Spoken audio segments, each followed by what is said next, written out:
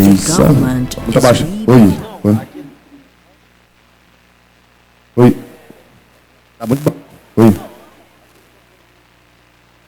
Uy. Hotel lang Maren.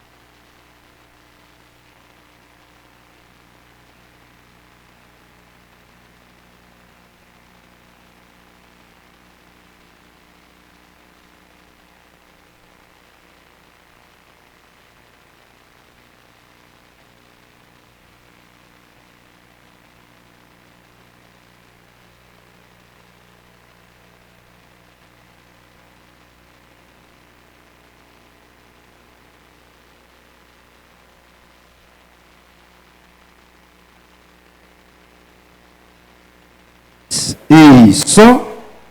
Isso. Isso.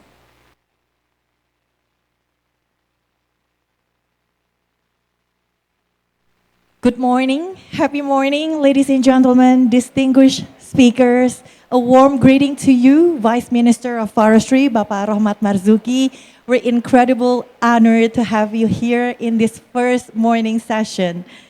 And of course, welcome to everybody. Today is the second day in COP30. Yesterday was a big day. I hope you all had a good rest and ready for this morning session. When you're ready, please put a thumb up or two. All good? Okay. I'll start with the context. It's mangrove. We know the title of the discussion is Showcasing Global Efforts on Mangrove Rehabilitation and Conservation. So, to set the tone for today's discussion, allow me to kindly invite our Vice Minister, who's going to deliver his opening remarks. With that, I kindly welcome. Please put our hands together for our Vice Minister, Bapak Rohmat Marzuki.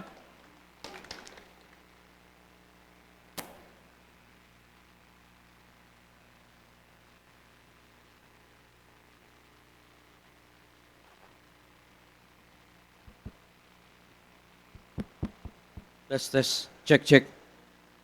1, 2, 3. Check. Check.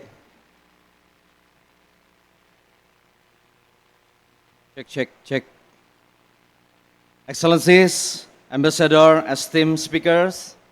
Good morning, everyone. Distinguished participants in attendance, both present in this room and online. Bom dia, selamat pagi, good morning. Welcome to the Pavilion of Indonesia. Let me start by commending Brazil and UNFCCC for organizing COP30 this year, which provides us with opportunities to share understanding that mangrove ecosystems are among our most vital defenses against the climate crisis. It is truly an honor for me to address you all today at this special event showcasing global awards in mangrove rehabilitation and conservation, and to share Indonesia's leadership journey in protecting coastlines, storing massive amounts of carbon, and sustaining the livelihoods of millions of people who depend on mangrove ecosystems. Today, Indonesia proudly invites the global community to collaborate through the World Mangrove Center, a global hub for sharing, learning, and advancing best practices in sustainable mangrove management. Excellencies and distinguished participants, mangroves are not just ecosystems. They are a living shield, a source of life, and a symbol of our commitment to a sustainable future. As the country with the largest mangrove forest area in the world, covering about 23% of global total, Indonesia bears both a great responsibility and a great honor to be at the forefront of mangrove conservation and rehabilitation efforts. Indonesia has 3.44 million hectares of mangroves, which is almost 80% of forested area. Therefore, Indonesia is trying to lead by example in rehabilitation and protecting mangrove ecosystems. Our leadership is not just symbolic. It is operational, scientific, policy-driven, and community-based. Indonesia leadership modalities include: 1. Strong national commitment, integration of mangrove rehabilitation into the National Volunetzing 2030 agenda and our updates and disease. 2. Integrated institutional framework. The Ministry of Forestry coordinates with government agencies, local government, and research institutions under the whole of nation approach. 3. Community empowerment. Local communities and traditional knowledge serve as a foundation of our restoration model, particularly through the social forestry scheme. 4. Science and technology leadership. Establishment of the World Mangrove Center as a collaborative platform for data, policy, and innovation. 5. International partnerships. Cooperation through UNEA, UNFCCC, CBD, and various South-South collaboration to align mangrove action globally. At UNEA 4 in Nairobi, Indonesia, and Sri Lanka, who initiated the Declaration of Sustainable Management for the Global Health of Mangroves, marking a milestone in global mangrove cooperation. The World Mangrove Center builds upon that declaration to collect and share information, strengthen policies, improve research and education, and elevate mangrove conservation to global agenda. Ladies and gentlemen, our presence here at the Indonesia Pavilion at COP30 Belém is a concrete demonstration of Indonesia's leadership in combating climate change through action, innovation, and collaboration. The Indonesia Pavilion is not just an exhibition space. It is a statement of leaders. Through it, we promote Indonesia's transformative pathways to achieve Volunetzing 2030, accelerated blue carbon action, and empower coastal communities to build resilience. In this pavilion, Indonesia amplifies its voice, not only as a nation of vast biodiversity, but as a leader in climate solution, bridging science, policy, and people. Excellencies and distinguished delegates, the World Mangrove Center, WMC, is envisioned as more than a data repository or meeting venue.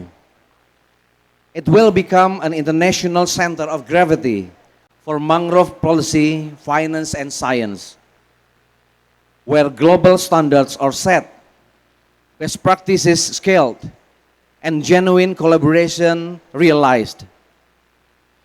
Our vision for the WMC is to be a global information hub on mangrove conservation and management, a learning facility for practitioners, academics, and policymakers, a collaborative platform for uniting stakeholders in promoting mangrove-based climate adaptation, mitigation, food security, and community well-being. Through the WMC, Indonesia will lead with integrity, inclusivity, and innovation, ensuring that no nation is left behind in the global effort to restore our mangroves and our planet. Excellencies and distinguished delegates, to conclude my remarks, please allow me to reiterate that Indonesia leadership in mangrove restoration is a leadership of service for nature, for humanity, and for our shared climate future. Through the World Mangrove Center and our role at COP30, Indonesia stands ready to lead, to connect, and to inspire. Together, let us turn the tide of degradation into a wave of restoration and make the mangrove a global symbol of hope and unity in the fight against climate change. Thank you. Obrigado. Thank you, Mr. Vice Minister. Please remain on the stage, Pa. We kindly invite you back on the stage. We do anticipate that you may need to leave early due to another forum or another important meeting. So we would like to move forward the photo session before the discussion. So with that, I invite all the speakers to please come forward to the stage. We're going to have a group photo session first.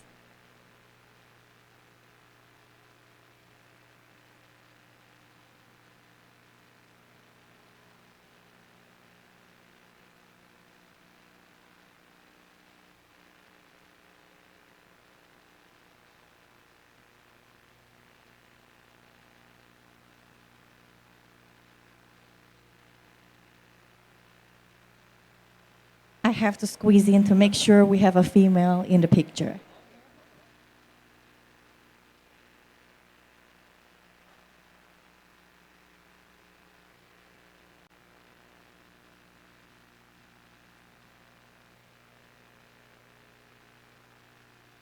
Thank you, thank you. For all the speakers, please remain on stage. You may have a seat.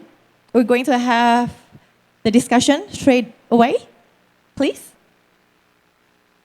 Oh, just according to the picture or wherever you place.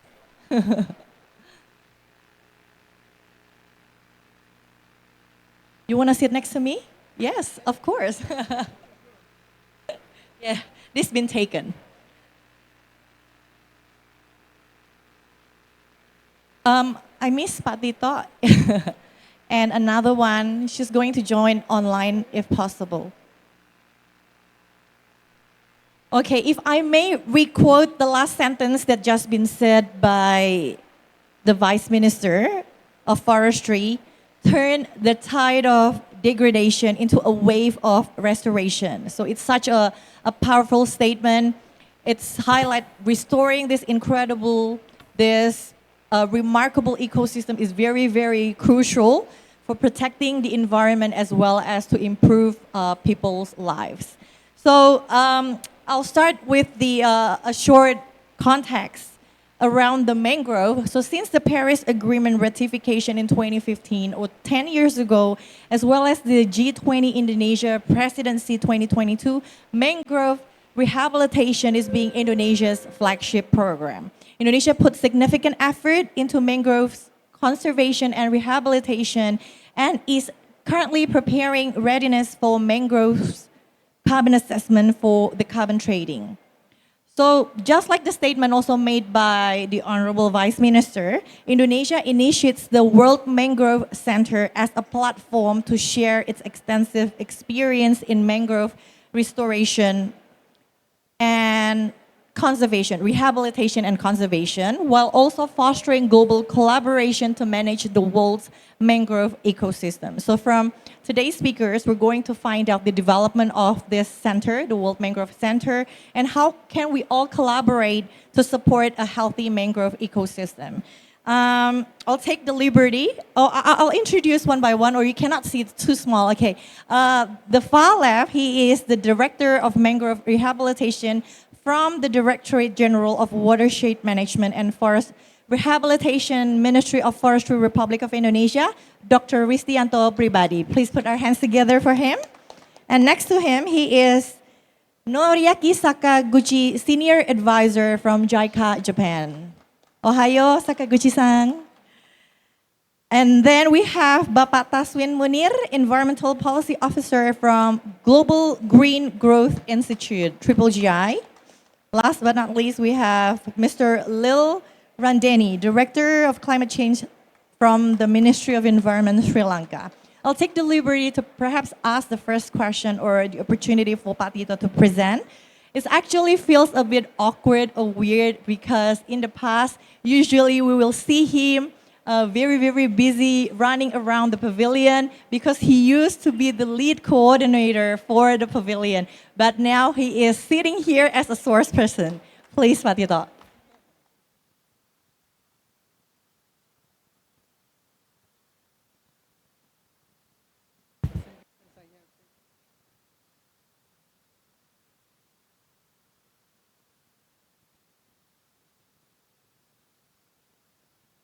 Okay. Thank you, Mbak Desmona. Yes, a very good morning, Bapak Ibu, ladies and gentlemen. So my name is, as mentioned before, my name is Ristianto Pribadi, but everyone usually call me just Tito. As mentioned by Mbak Desmona, I used to be like the coordinator for the Indonesia Pavilion, just running around here, but I'm very happy today to become as the resource person, to become the speakers here. So today, on my very short presentation, we will journey into a world that breathes quietly between the land and sea, a world where roots meet the tides, and where our very branch shelters life, and then this is the world of Indonesia mangrove. Next slide, please. Okay. Mangrove forests are not just trees growing in the tidal zone. They are natural fortresses protecting our coast, nurseries for thousands of species, and one of the planet's most efficient carbon sinks. They provide food, support fisheries, filter water, and protect coastal communities from storms and erosions. In short, mangroves are the living heart of Indonesia's coastal ecosystems. Mangroves do what no concrete structure can. They reduce wave impact, prevent erosion, and store carbon more efficiently than tropical rainforests, by 3 to 5 times larger.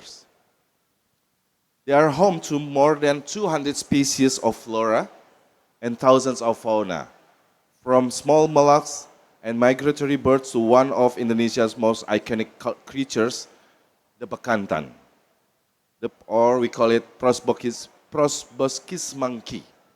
Found only on the island of Kalimantan. So ladies and gentlemen, you should visit Kalimantan to see bekantan alive there.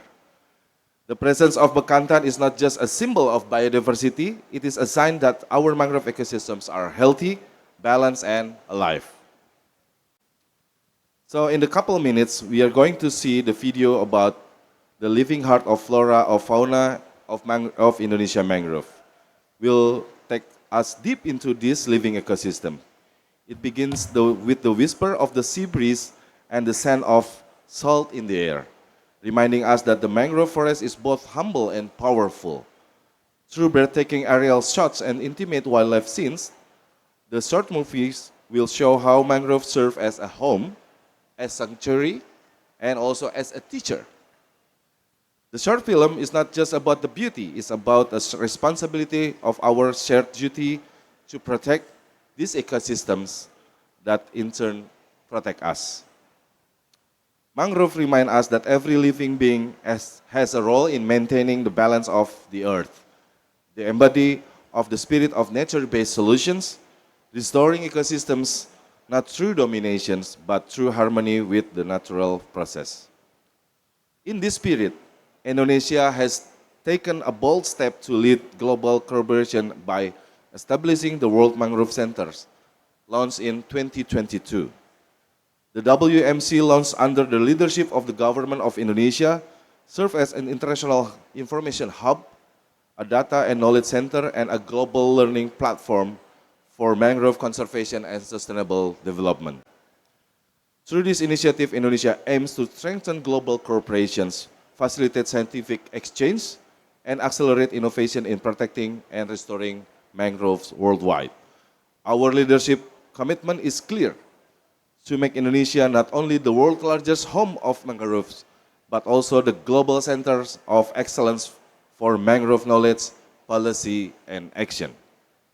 This is our contribution to the global climate change agenda, to the Blue Carbon Initiative, and to a sustainable future where nature and people thrive together. Through the World Mangrove Center, Indonesia opens its doors to all partners, governments, researchers, development institutions, and communities to share knowledge, co-develop solutions, and scale up restoration efforts worldwide. Because protecting mangrove is not just Indonesia's mission, it is a global responsibility, a legacy that we must build together. Before we begin the film, allow me to express Indonesia's deep appreciation for our international partners who have walked this journey with us. The World Bank, the JICA, and the Global Green Growth Institute have been invaluable in supporting innovative financing, technical knowledge, and policy development that empower local communities and strengthen national capacity for mangrove restoration. And last but not least, as also mentioned by the Excellencies, by Vice Ministers, we also would like to extend our warmest respect and friendship to the government of Sri Lanka, as at the UNEA 4 in Nairobi, Indonesia and Sri Lanka jointly initiated the Declaration on Sustainable Management for the Global Health of Mangroves, a landmark commitment that United Nations under a single vision to protect, restore, and sustainably manage mangrove ecosystem for the health of our planet. That declaration was not only a statement of intent, it was a call to action. And today, the World Mangrove Centers, Indonesia stands ready to translate that call into tangible, measurable, and lasting change through science, collaboration, and shared partnerships.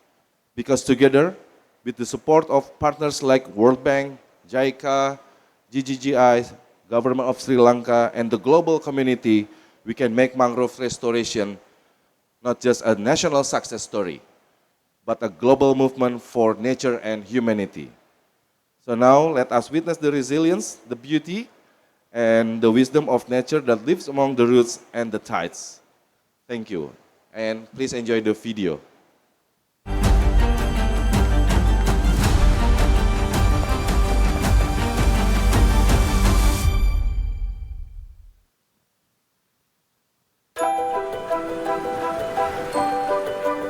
Mangroves are more than just rows of trees growing in tidal areas.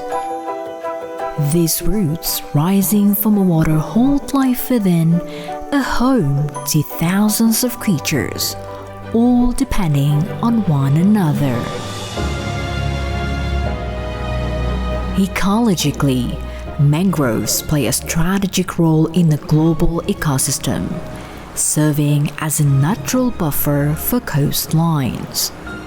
Their presence helps reduce the impact of waves, prevent erosion, and stabilize sediment.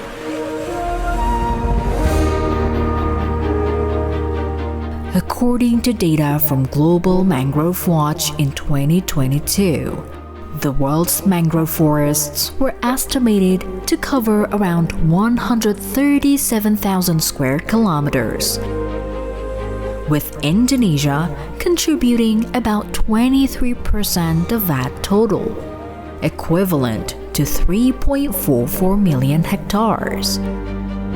This positions Indonesia as a global leader in blue carbon initiatives, an effort to reduce emissions and protect coastal ecosystems that play a vital role in the world's climate. Indonesia's mangrove forests are spread across almost all coastal provinces, with the highest concentrations found in Papua, Kalimantan, Sumatra, and Sulawesi.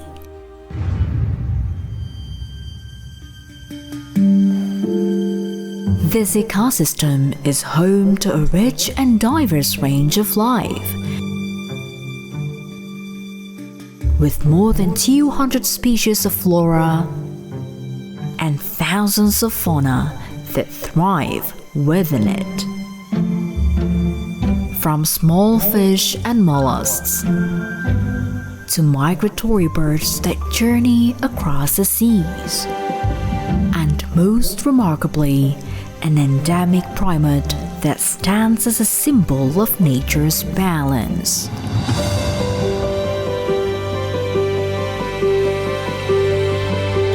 Bekantan, the long-nosed primate found only on the island of Kalimantan. Its presence reflects the health and vitality of Indonesia's mangrove forests. So when mangroves flourish, all life flourishes alongside.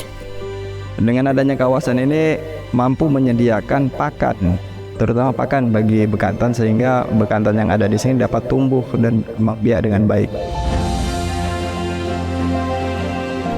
Amid roots and waters, mangroves remind us that every living being has a role in keeping the earth in balance. Protecting the mangroves means protecting life itself.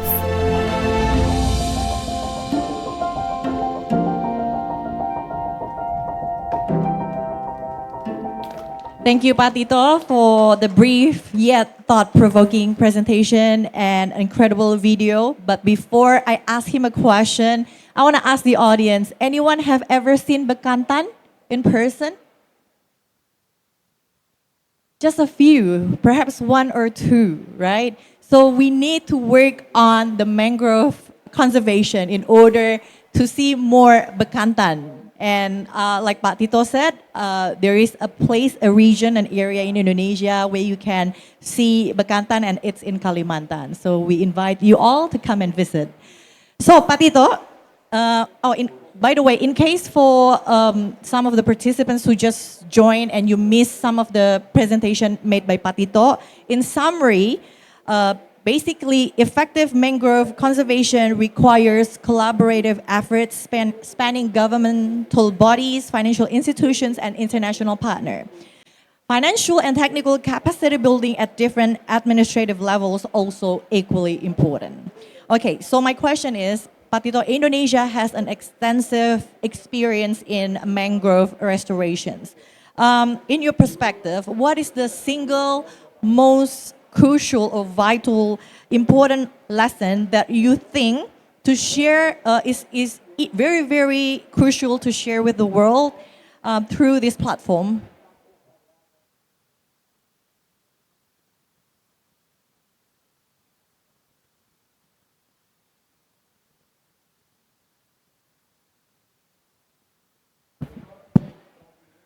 Thank you for the questions. Yeah, it's very tough questions. Yeah. So, Desmona, ladies and gentlemen, I've been appointed as the director of mangrove rehabilitation within the last 10 months. So I'm still intern as the director of mangrove rehabilitation. But if I was asked what is the most things that need to be shared to the audience here, that well, I can call that mangrove rehabilitation is a very complex program, very complex activity.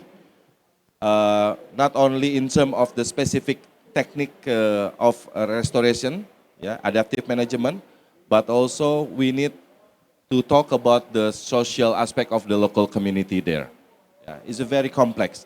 So, but unfortunately, at the moment, I think not only faced by Indonesia, but also in all over the countries.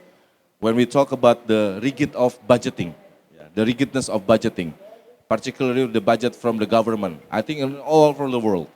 So therefore, the government budget for restoring the mangrove ecosystem is not suitable. We need a budget that will become more flexible. Yeah. Therefore, the budget can come from the international cooperation or the private sector investment. Because why budget flexibility is very matter? Because nature does not follow fiscal calendars. That's the most important thing. Planting seasons shift with monsoons and tides. Extreme weather demands a quick response. This is very difficult for us, and then I think for all people in the world. Therefore, again, budget flexibility is very important. Therefore, we are inviting investment from the private sectors, not only from Indonesia, but also from the international community to be part of the global movement for the mangrove restoration. Terima kasih.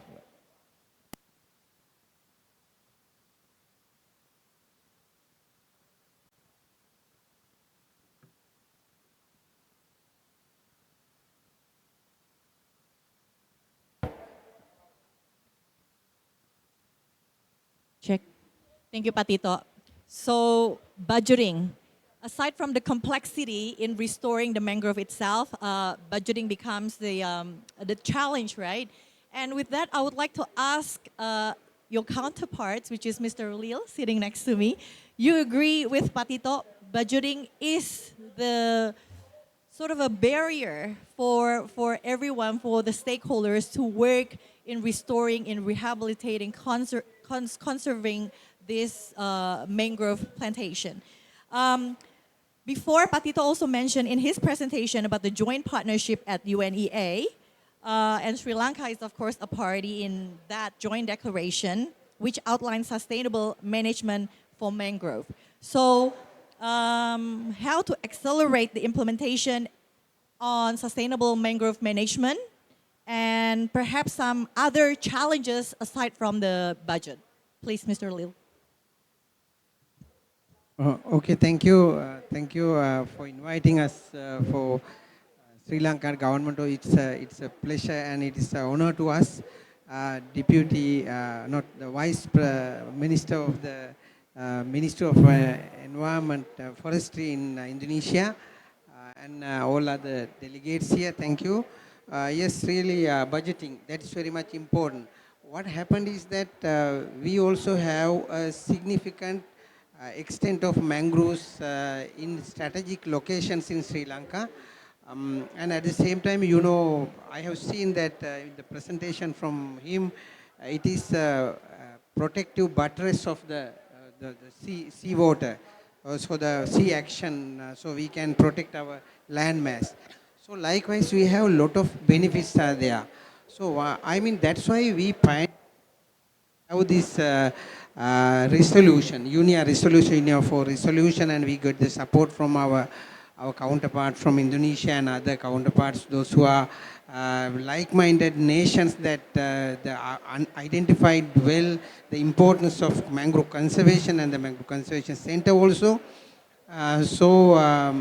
So the regional cooperation, catalyzation, networking, so that type of initiatives are needed. You understand that we might think that our national mangroves are important for us. Likewise, all countries think of that. So then there is a synergy if we have that type of a partnerships, so we can have our more amplified action, conservation action, sustainable development action on mangroves is more synergistic and amplified action, so that will yield more results for mangrove conservation and for the people who are sharing the benefits of this conservation. So for our country, you see, our country example is that lot of mangrove lands were converted, not the recent past, because we have our government, successive governments has made different initiatives to conserve. So most of the shrimp farms and all those unplanned developments, so the mangrove lands were cleared in the, not in the recent past, in the far back in the past. But we have, with this initiative, we have conserved now, you know, our forest department, Department of Wildlife Conservation, we have restored some of the lands. Now you see the, let me tell you the extent. Around more than 20,000 hectares of lands were conserved, restored, and recently we have planned to restore about additionally 825 hectares under the Forest Conservation Department, and under 52 hectares under the Department of Wildlife Conservation. As you have asked me about this budgetary flexibility, you know, now what we are advocated by the Paris Agreement and the UNFCCC is to mobilize maximum possible different financial sources, so that private finance, philanthropic finance, some other initiatives, cooperative social responsibility, I mean sharing these budgetary requirements with other sources also, rather than having concern only on the public budgets. So we have included those things in our resolution. That is the flagship initiative in that area.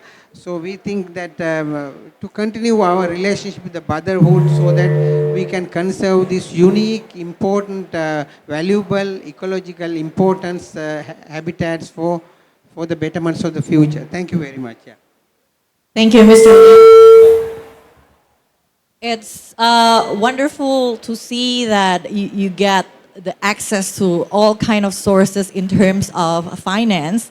Now, I would like to ask from your perspective as a partner country working on mangrove, how the World Mangrove Center can practically assist for the implementation of global commitments like the UNIA resolution on mangrove.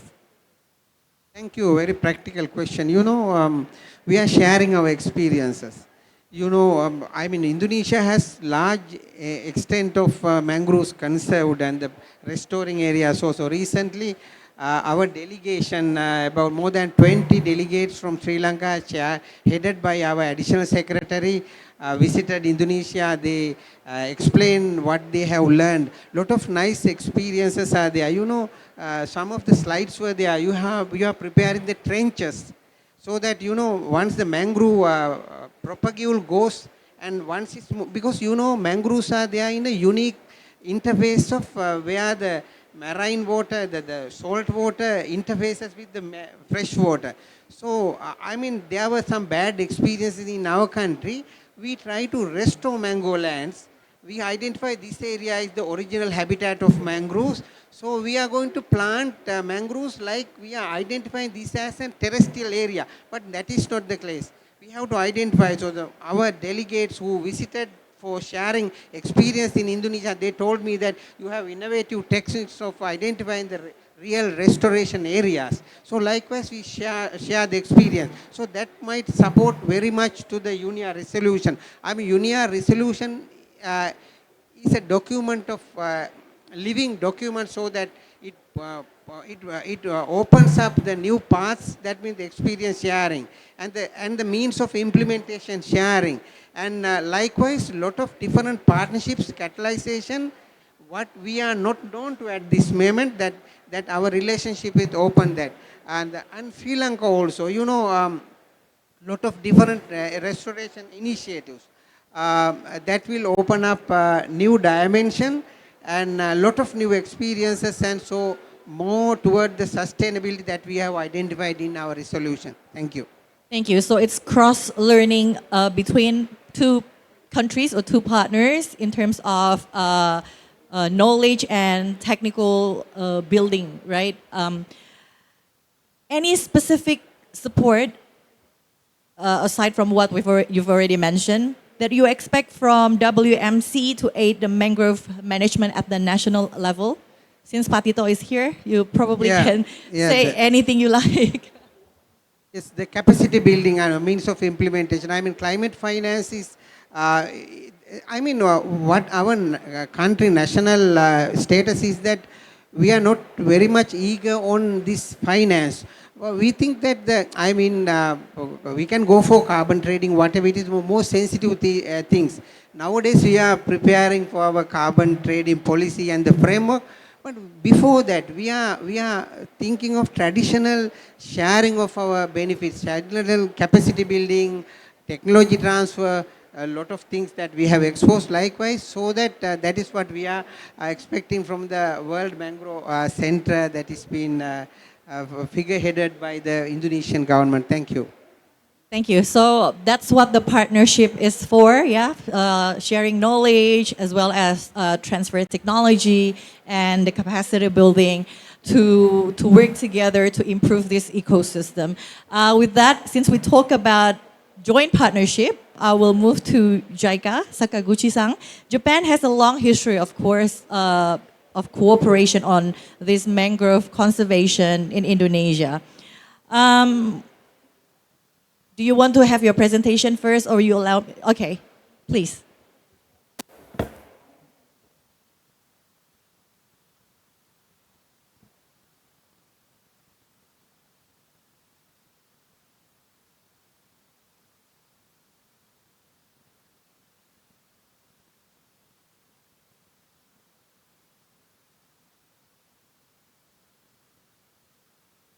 Okay.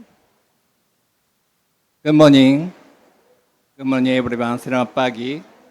So let me introduce about our cooperation on mangrove and mangrove information center, and also especially the functioning the MRC as a WMC World Mangrove Center for knowledge sharing and capacity building for sustainable mangrove management.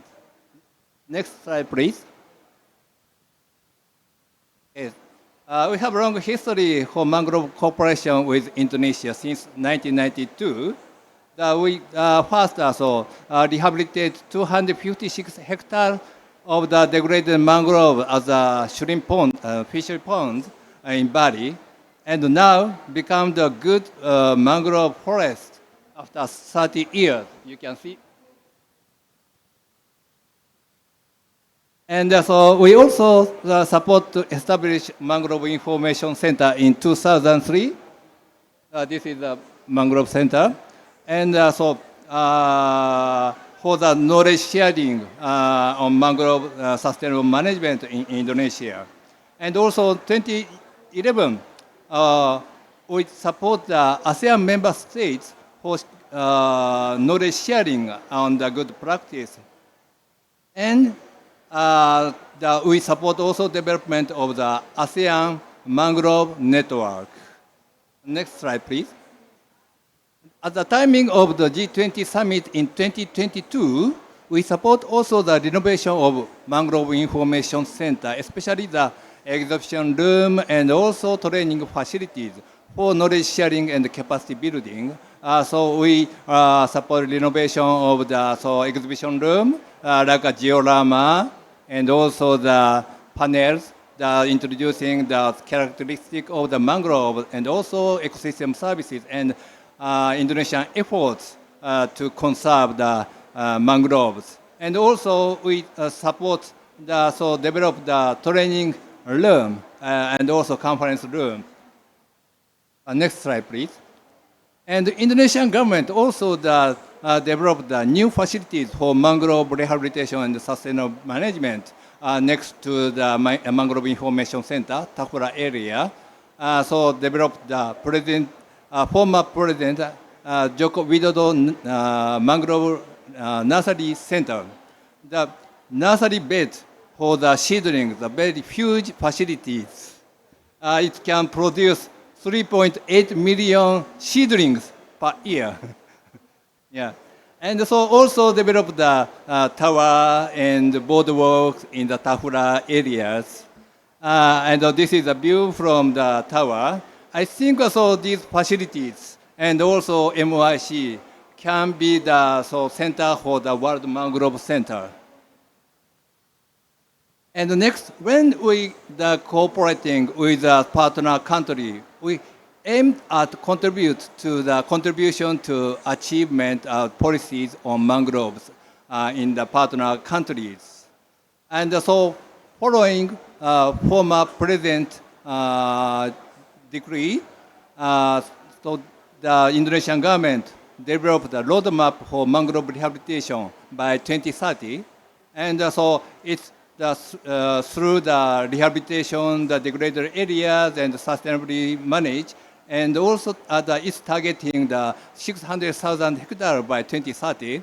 The first step is accelerate rehabilitation.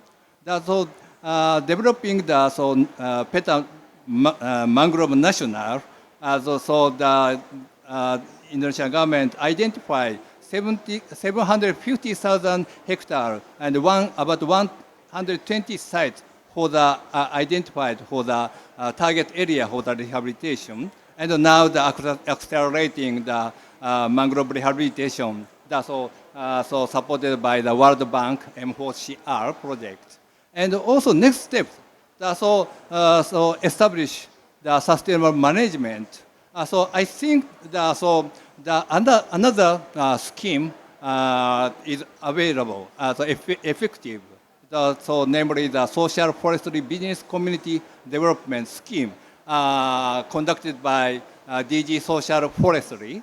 And so they have support the local communities, especially for mangrove, shrimp fisheries, and also ecotourism, support the community step up their business skills through the developing the implementation of business plan and also promoting the marketing.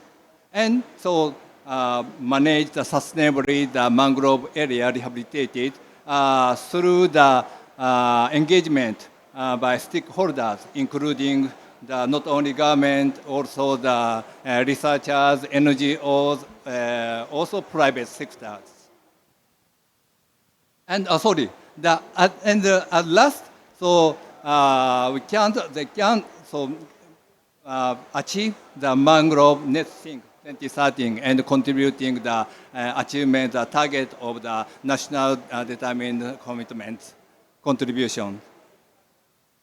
And so mangrove ecosystem bring multiple services, including and contributing to climate change mitigation and adaptation and tsunami reduction and economic values. So if looking at the carbon storage, the mangrove storing much larger carbon than other terrestrial forests, especially storing the 85 to 90% of the carbon below ground.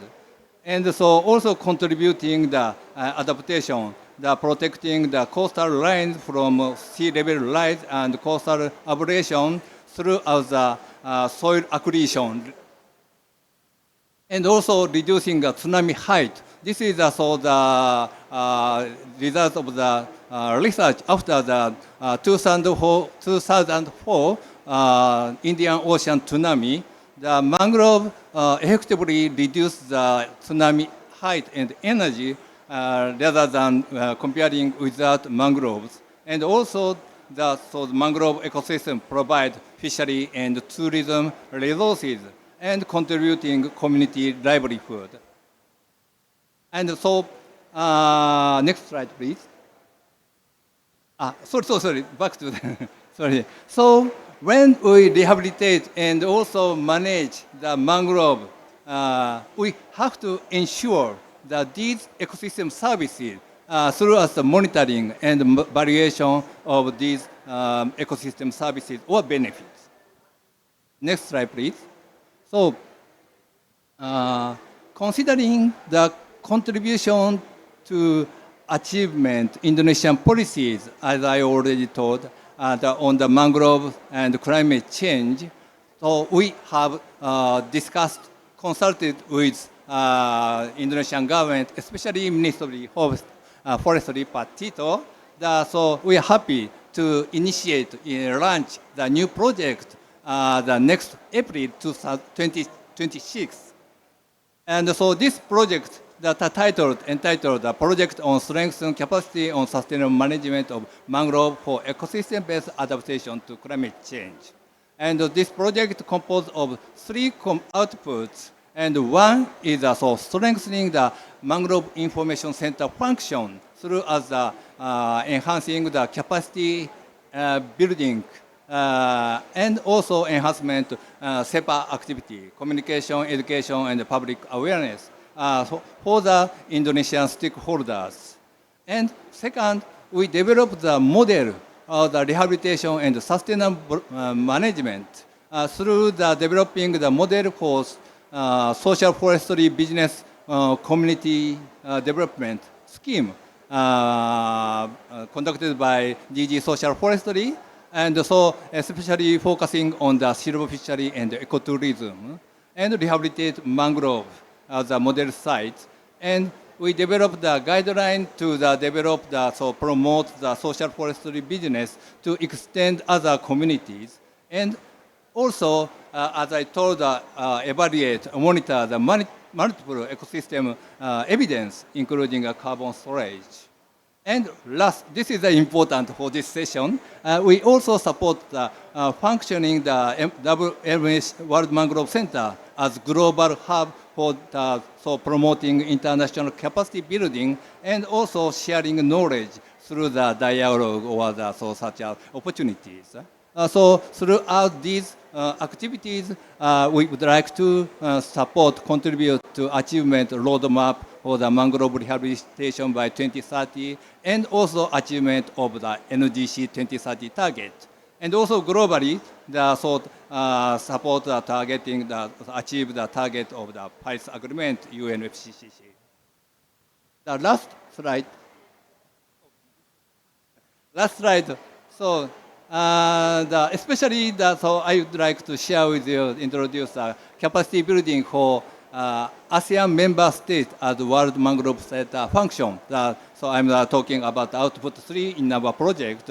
So as I told, the ASEAN mangrove networks developed the sustainable mangrove ecosystem management strategy and 17 guidelines to implement this strategy in the last project supported by Japan ASEAN Integration Fund, and ASEAN and they using to implement the contribute the ASEAN strategy and also implementing the guideline. We also collaborate with using the Mangrove Information Center, providing the training, capacity building opportunities, and also the knowledge sharing opportunities using the Mangrove Information Center, and also support the model extension of the silver fishery and ecotourism. I think that is all. Thank you very much. Thank you, Sakaguchi-san, for the presentation. And let's hope the cooperation, the partnership between Japan and Indonesia will continue, because it does strengthening the Indonesian coastal area. We can see the proof from the picture that's shown earlier between 1992 to 2022. So 20 years, it does have a larger coverage of mangrove around the coastal area. Okay, you have 2 questions for me, Sakaguchi-san. The first one is, you did mention that JICA has a great success with the Bali Mangrove Information Center. Do you think it's possible to reach a balance between adopting a science-based conservation at the same time improving or ensure the welfare of the local community? Thank you very much. Yeah. So we have the experience on mangrove rehabilitation and sustainable management, not only in Bali, also other areas, Indonesia and other countries. So let me responding the question without limiting to the case in Bali. And so main issue on the mangrove decline, so especially in Indonesia, was the conversion to the aquaculture pond, fish pond, shrimp pond for community livelihood. And so therefore, just only restoring mangrove isn't the sustainable solution. And so we have to consider how we manage mangroves in sustainable ways with economic incentive for communities. And so, as I talked in my presentation, we'll develop models for sustainable management, silver fishery, and ecotourism in our project. So installing social forestry business communities, I told that done by the DG Social Forestry, in order to realize both sustainable mangrove management and community livelihood enhancement. And on the other hand, we have to show scientific evidence. The social forestry or the sustainable management scheme secures multiple ecosystem functions and service benefits, including biodiversity, carbon stock, and coastal protection. To ensure that we should monitor and evaluate in the indicators or the values on the such ecosystem services. Since such monitoring and evaluation cannot be done by communities themselves, so the stakeholder engagement, including government, churches, and NGOs and the private sector, is also essential to conduct the integrated ecosystem in a sustainable way. That's my question. Thank you, Sakaguchi-san. So ecotourism to improve the welfare of the local community, but at the same time, you need monitoring from the government. You cannot rely on the community itself. Second question is, do you think it's possible for the World Mangrove Center to replicate its success at a larger scale and take it to another level? And if you think it's possible, how to achieve that? Yeah, so for the World Mangrove Center, so as I told, so we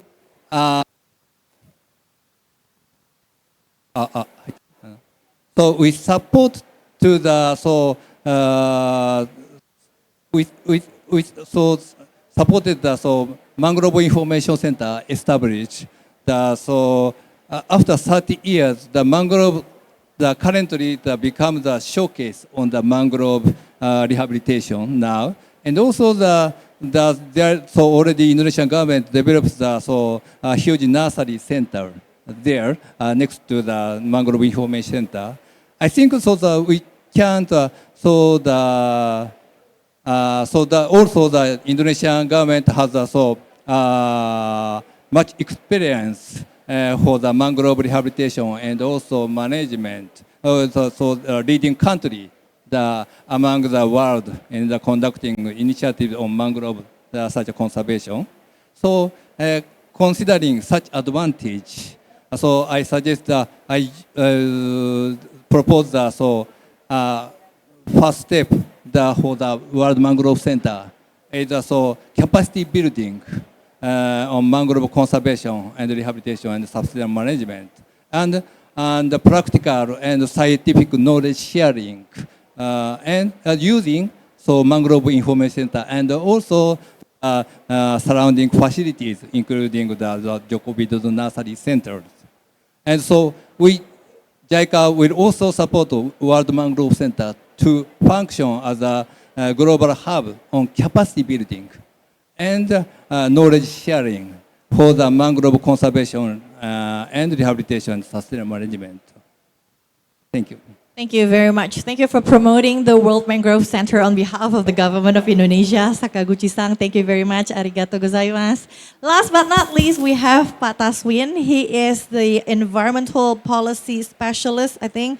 Let me check. Oh, actually, we have another speaker, but unfortunately, due to technical issue, she's unable to join with us. She's from World Bank. I think our team is still working on it, but I will probably move to Pak Taswin first. Again, he is from Triple GI. He's the environmental policy specialist, but he is also a lecturer. So he actually have a few slides of presentation to present, but due to one another, he's unable to show it to us. I don't know if this is a blessing or not, because if he's a lecturer, I think we perhaps have to sit in a long class around the sustainability or mangrove management. But because he doesn't have it, I probably just ask you one or two questions, ya Pak. Okay, the first question perhaps in relation to, you're going to talk about from policy to action, right? And mobilizing resources and knowledge through this World Mangrove Center. So how can we ensure that the World Mangrove Center can truly move from just the paper, the policy, into the concrete action? That's one. And how the funds supposed to be utilized. So the WMC, World Mangrove Center, is not just sit as the center for knowledge. I'm not saying it's wrong, but it's also can create a direct impact on the ground for the community and for the public and for the world. Thank you, Mbak Desmona. I'm Taswin. Good morning. Selamat pagi. Actually, I grew up in South Sulawesi among the mangrove forests, and the Buginis from South Sulawesi is very famous of converting mangrove ecosystem, especially in areas outside of their village, outside of the island, into fish ponds. JICA knows that since 1980s, especially when the shrimp price was so high, and then the other part of Indonesia, they don't know what to do with this spooky, cold, muddy, sticky environment. And comes the Buginis, and then they transfer it into money. And then they say, oh, this is good. And they're starting converting most of the mangroves into fish ponds. So, World Mangrove Center is initiative. Among the others, there are also Mangrove Alliance, Mangrove Breakthrough, and others. As an ecosystem, mangrove doesn't stand alone. It should stay with the coral reef, with the seagrass, with salt marshes. 3 of the 4 are among the blue carbon ecosystem. And we cannot attack this severally. We should take it as an ecosystem approach. So as the Global Mangrove Center, it should not only connecting, not only knowing what others do, but they also should sharing their knowledge, experience, and one more thing, do a collective actions, not a separate silo actions. Because most countries within the tropical area near the equator, including Brazil, including Belém, they have mangroves. And we cannot say that I do this. You don't know that. They do that. Everybody has done that. Everybody, especially focusing on community. We're talking about sustainable livelihood within the mangrove forest. The traditional community knows that better. We just need to encourage and trigger it and then facilitate. We cannot come there and teach. They have been living there. My father has a fish pond. My father-in-law has a fish pond. My relative has a fish pond. And we know it better in collectively live with it. But then people there, they don't know how to ensure that they're not breaking the ecosystem, breaking the chain, the food chain, the food network. So this is the roles of the government, especially the World Mangrove Centers, because without this knowledge sharing and then collective initiative, we see this ecosystem as separate, but we are connected. And then the funding mechanism similar to that.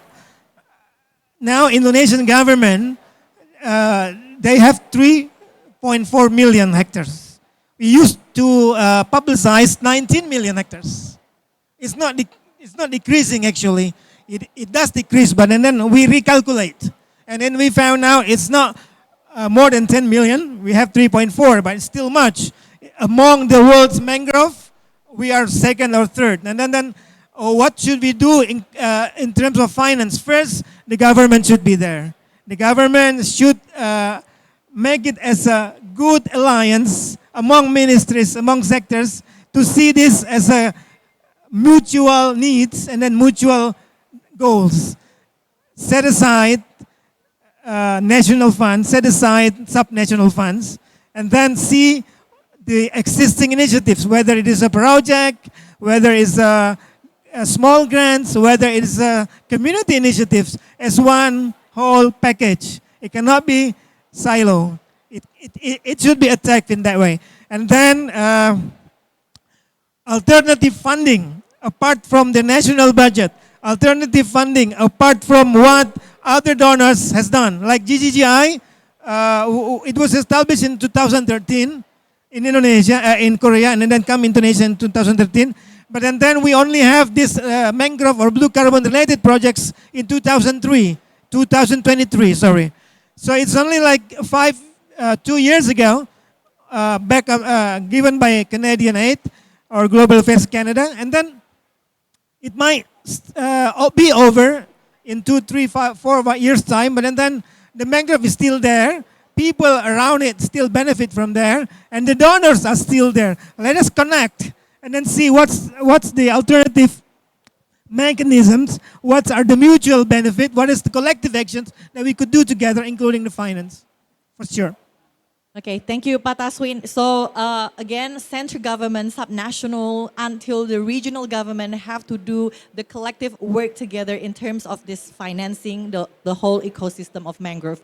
Okay, we still have 10 minutes time. Mr. Lil, I hope you don't mind. I want to open the opportunity for the floor to raise any questions if they have.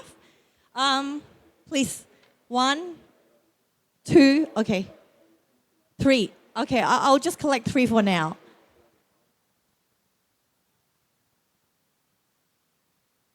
Thank you, Bu Desmona.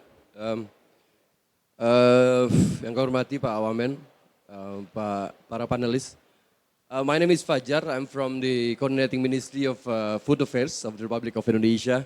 I'm really appreciating Pak Tito, Pak Director, for convening the discussion, and we now are showcasing how Indonesia seriousness on conserving and also protecting our mangrove ecosystem. Only one simple comment, and also some I think an invitation to JICA, because we are now as a user of the Joko Widodo International Mangrove Research Center. And now we are starting the construction. Hopefully by the end of next year, the research center will be functioning. And then now the homework, the next homework is how to operational.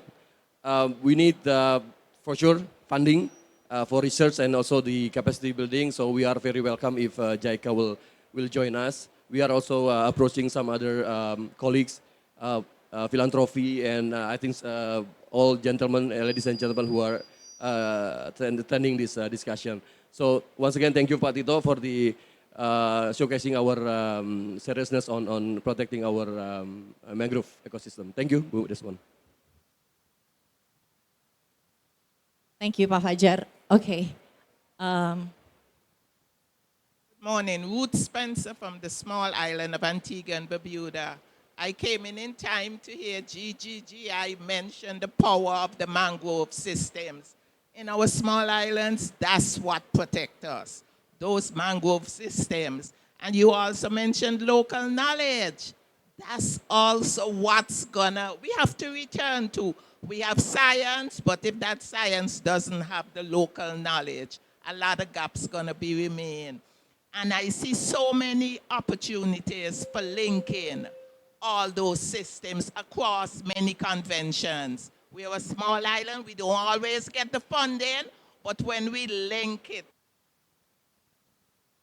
even Mercury, so many gaps can be filled. And I'm glad to be here today, glad to see my colleagues. Let's keep pushing those messages. The local knowledge is key in these processes. Thank you. Thank you very much. Thank you for the affirmation that collective actions can manage the problem and fill in the gaps, right? Thank you. Assalamu alaikum. Yes, thank you so much to everyone. My name is Dr. Sheikh Hassan Kenyo Mari from Kenya, representing the Africa Faith Actors Network on Climate Justice. In Kenya, we have a very long beach along the coast. And people have never known the importance of mangrove. They have always cut the mangrove for firewood, construction. But for now, 10 years, we have been working across the churches and mosques to teach people about the issue of mangrove.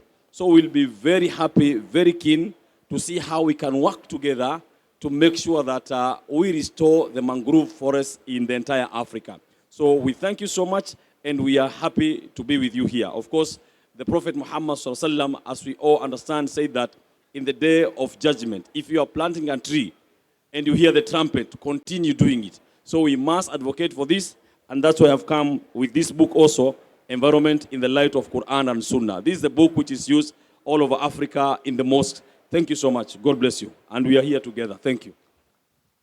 Thank you very much for the invitation to collaborate and work together. We know that in Kenya, mangrove is for firewood and construction. In Indonesia, it converts into fish or shrimp pond. Okay, last one. Hi, I'm Thanapong Dumuni. I'm Jack from Mae Fah Luang Foundation. We are non-profit organization working in Thailand, improve livelihood of the people, reforestation at the same time. So I saw on your slide, you convert the fish pond or shrimp pond into like very beautiful mangrove forest within like 20 years. So I just want you, maybe it's possible to share with all of us that did you have any like you work with the people there? How did you convince people changing from what they work, like fish farming, shrimp farming, into the forest, give up their own land or something like that? Yeah. ขอบคุณครับ for the question. Okay, anyone perhaps can answer how to convince the local people to convert, to let go the business of fish pond and restore it into mangrove? Matito, please. Thank you for the very challenging questions from Thailand. So in Indonesia, I think we face similar situation like all other developing countries in the world. Yeah, when we talk about working with the community, of course we cannot go to the field and then taking the seedling and then planting the trees. Like, we cannot do that. Yeah, first we need to do some precondition program activities. Like in Indonesia, we need to make sure that there is no rights of the local community that violent by our program. We need to make sure that's why we conduct what we call as FPIC. Okay, and then the second thing, we are also requesting them, asking them what will be their future diet conditions. Do they need still needed the economic benefit from the ARL? Or only limited to the ecological benefit. But check. Hello? Yeah. So, but harus dekat sini.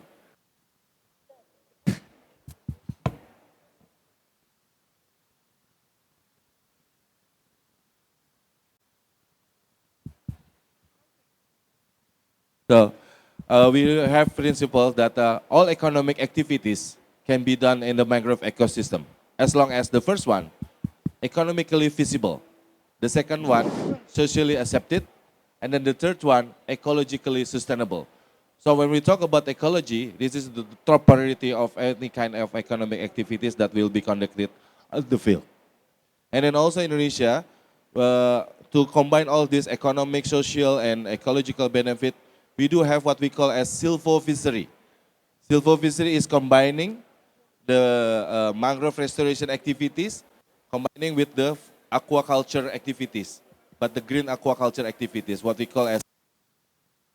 So I will need like a 3-hour session again for the explaining about silvofishery, but again, after this session, you can also talk with us on this. Thank you. Thank you. Let me add few words at the Ruth. My colleague has asked that question. Whatever the conservation, there should be an ownership should be given to the local communities who are depending on that. I am from the Ministry of Environment. I am external to the system. You see, we are preparing the policies and coordinating with our other stakeholders and all those things. Our relationship is distant.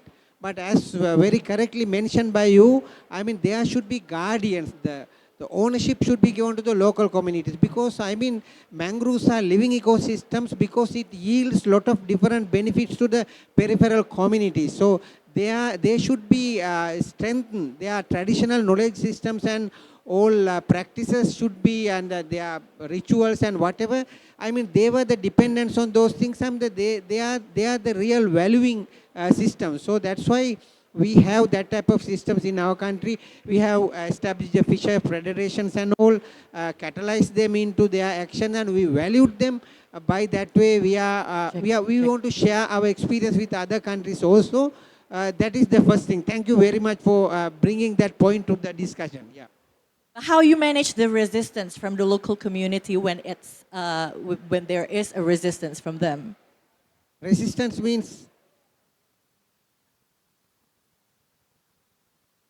yeah, no, we have to be strategic. So we have to recognize their real intentions, and we should develop different modules, innovative ways. So that is there. I mean, I don't think that the traditional knowledge and the local communities, I mean, they like them to be recognized and their conservation role. There may be some mismatch of our communication and all, but that is a challenge that we have to find out. I mean, solutions. Yeah. Yeah, I'd like to add, GGI has a NASCLIM project, nature-based solution for climate smart livelihood in the mangrove ecosystem. I mean, in Indonesia's case, most of the mangroves are converted into fish ponds. They don't want to obstruct, they don't want to cut off the mangrove for nothing, right? It's not like the development. They just want to have fish ponds. So what we did, I think government already issued a regulation. There's no more conversion to fish ponds, and idle fish ponds should be replanted or restored, or can be changed into silvofisheries mechanisms. What we are doing under NASCLIM is nature-based. So we make use of the hydrology. Pak Tito has witnessed how the planting can stand side by side with the way the I mean, we had Sri Lanka delegates in on the 29th to 30th of August. They witnessed it, that not only planting, but also not to plant. How? They take off the hydrology, because mangroves, just like grasses, they're blown by the wind and then they can grow in other places. When you give ways to water, and then they go through, and then it's been proven with the idle fish ponds, they already have broken, waterways, and then they're just left like that for 1 to 2 years, the mangroves regrow in the same place. So it's science, but also it's traditional knowledge. Do not leave traditional knowledge, and do not leave the community, because that's where they live from, I don't know, hundreds, thousand years before. And then we just come here to teach them something they've been living. We just facilitate their knowledge. We just give them ways that, look, we don't have to pay you to plan, and you don't have to plan. There's other alternative ways, nature-based. Thank you. Thank you for the question. May I? Yeah. Okay. And also about the silver fishery, already Pati explained the silver fishery. That is the sustainable way to realize both the mangrove conservation and also the community livelihood. But still the silver fishery has also the challenges. How so silver fishery is good because the using the ecosystem services like the food for the shrimps or the ponds that are produced by the mangroves. And but still challenges to how we increase the productivity of the shrimps or the other products, and also how to promote the marketing. I think also in Japanese, some Japanese traders are buying such a silver fishery or the mangrove shrimps, and also adding the higher quality and also the pricing and sell that. And this also helps to the silver fishery economic values, and also the enhancing the livelihood of the community. Thank you. Okay, thank you very much to all speakers. Please put our hands together for all the speakers, Ministry of Forestry Indonesia, Ministry of Environment Sri Lanka, JICA, and also Triple GI for sharing their knowledge. And we have to know that there is no one-size-fits solution for climate change, and it doesn't know boundaries. So we have to really take a leap in collaboration to really take care for this whole mangrove ecosystem. Thank you once again. And thank you all for joining this session. I hope you please stay put on your seat as we have another forum that's very, very exciting for you. Thank you very much. You all have a wonderful day. Thank you.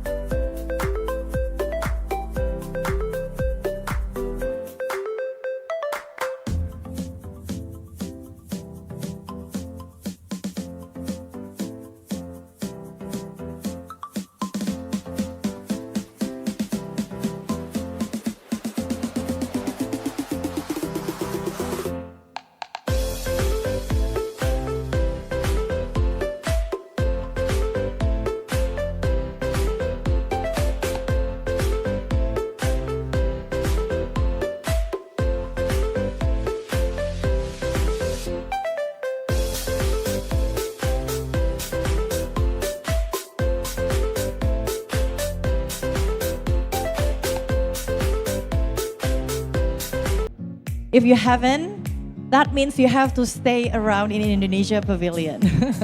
Because we never short of food, we always have food around. You just have to wait for the right time to come. Okay, we're going to start with the next session. It's in relation to the regenerative forestry business, a bridge to low carbon development and social equity in Indonesia.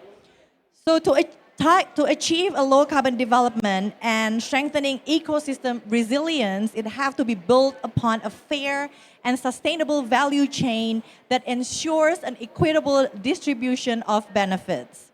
And the strategy is by implementing a conceptual framework known as RFB.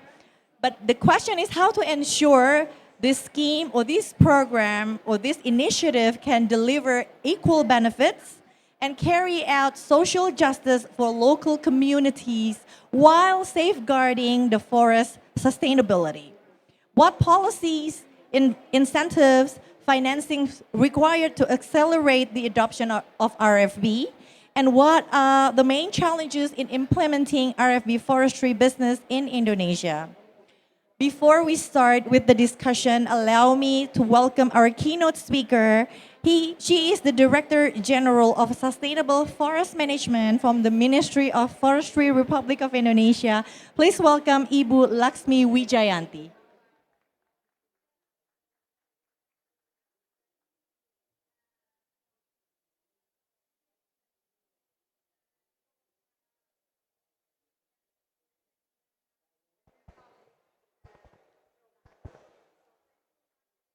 Hello, hello.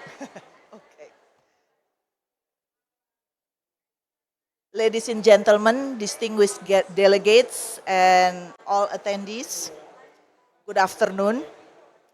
It is an honor for me to be here at COP30 to discuss a future for forestry that is not just sustainable but regenerative.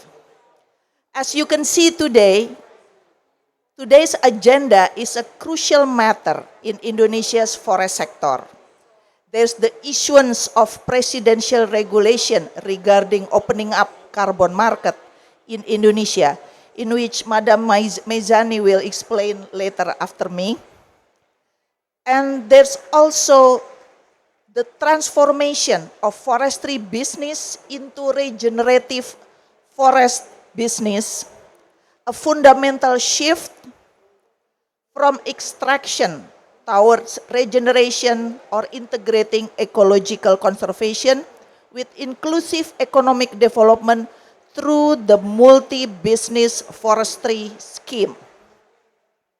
These two major policy shifts are very crucial and heavily related in terms of our policy in putting forestry as the major pillar of Indonesia's green growth. Under the law, the regenerative forestry business framed through multi-business model is built by three mutual pillars. The first one is ecological pillar, in which business permit holders must incorporate the utilization of ecosystem services into their business, thus guarantee their own sustainability, achieving low carbon and conservation objectives, and optimizing efforts to rehabilitate degraded lands. By integrating ecosystem services, which includes, among other, carbon sequestration and habitat conservation, each management unit or concession holders will be fully contributing to ecological restoration and strengthening ecosystem restoration. The second pillar is economic pillar, in which the new model push the traditionally exclusive timber-based business into a diversification of both non-timber products and ecosystem services products. Regenerative business unlocks all potential of non-timber forest products optimization, in which drives the businesses to be more inclusive, particularly with local farmers and communities, and frame their business based on collaborative frameworks. These businesses is hopefully enhance our great potentials, among other, in resin, honey, sap to functional food products ranging from sagu, spices, fruits to coffee and cocoa. Regenerative business will put upfront the innovation of agroforestry as well as silvopasture or silvofisheries, in which directly benefiting the livelihood of communities. The third pillar is the social pillar, in which basically strengthen the importance of forest utilization to alleviate poverty. It is the main core of our social forestry, in which communities will have direct access to utilize the business. Through regenerative business, we are building mechanism to directly connect social forestry and non-timber forest products from community to premium markets and international buyers. Ladies and gentlemen, the most important output of this talk show is to create a bridge between best practices in the field and the needs of the global market. Non-timber forest products from the regenerative forestry scheme have a unique story or narrative of conservation and community empowerment. This is a very strong selling point for buyers in the specialty food, natural ingredients, and sustainable fashion segments. We invite buyers to see firsthand the potential of coffee and various non-timber forest products from agroforestry schemes, certified organic forest honey, and essential oils from endemic plants. It will be discussed by Senior Advisor to the Ministry for Regenerative Multi-Business Task Force. We also present case studies of large-scale nature-based solution implementation developed by state-owned enterprise, as will be discussed by PT Pupuk Kujang here. And we are ready to facilitate meetings between global carbon investors and high-integrity forest management units that possess high potential for carbon sequestrations and stocks. The government has prepared a package of policy and incentives that facilitate green investment and partnership between the private sector and communities, as the Institute of IDH and APHI presenter will discuss this in more detail. So, please utilize the talk show session today and the subsequent business-to-business matching to open new networks and partnerships.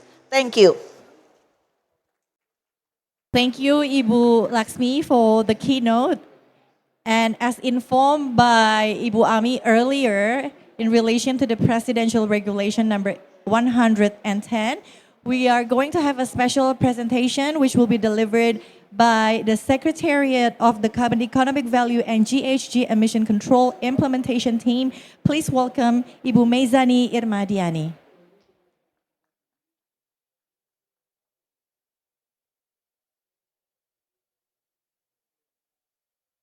For the slides. Hello, good afternoon, everyone. Happy to be here today to give you a little bit of a presentation around the new regulation that just came out last month by the Indonesian government, by the president. First of all, let me introduce you to myself. I'm Meizani Irmadiani. I'm the special staff for the coordinating minister for food affairs in Indonesia, as well as here representing the secretariat for the implementation team of the new regulation. So I have slides actually, but I don't know how to, okay. So we just, Indonesia just came out, the president came out with a new presidential regulation number 110 last month.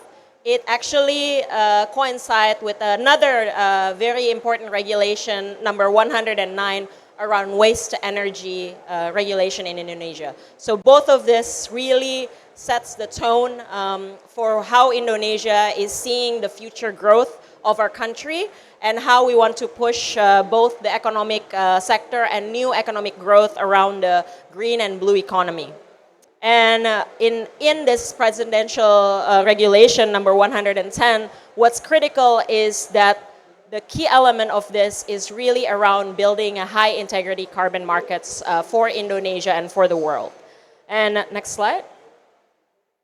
The new regulation really focuses on strengthening Indonesia's competitiveness. So as you all know, Indonesia is Indonesia's value in the natural resources as well as fueling the technological and energy transition for the world is critical. So we see this as the Director General, Bu Yanti, has explained as well. Key to the presidential regulation, one of the backbones are in the forestry sector, on the FOLU sector. We know that the forestry and land use businesses in Indonesia facing the future, as the Director General mentioned, is really focusing, transitioning, not just on the production aspect, but also integrating both the production within protection to ensure global competitiveness for the future. And the carbon markets is a way to achieve this transition and these building blocks for the future.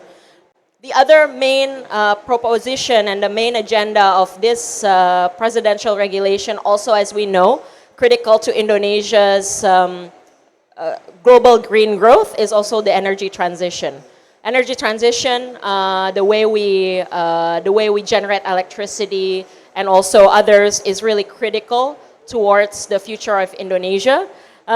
We also look at not just the follow sector and energy, which comprises the majority of Indonesia's critical effort towards green growth, but also looking at green industrialization as well as socio-economic empowerment and integrating other sectors critical to Indonesia, not just from the mitigation sector, but also the adaptation, which includes blue carbon, oceans, and the coastal zones.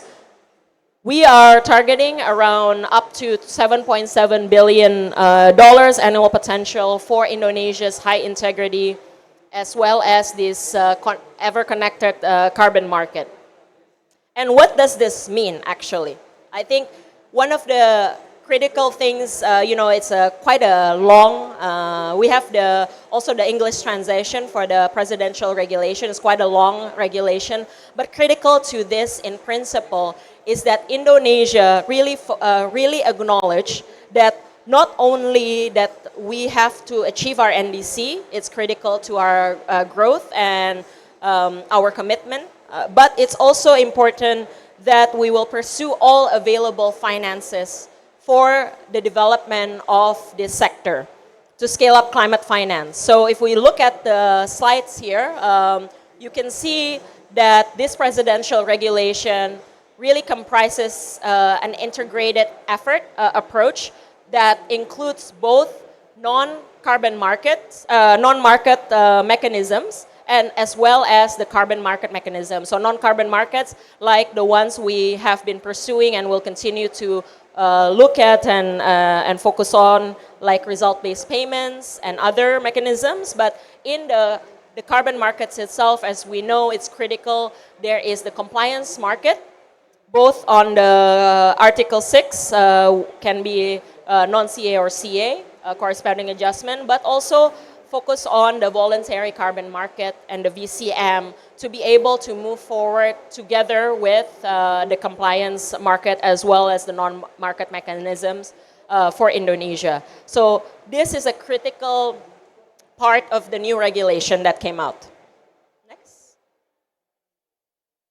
And just to again emphasize, in order to achieve this new, it's called Perpres, this is presidential regulation, it really focuses on the three fundamental changes. So integrating climate into the growth agenda of Indonesia. So we believe, the government and believe that in order to achieve our economic growth agenda, we have to put climate also as in the forefront, pursuing this green growth, not just from the economic targets, but also capacity building, as well as ensuring that Indonesia's manpower in the future are leading in these sectors as well.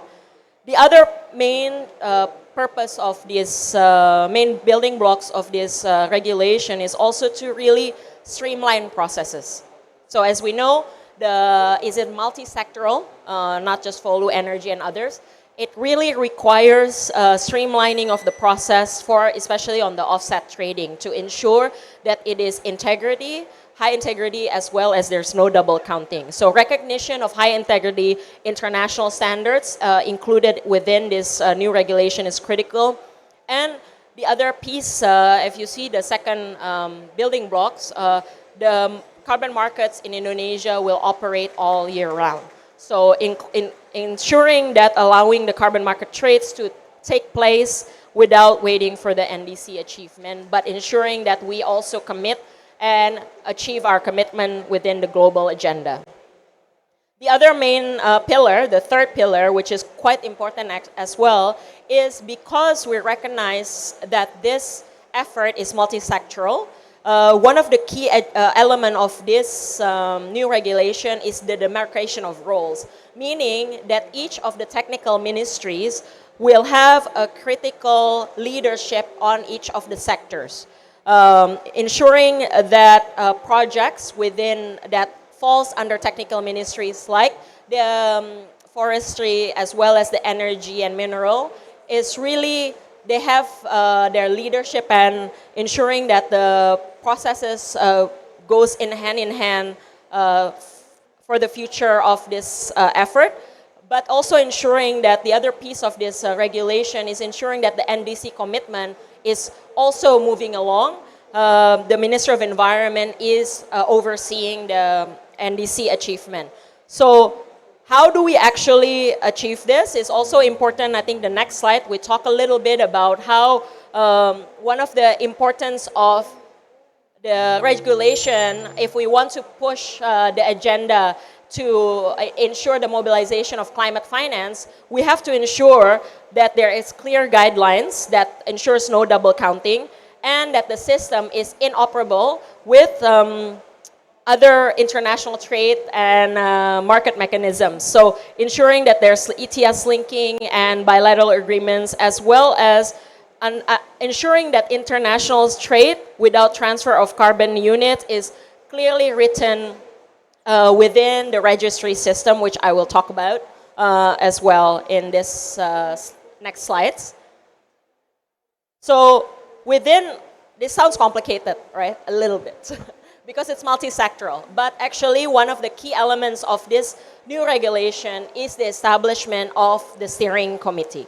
So as we know, in Indonesia and many other countries in the world, there is technical ministries. But how do we ensure that this effort that is really part of the critical program of the Indonesian government can run smoothly, as well as ensuring that we have moving along things together with the buyers and other stakeholders, is that there's an establishment of the National Steering Committee, or what's called Komite Pengarah in Bahasa Indonesia. So this committee actually represents quite an important element to ensure that first there's the leading of the coordination.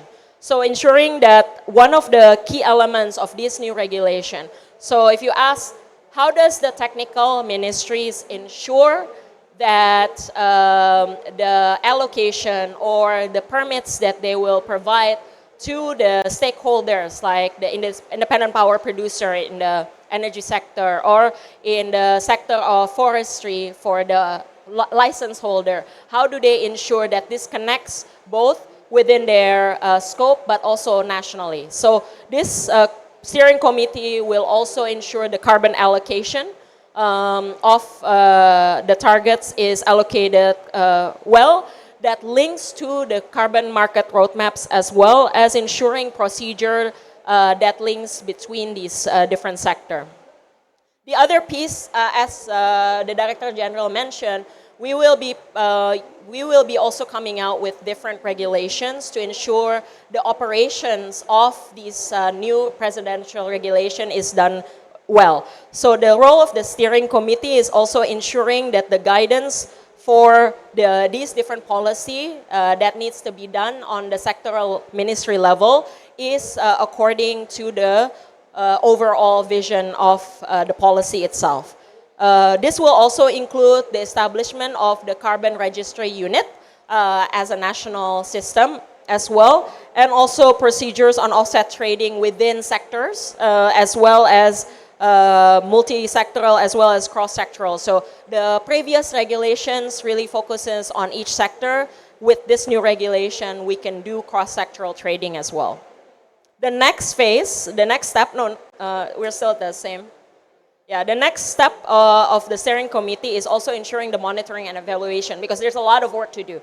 The carbon market roadmap, the sectoral technical regulations, the creation of carbon registry and others, ensuring the monitoring and evaluation is done well as reporting to the president, because again, this is a critical agenda for the president of Indonesia.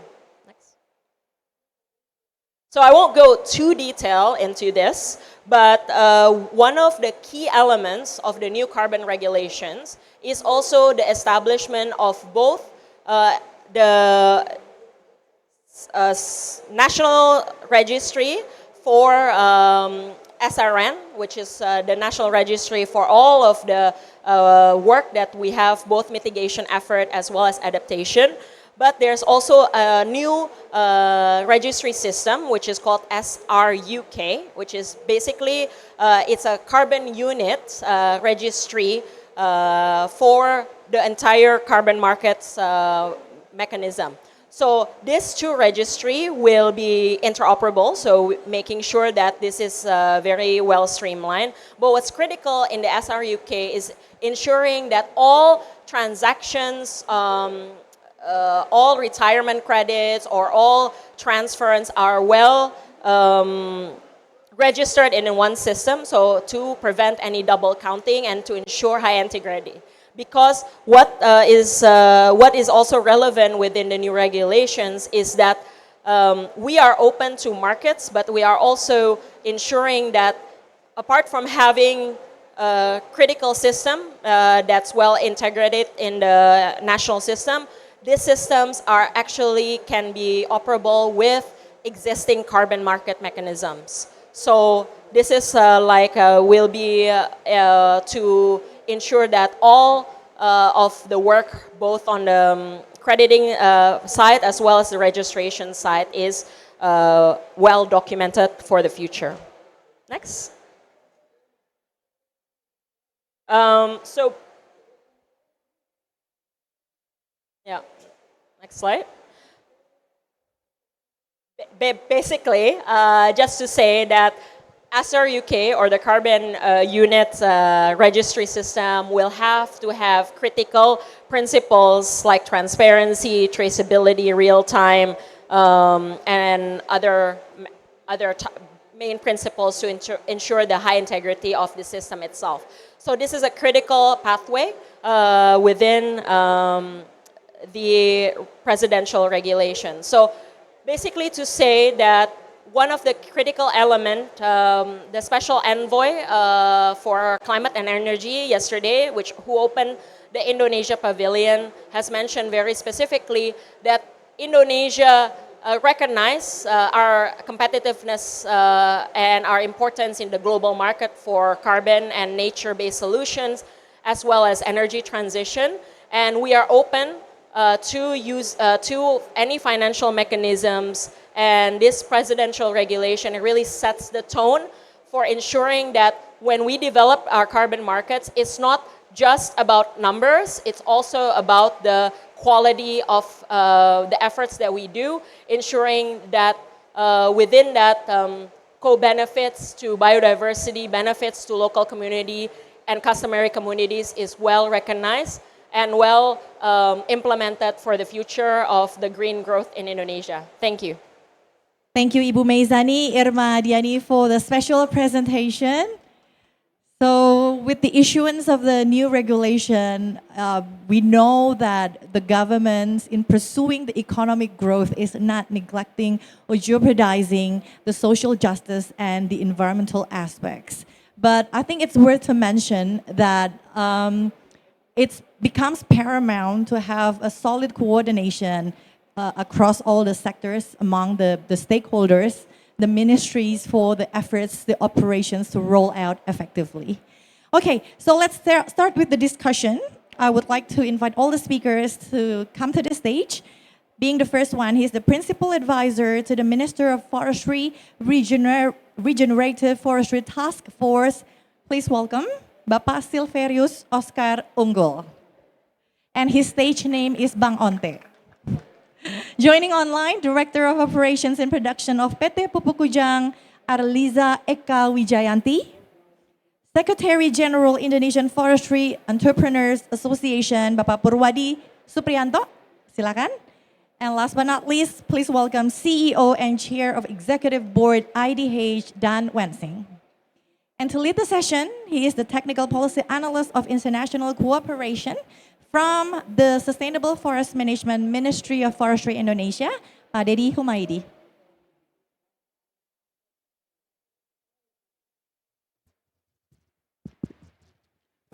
Okay, thank you, Bu Mona, distinguished guests, ladies and gentlemen. Once again, thank you for your participation in Indonesia's pavilion. And in this session, we will talk about the regenerative forestry business, a bridge to low carbon development and social equity in Indonesia. To discuss this matter, we have four distinguished speakers from different background to give a wide perspective on this issue. Without further ado, I would like to invite first Pak Onte, Pak, please to give your presentation or your speech regarding this issue. Please, Pak, time is yours. Thank you, Pak. Tes. Thank you, Pak Moderator, Pak Det. The Minister of Forestry already made a task force for implementing the multi-business forestry businesses, and one of the potential is Ibu Meizani already explained to you all about the potential of environmental services, carbon, and the other maybe biodiversity credit, for example, and also the other type of businesses. With Pak Edo, we discussion about services and goods. Services is many, but the goods, like Ibu Dirjen said also about timber is one things because we have the more potential of that, but with sustainable one. And then we doing agroforestry by doing reforestation in Indonesia with the commodities who have good market, coffee, cocoa, vanilla, or the others. So the approach of our task force is slightly different because we want to do the market first, and then we recognize we call it landscape, and then we do the policy. So this is task force under the minister, but market first, landscape, and then policy. What kind of policy we can support the market there and the landscape are there. So I want to explore more about the landscape. So we're thinking about how to collaborate in landscape base, and in the landscape will be consist of PBPH. The PBPH is the concession, concession, and then there are social forestry.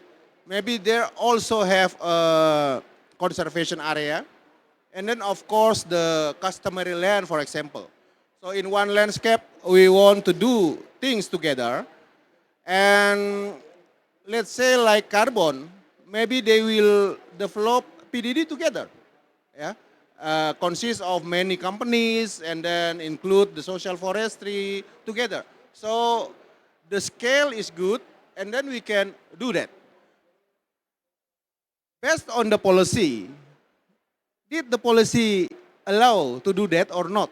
This is the discussion, and then we want to try, And I think if we can do at least piloting in the next 6 months or 1 year, maybe it will be good for us. So we already have 6 landscape for do that with agroforestry and services and goods.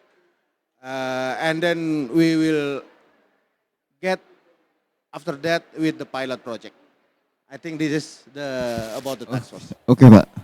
Allow me to follow up with a question. Based on your experience, before you are very active as a social activist, right? So based on your expertise and also the current program that we are developing, what is your expectation and probably your future expectation on this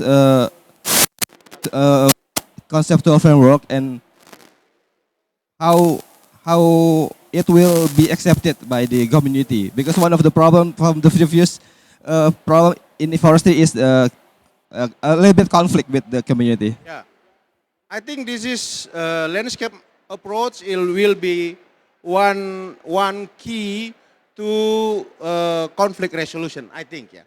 Because, yeah, this is funny because first time I'm joined the COP, my card is observer because I'm NGO at the time.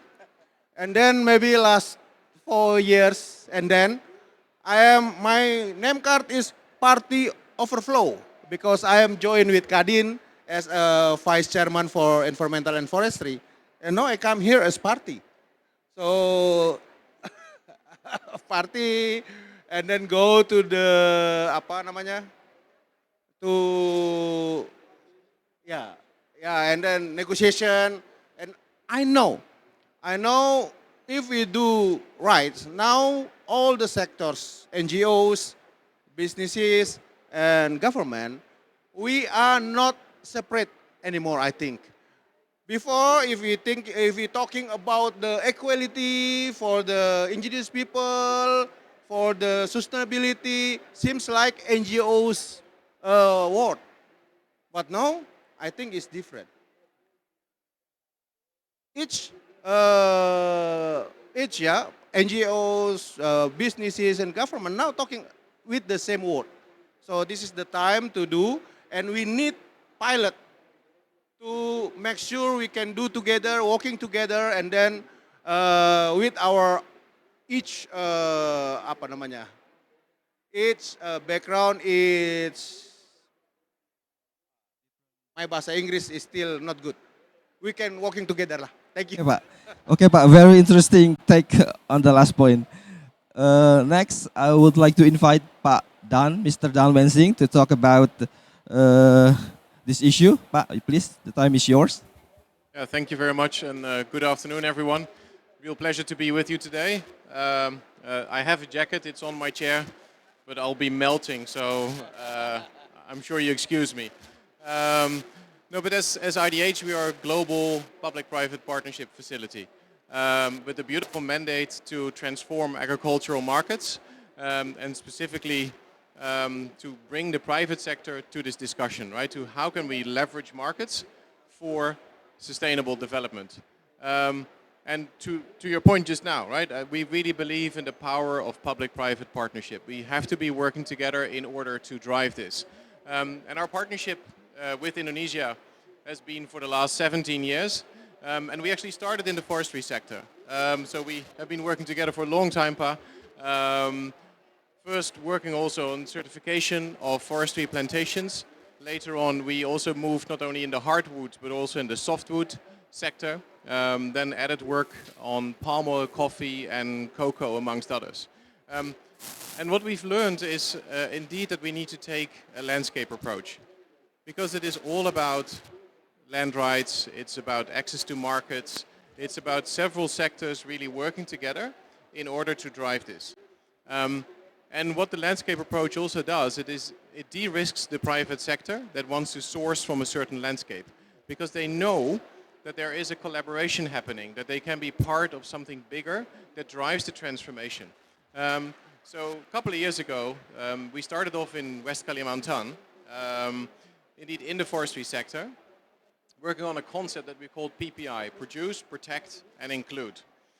And the include part was really, really important, and I think that's also the topic of today, right? It is all about, okay, how do we enable the community to be part of that economic system?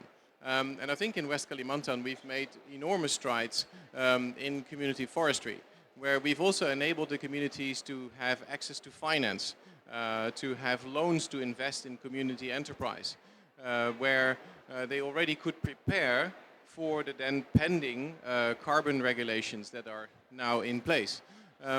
So I think, you know, working in that collaboration and making it a people-centric approach, really focused on the community, is super, super important. So that's just one example. Okay, Pak. So you mentioned before that now carbon is one of the commodity. So, but in your opinion, how soon it can be implemented in a community level? I mean, to disperse the benefit as well from the carbon trading. Yeah, I think it's an excellent question, and I think actually already in many places in Indonesia, baselines have been established, right, in terms of what kind of carbon could there be potentially available to the market. And now that the channels are available to go to the market, I think we can move quickly. And I also know that from both international markets but also international markets in terms of private sector, they've been longing for this moment. They are ready to do this. There's one big driver in transforming agricultural markets globally, and that is related to the scope 3. So really what is happening at the farm, at the plantation, at the community level. But if you look at the investments internationally in carbon, then very little is done yet at that level of the plantation and of the community. So now that there's clarity, I am confident that we can leverage the private sector to start moving as soon as possible. Very well. Thank you, Pak Dan. I think we can move on to the third speaker, Pak Purwadi. You have your presentation ready? Yeah, of course. Please, Pak.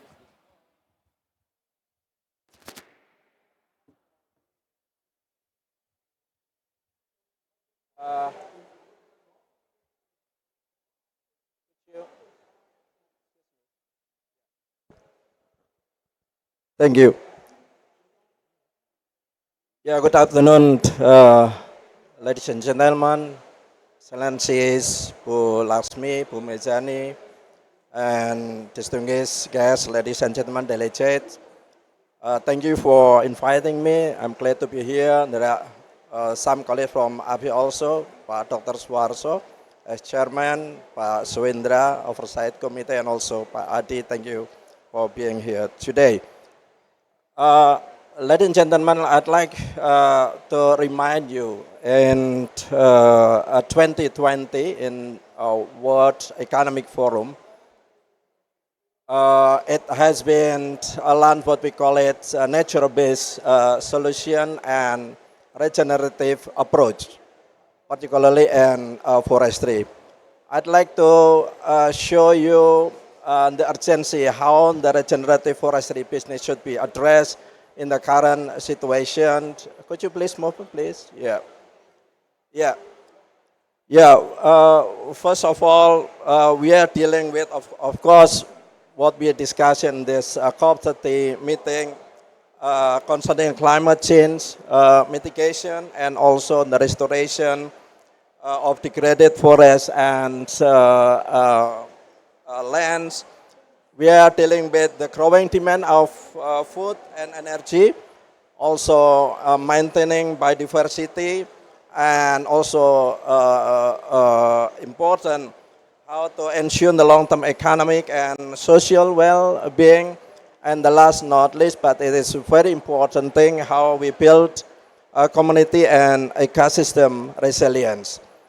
At the same time, distinguished guests and ladies and gentlemen, in 2020, the government of Indonesia also launched, we call it Act number 11, 2020, regarding the Job Creation Act.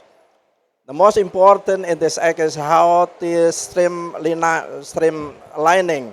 the procedure and the regulation, as well as how creating, attracting the business opportunity to accelerate economic growth. And based on the regulation, we have learned in the last 5 years the challenge how to implement the regenerative business in forestry. First one, we have a challenge to how develop and identify a champion of the commodity of the anti-aphis and non-timber forest product within the forest area. The second one is how to ensure upstream and downstream integration approach. Then how to expand market, as Pak Onte says, access and demand. Also how to improve the infrastructure and accessibility. How I'd like to point out this issue because most of the concessionaires are located in the isolated area. So when you're creating business in the regenerative business means you have to calculate about the logistic and how to mobilize the resources because they are still far away from the closest city and the infrastructure as well. Then how to establish social and benefit sharing mechanism for anti-aphid introduction. Yes, it is very important because As we discussed before, the most problem today, or current problem, is the tenurial and how we share the benefit of how to access the forest in the community. Then we are dealing with the issue of creating viable financing scheme. And the last, it is the very important thing, and how to embed regenerative forest as integral part of the long-term national plan. How to overcome the issues? I'd like to share with you the 7 principles, the basis how to collaborate approach, as Pak Onte says, and the Bu Dirjen says about the collaborative approach in the landscape management approach. There are seven cases that we have to address when we are dealing with how we implemented the collaborative approach and landscape approach. First of all, is concerned about the maintaining natural ecosystem, then focus on landscape, restore functionality, issues soil, erosion, climate, water, and etc. Then tailor to local condition. So when we are dealing with the issue of the regenerative forest, we cannot deal with the, of course, only the business perspective, but we deal with the, need of the communities there. So the other important thing is the involve stakeholders. That is the key important of the collaborative approach. Then allow multiple benefits.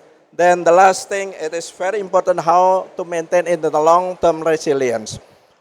And let's go through the detail how landscape approach works in West Kalimantan. Pak Dan, thank you very much.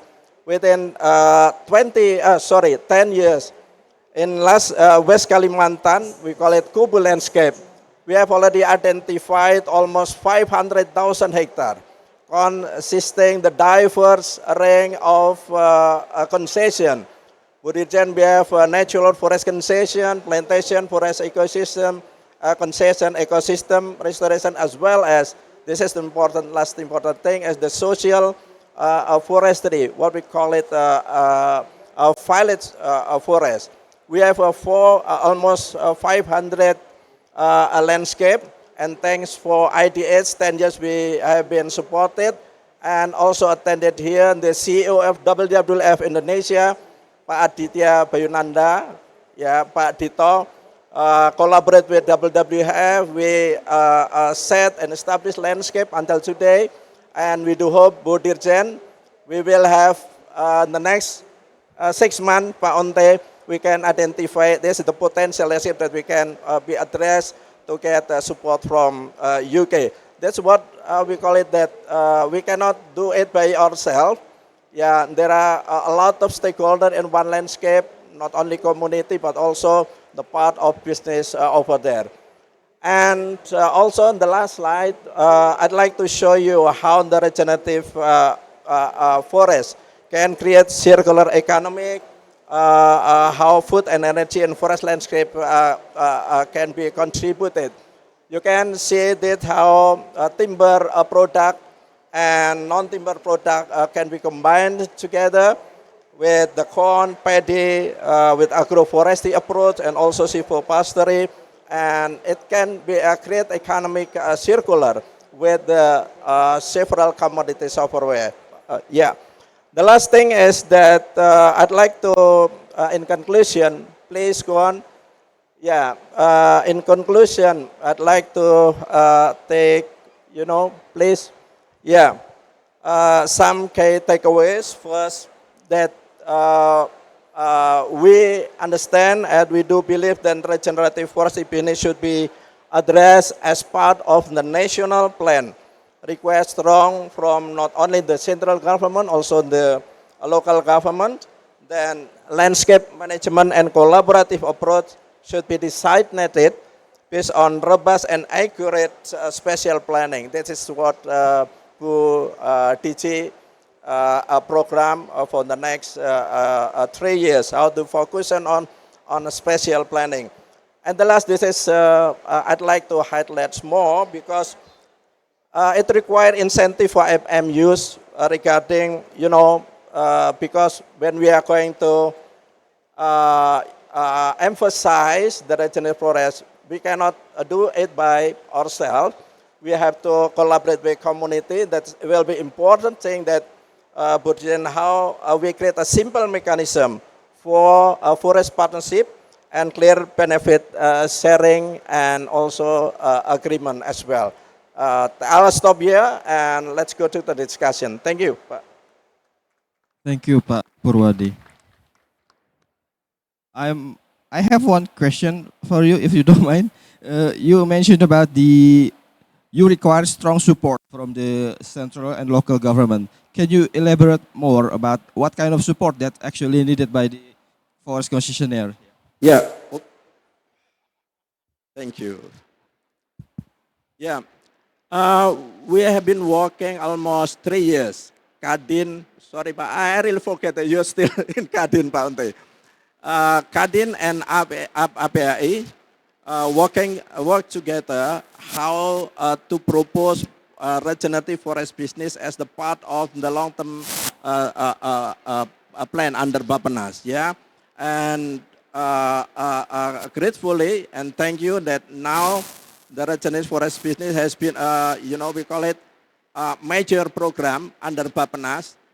That means that it's not only in the big deal of the business perspective or community, but also the central government and the local government, how to allocate resources. Yeah, we are talking about the infrastructure, we are talking about the accessibility when we are going to build the strong forestry business in one landscape area. So I think the most important thing now is how the central government and the local government attend in the field, how to create,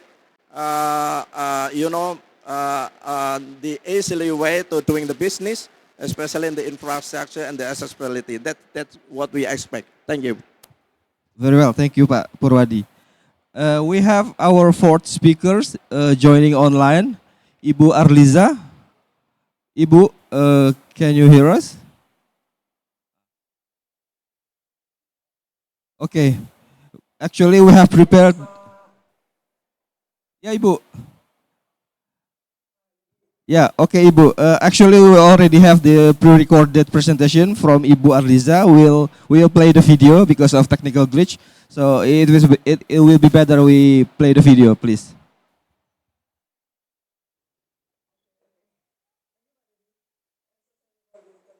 Bismillahirrahmanirrahim. Assalamualaikum warahmatullahi wabarakatuh. Yeah, Ibu, we will hear the presentation, Ibu, through the video.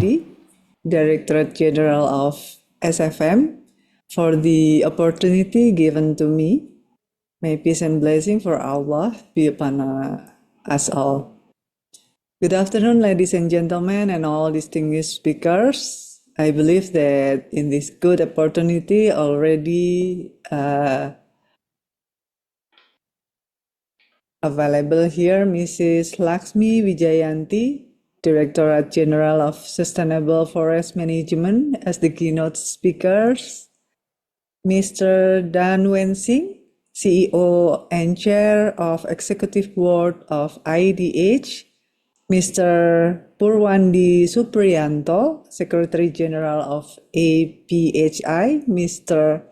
Silverius Oscar Unggul, Principal Advisor to the Minister of Forestry, Regenerative Forestry Task Force, and it is an honor for me to have the opportunity to join you. We have quite different time. That's about reducing emission. It is about creating shared value for people, planet, and profit.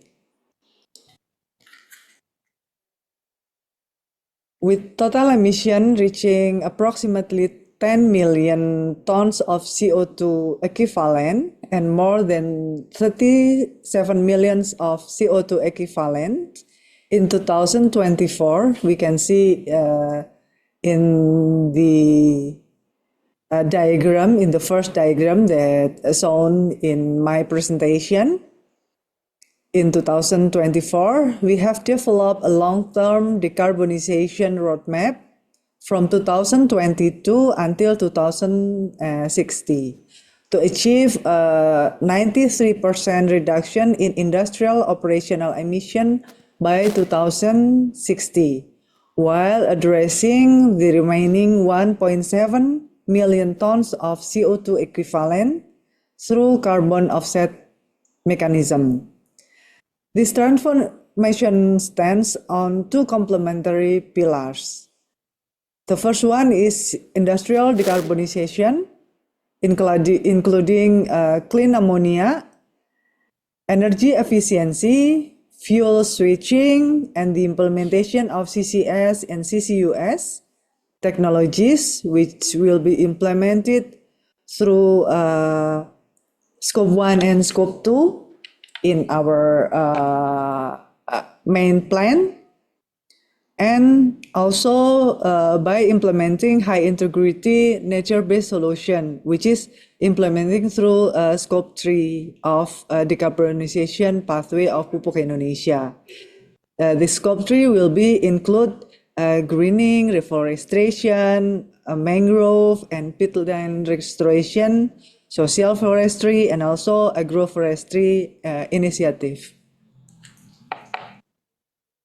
By 2030, we aim to implement 25,000 hectares of natural-based solution project, equivalent to 27 million trees, and by 2050 expand to almost 365,000 hectares, which is equivalent to 1.7 million tons of CO2 equivalent carbon offsets per year. And 200 hectare agroforestry pilot program of PT Pupuk Indonesia has demonstrated measurable environmental, social, and economic benefit, as confirmed through social benefit analysis and also social return on investment studies, which already conducted by Pupuk Indonesia Group. We collaborate with several partners, including the Indonesian Army, PTPN 8, and also local community group in several locations. Our projects are developed under the Indonesian National Registry System for Climate Change Control, following KMSAH 001 methodology to ensure measurable, reportable, and verifiable result. Each of our agroforestry initiative meets the criteria of carbon project, including structured process such as site survey, feasibility study, preparation and technical design document. Additionally, we also implement a quarterly monitoring system with geotagging to ensure a strong measurement reporting and also verification framework, and to maintain project transparency and accountability.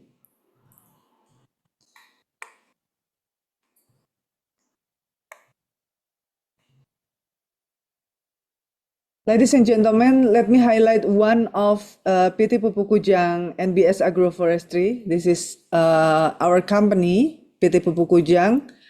PT Pupuk Kujang is one of PT Pupuk Indonesia subsidiary located in Cikampek, West Java. The project, the Natural-Based Solution Agroforestry Project, conducted by PT Pupuk Kujang, is located in the slope of Mount Merapi in Yogyakarta, specifically in Kepuharjo, Sleman, Yogyakarta. The project sits just 6 kilometers from Indonesia's most active volcano, and despite its risk, this landscape embodies the resilience of both nature and community. As we know that Mount Merapi erupts periodically every 4 to 7 years. The slopes of Mount Merapi represent one of Indonesia's unique tropical mountain forest ecosystem, serving as watershed area for Central Java and Yogyakarta, while also providing habitat for protected flora and fauna, acting as genetic resource reservoir and carrying social and religious significance. So we know that Mount Merapi is a very not only historical but also significant amount in Yogyakarta and also Central Java. So PT Pupuk Kujang identified the NBS program on the Merapi slope as strategically significant. There are several reasons because it has the global relevance to climate change mitigations, biodiversity conservation, and also food security issue. The abundance of local food producing plant species that are still neglected and underutilized in the area. And also in the area, it has an active participation of local community groups. In the Mount Merapi, there is a local community called FPL, Forum Peduli Lingkungan. Forum Peduli, what we call like environmentally concerned group. They name themselves as FPL Palem, concerned with the environment and natural resource conservation on Merapi slopes. The local hero is Mr. Warjono, the one with the black skirt and the black hat, the black traditional hat in the picture. He's the one who has the high initiative in the community on conserving not only the environment but also to conserve the local biodiversity in the Merapi, while also conserving and also building the awareness to the community to build their economy and also concern about how to keep they live and environment steady in the challenging Mount Merapi cycle. There is also support from the academic. As we know, Yogyakarta is near to the well-known university, top university in Indonesia, Gadjah Mada University. The FPL Palem is very supported by Gadjah Mada University team in developing the local food utilization, not only the local food utilization, but also in the effort of conserving the environment, of conserving the biodiversity, in also preserving or preventing the biodiversity loss. So the Gadjah Mada University put a very serious effort to support the FPL Palem and also the Mount Merapi National Park to prevent the biodiversity loss around the Mount Merapi area, and also community forest program. what is also interesting for Pupuk Kujang to be involved in the natural-based solution program in the Merapi slopes is that there is also the involvement of Mount Merapi National Park as a representative of the government body in the Merapi area.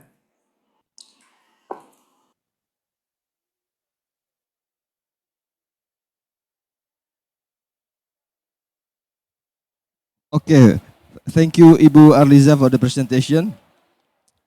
Are you here? Are you still here with? Hello Ibu, can you hear me? Okay. Okay Ibu, thank you very much. Yeah, I know it's quite late in Indonesia right now, but thank you for staying up a little bit late for this session. I would like to ask only one question actually. In this Pupuk Indonesia's project, NBS project is in the forestry sector, right? My question is, what are the consideration from Pupuk Kujang to choose the NBS project in forestry? Because I understand that the NBS could be implemented in also in other sectors, but why Pupuk Kujang choose forestry sector? Could you explain a little bit more, Ibu?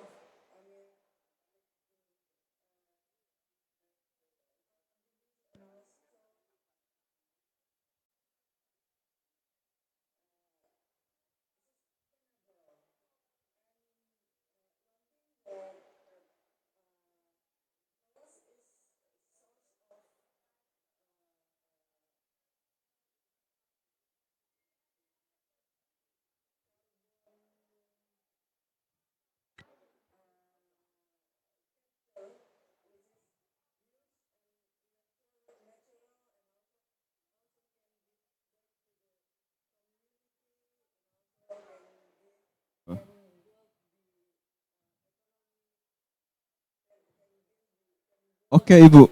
Yeah. Yes. Okay, Ibu. Thank you very much. Because of some technical problem, yeah, we get your points. Well, thank you very much for your answer. Uh, Now we have. Yeah. Thank you, Ibu. I will now open the floor for some question and answer. Is there anyone from the floor would like to give comments or questions regarding this topic?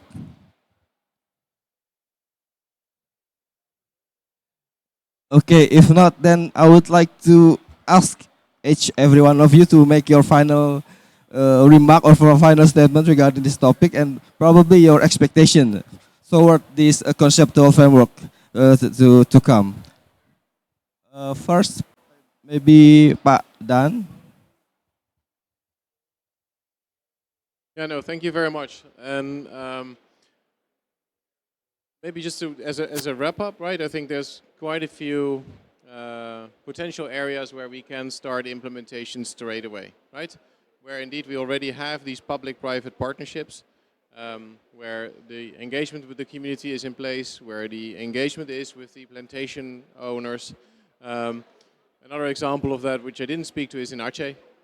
In Aceh, we also have, with the provincial government and with the Kabupaten, plus the private sector, domestically and internationally, we have a coalition going that is already investing in palm, in cocoa, in coffee.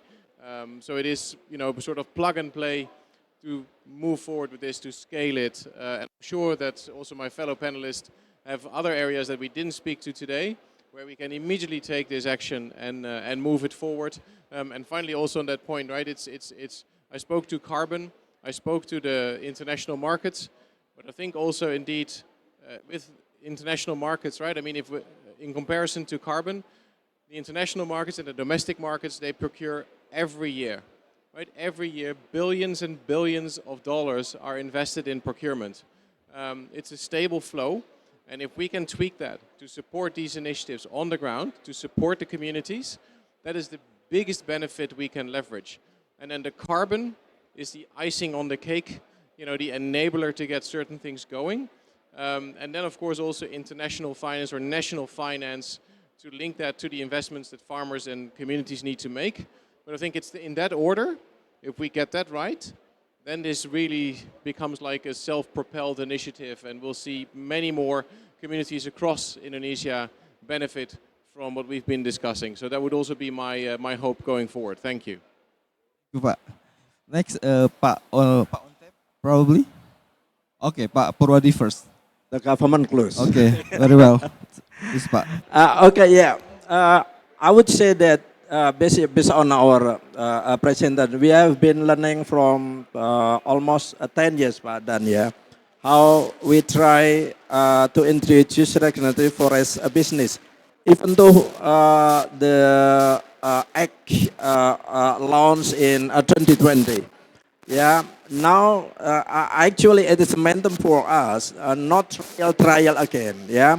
It's not only pilot project. We have to focus on how to scale up what we call it multiple forestry business, not only the pilot project, but it should be scaled up in the commercially business to generate more benefit to a community, the local government, the central government, of course, for the business or private perspective. That's what we do hope is that we need full support from the central government and local government in terms of what we are dealing today, a problem especially with infrastructure and then accessibility, because it will be important thing that we are going to develop or establish multi forestry business in the field.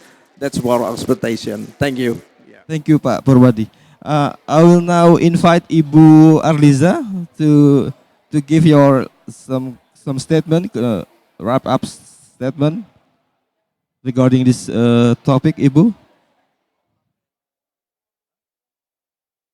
Yeah, I think the problem with the bandwidth, so unfortunately I have to skip Ibu Arliza, and now Pak Onte, please, Pak. I want to report to Ibu Dirjen. We already deal, Bu. Will be one of the pilot project, yeah. And then maybe we can show how can we working together, yeah, in the Kuburaya, and then let's do the best for the landscape approach. Thank you.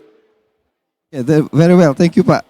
So maybe I will not make a comprehensive conclusion, but one thing that come up from this discussion, that to achieve a sustainable development, it requires a collaborative approach from multi-stakeholders, even from local and national, even from international support, and also it needs a landscape sustainable approach to ensure that the potential from our forest resources can be utilized and to be equally distributed among our people, including the local community as well. Very well. I think that's up. That is the end of our session today. I will return the floor to Ibu Mona. Thank you, Pak Dedi, for leading the discussion. And let's stand up together. We're going to have a group picture.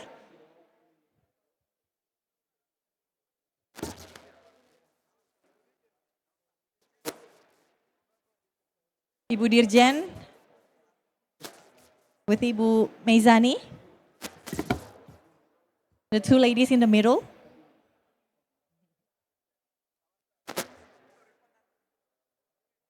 Anyone? Oh ya Pak Warso, Pak Suhendra, please don't hesitate.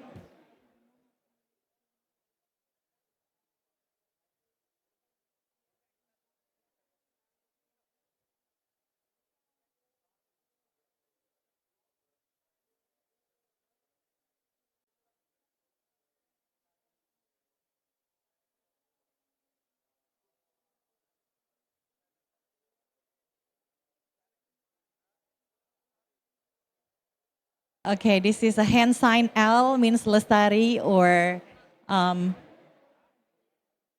sustainable. Yeah, sustainable. Thank you. Okay, thank you very much, all speakers, for sharing the wonderful insights to all of us. Okay, we have one more session to go. Actually, two more sessions to go. And the next one is still in relation to forests, but it's to empower the local community.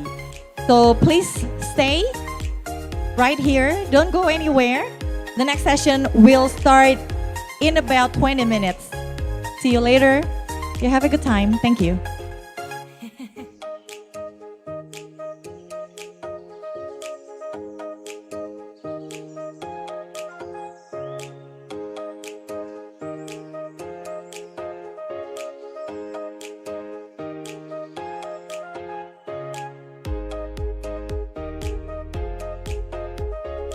Session. Good morning, Brazil time. Bom dia. It's a late evening back home in Indonesia. And hello to everyone who's attending this session from the rest part of the world. Thank you very much for your enthusiasm and your commitment. So you are joining Seller Meet Buyer session. It's a platform full of opportunities that connects all parties to work together towards a low carbon economy. And I would say you are the very lucky one because you are the first to participate, to witness, or to attend this very first second to none Seller Meet Buyer in Indonesia Pavilion. Please put our hands together for this very incredible event. And this Seller Meet Buyer is facilitated by the Ministry of Environment to accommodate all parties' agreement, commitment to reduce emissions by creating a market-based incentives.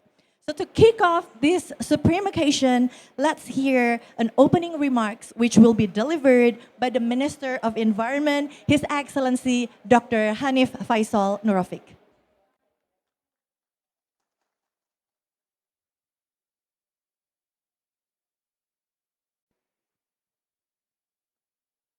Bismillahirrahmanirrahim. Assalamualaikum warahmatullahi wabarakatuh. Very good morning. Distinguished guests, ladies and gentlemen, good afternoon. I welcome you to session of Seller Meet Buyer of Carbon Trading, a flagship initiative of the Indonesia Pavilion at COP30. This is more than a side event. It is a strategic platform that reflects Indonesia's readiness to take a leading role in the global carbon market.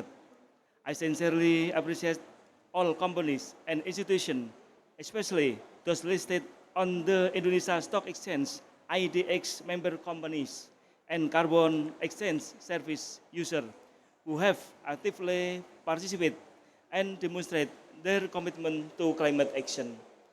Indonesia has taken bold and strategic steps to strengthen carbon pricing opportunity in Indonesia. We have developed strong governance framework and collaborate with several independent crediting schemes through a mutual recognition agreement, including the Gold Standards, thank you, Gold Standards, Plan Vivo, a Global Carbon Council, GCC, FERA, and Puro Earth, as the foundation for credible high-integrity transaction recognized globally. Honorable delegates and esteemed colleagues, today we approach to witness tangible outcome emerging from this platform. Several Indonesia companies have begun engaging the real carbon credit transaction with international buyers, marking a significant milestone for Indonesia carbon market. This momentum also opened up strategies, opportunities for Indonesia validation and verification bodies, VVBs, to play a more prominent role in the global carbon ecosystem. As demand grows for high integrity carbon credit, the credibility of its transition highest on robust validation and verification processes.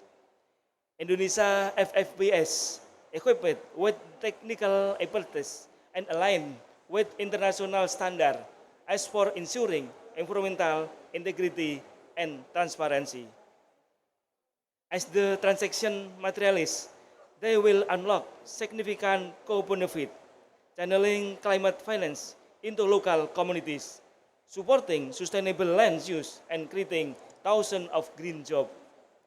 Looking ahead, this platform as a catalyst from long-term investment, innovation, and trust in Indonesia carbon market to be a global hub for high integrity, high impact climate solution.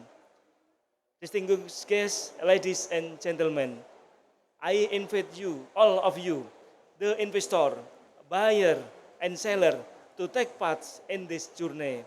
We envision this model continuing in future COP and other international platforms, creating a legacy of collaboration and climate innovation. Let us this moment to build trust, forge partnership, and turn climate ambition into climate action. Thank you very much. Thank you very much, His Excellency, the Minister of Environment, Republic of Indonesia, for the remarks. And thank you very much. Under your guidance, I guess more and more businesses are encouraged and empowered to build, to develop a high quality carbon offsets projects. Thank you, sir. Okay, so this session is attended by various parties, so not just sellers, buyers, but they're also investors, validation and verification bodies, as well as the carbon credit registry companies, and anybody who actually have a good deed and intention in achieving their climate goals. So let's get down to business. Earlier this year, Indonesia's Stock Exchange, or IDX, officially inaugurated the international trade for Indonesian carbon units through the Indonesia Carbon Exchange, or in short, IDX Carbon. And this inauguration marks a significant milestone in the implementation of carbon trading in Indonesia. So to know more about the carbon trading mechanism in secondary market through the IDX Carbon, let's hear it from the regulator. Please welcome, bear with me, this is a long job title, Head of the Department of Special Inspection, Supervision of Derivative Finance, Carbon Exchange, and Securities Transactions, Bapak Inyoman Sugiyase.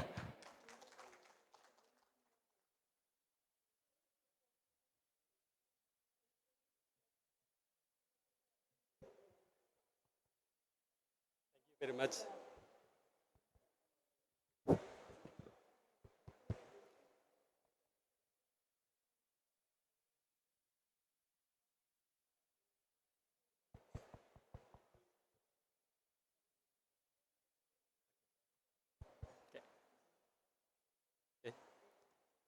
Tes. Assalamualaikum warahmatullahi wabarakatuh. Very good afternoon, ladies and gentlemen. Excellencies, Minister of Environment, Mr. Hanif Faisal Nurrafiq, Pak Ari, Excellencies, distinguished delegates, ladies and gentlemen. First of all, I would like to express my appreciation to the audience that attend this panel sessions of the topic Sellers Meet Buyers for Carbon Tradings. It is an honor to represent a Financial Service Authority of Indonesia, or OJK Indonesia in Bahasa, and to address this esteemed assembly at COP30, a vital platform where the world unites its resolve to confront the existential challenge of climate change. As the world moves from the climate ambition to concrete action under the Paris Agreement, Indonesia is proud to share its progress in establishing a robust and credible framework for the carbon economic value. This includes the operation of the carbon exchange that is supervised by OJK Indonesia to ensure integrity, transparency, and accountability in every transaction. We extend our sincere appreciation to high-level representation from the various ministers, private sector entities, and key stakeholders whose collective commitment is instrumental to this initiative. Today, I would like to take this opportunity to briefly update of the carbon trading through the carbon exchange in Indonesia. I would like to brief about carbon market update and regulatory framework of carbon trading in Indonesia. To begin with, we would like to share the progress of Indonesia's carbon exchange market. In carbon trading implementation, the Indonesian government through Law Number 4/2023 has mandated that carbon units are considered as financial securities and that OJK has the responsibility to regulate, license, supervise, and develop carbon trading through the carbon exchange to ensure that the market operator is licensed and the transactions are done fair and orderly. OJK then issues OJK Regulation Number 14/2023 as the technical rules for the carbon exchange operation, and in September 2023, Indonesia has officially launched its carbon exchange or IDX Carbon, a historic step in our carbon market development. Since its launch in September 2023, the market has shown rapid growth. As the November 2025, the Indonesia Carbon recorded a total of 1.6 million tons of CO2 equivalent emission reduction certificate traded, with a transaction value of IDR around 78.50 billion rupiah. There are 5 SPA projects listed on carbon exchange, resulted in a total carbon unit registration of around 3.6 million tons CO2 equivalent. To date, there are 138 users of the carbon exchange. Moving forward, Indonesia still has a lot of potential for projects to be issued and growing market demands domestically and internationally. With the latest presidential regulation that is aimed to strengthen market participation, we are ready to welcome more participation and collaboration from governments, project developers, and key stakeholders around the world. This is made possible under Indonesia's strongly regulatory framework. Recently, the Ministry of Environment has submitted the second NDC as an update to the previous enhanced NDC, showing stronger commitment and actionable strategies to achieve emission reduction target. The latest Presidential Decree Number 110/2025 regarding the implementation of carbon economic value instrument and national greenhouse gas emission control strengthen the ground rules for national implementation of carbon economic value. The government also provide technical regulation that would be updated to each sectoral ministries that mandates the implementation. I would like to show about the carbon trading ecosystem and the OJK rules in secondary market. Briefly showing the overall ecosystem of carbon trading in Indonesia, we can see that the process involves various institutions, the Ministry of Environment, Technical Ministry, regulated installations, and project developers. OJK plays a key role in supervising the secondary market through the carbon exchange, ensuring the presence of carbon exchange as well as the credibility and transparency of transactions. OJK issues license, conducts both off-site and on-site supervision, market surveillance, and perform investigation when needed. To ensure data integrity, the system at the carbon exchange has been connected to the national registry so that every transaction and retirement that happens on the exchange can be traced. This avoids fraudulent transaction and double counting.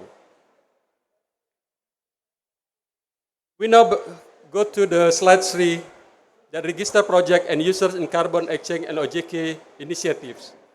To provide a better picture from the current update in carbon exchange, there are 138 registered users of carbon exchange, including 3 international participants, 2 from Singapore and 1 from United States, and the rest comes from different provinces around Indonesia. This shows inclusive market participation. OJK is taking several key steps to strengthen Indonesia carbon exchange and support sustainable finance.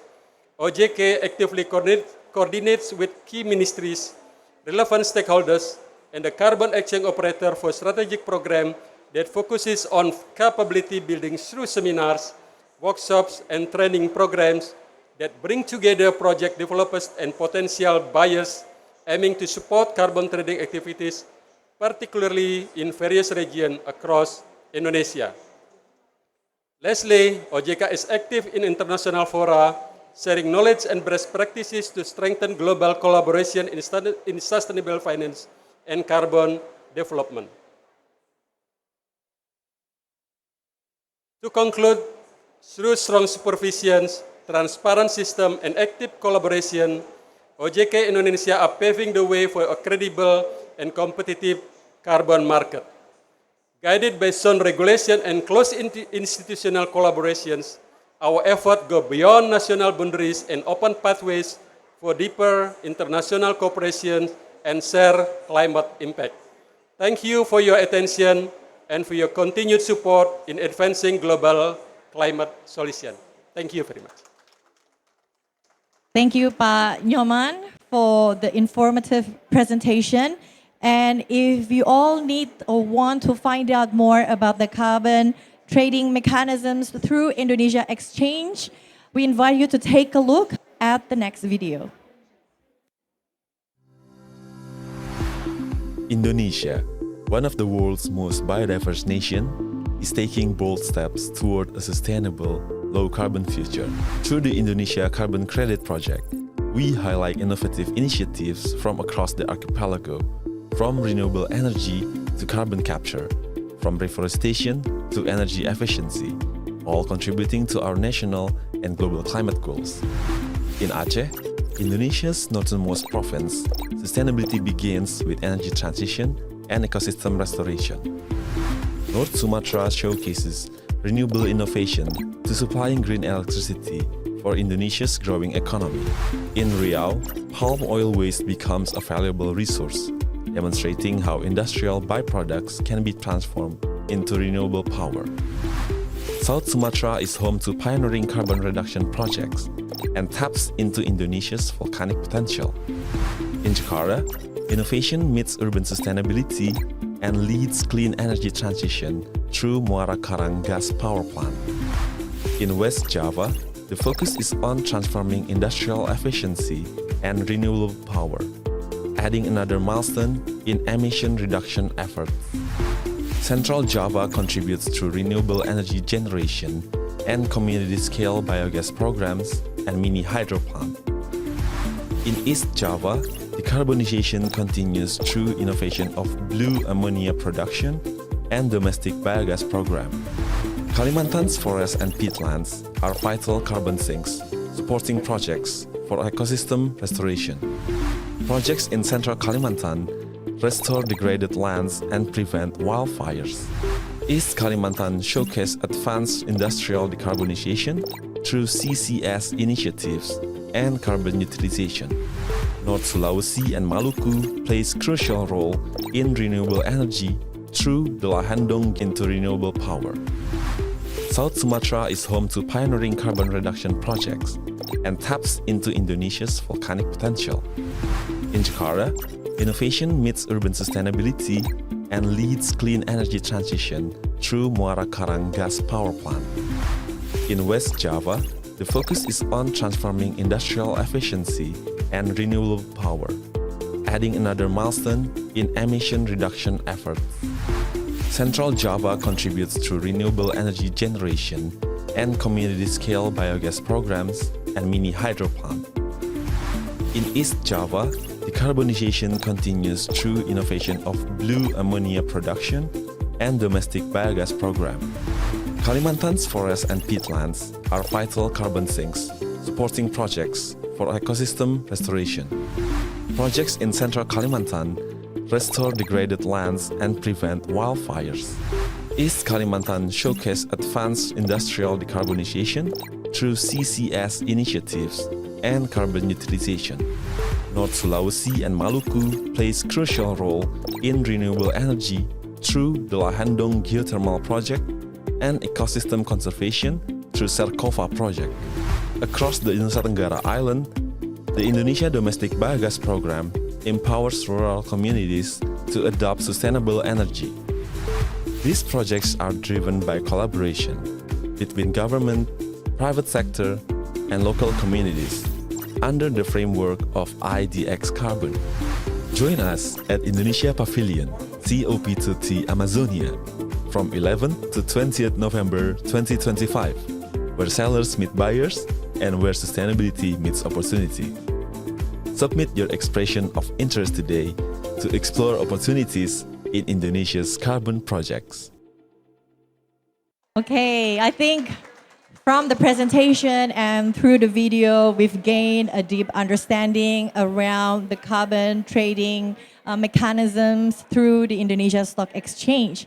But should you have other queries or anything you need to clarify to justify in relation to that, we have an IDX corner, which you can visit later on at the end of the session. That's located at the front far left of this pavilion. So we're welcome for you. We have a person in charge who is able to answer all the questions for you. Okay, let's jump into the highlight of the day. It's the signing ceremony, but before that, we want to give you a better idea about the green projects under Pertamina's portfolio. So let's pay an attention to the presentation that will be delivered by PT Pertamina Persero. Welcome, Ms. Gia Mokobombang.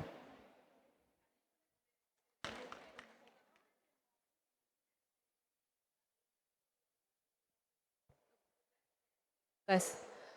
Good morning, ladies and gentlemen, and His Excellency Pak Hani Faisal, the Minister of Environment of Indonesia, and all esteemed delegates. Thank you so much for the opportunity. On behalf of Pertamina, I would like to say we are very grateful for the opportunity today that we can share our commitment and also to reaffirm our readiness to support Indonesia's carbon market future. So, as mentioned by Pak Menteri, by the Minister, today marks a historic moment, Pak, not only for Indonesia, but also for Pertamina. Because Pertamina, a company that once known to only managing oil and gas, today we also know that we are not only for oil and gas, we are also the driver for low carbon business and also carbon market in Indonesia. So to start the presentation, let me go to the next slide. So this is the strategy for Pertamina. We have dual growth strategy, where it comprises for two pillars. The first one is the legacy business for energy security, and the second one is low carbon business to support net zero emissions. And this will also be growth under Pertamina New and Renewable Energy. And in the next 5 years, we will also expand our portfolio, which includes geothermal, CCS, CCUS, biofuels, and of course, nature-based solutions and carbon trading. And our vision is clear. We are an energy company that will advance energy security, availability, and sustainability of the country. So, if we go to the next slide. Yes, so through our subsidiary, we have 6 subsidiaries, and one of those focusing on new and renewable energy, which is Pertamina New and Renewable Energy, or PNRE. So PNRE is the first seller that includes in the IDX carbon market back in 2023, and we are also the first generator for carbon credit from renewable projects. And since then, we already sold around 864,000 tons of CO2 equivalent carbon credits, which amounted around $3 million US. And it comes mainly from our geothermal project, which is located in the North Sulawesi in Lahendong. And we also included in the several markets. We sold it to different companies as well. And on the next slide, and this is our focus for this year. So this year we also try to expand our portfolio, not only in geothermal, but we also move into biogas power plant, which located in Semangke. So for 2025, we are committed to generate around 250,000 tons of CO2 carbon credits. And not only from biogas, we also collaborate with Perhutani for nature-based solution, which is included 9 concessions located in Kalimantan. And it will come in the next 2 years. So it will not come today, but for the next 2 years, we can generate the carbon credit.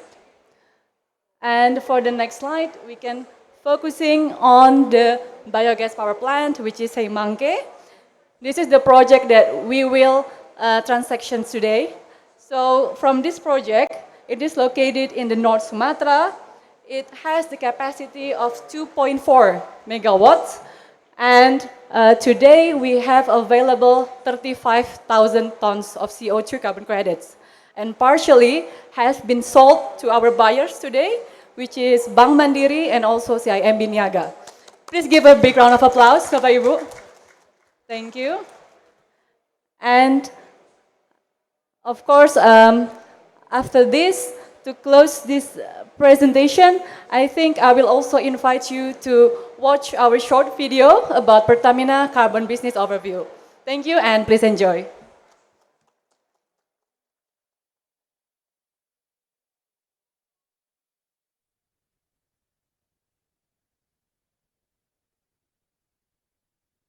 All right.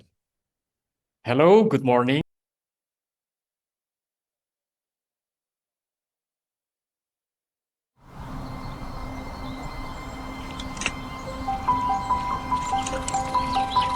Ayah, kata Bu Guru, bumi kita lagi demam. Katanya karena terlalu banyak emisi gas rumah kaca ke udara. Kalau kita bisa menangkapnya, kita bisa sembuhkan bumi. Kamu lagi apa, Nak? Ayah, kita bisa bantu bumi kan? Itu tugas orang besar, Nak. Kita cuma orang biasa. Nah ya,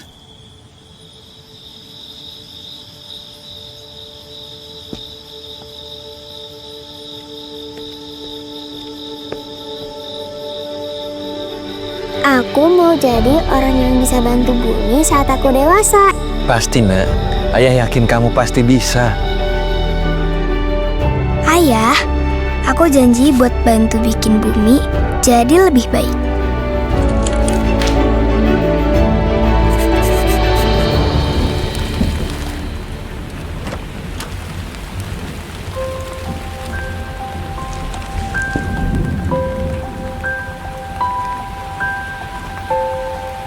Maaf ya, kamu kebangun gara-gara ayah. Gak apa-apa, aku memang nunggu ayah pulang kok.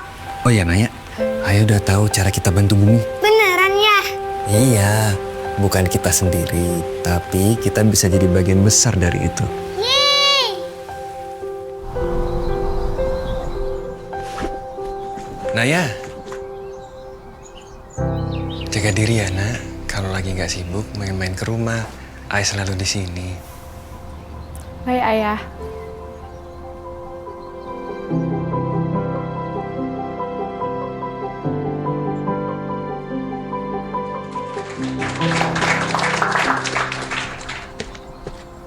Ya.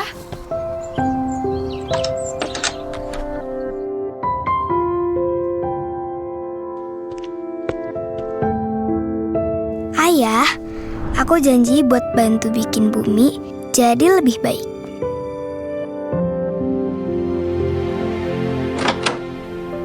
Ayah. Naya, Makasih ya, udah selalu percaya sama aku. Pasti, ayah selalu percaya sama kamu. Harapan sederhana setiap keluarga adalah langit biru untuk anak-anak kita. Setiap pohon yang dijaga, setiap karbon yang dikurangi adalah napas kehidupan untuk masa depan. Melalui pemanfaatan energi biogas dan panas bumi, Pertamina NRA mengubah limbah menjadi listrik hijau, mengurangi emisi, memberi nilai ekonomi baru bagi petani dan masyarakat lokal. Kami berkomitmen menjaga energi panas bumi Indonesia terus menyala dan menjaga keseimbangan alam tanpa meninggalkan jejak karbon. Inilah komitmen kami untuk masa depan, langit yang lebih biru, udara yang lebih bersih, dan generasi yang terlindungi. Bersama masyarakat, bersama bumi, kita menanam harapan dan menjaganya tumbuh. Please put our hands together for PT Pertamina. As the director Pak Agung mentioned or promised yesterday, that Pertamina is going to build and develop more and more green projects across the archipelagic Indonesia. Okay, let's get down to the real business. It's the signing ceremony for trading of carbon credit unit between the Pertamina New and Renewable Energy with two financial institutions, Bank Mandiri and CIMB. With that, I would like to call upon the signing parties, PNRE representing by PT Pertamina Persero, the Director of Transformation and Business Sustainability, please welcome Bapak Agung Wicaksono. And from Bank Mandiri, SVP ESG PT Bank Mandiri Tbk, please welcome Ibu Monica Octavia. And to witness the signing, please welcome His Excellency, the Minister of Environment, Republic of Indonesia. So please be on stage as well, sir, to witness this signing moment. When you ready? Ladies can take first, or if it's enough space for both of you to sign the documents. Okay, that's a very good idea.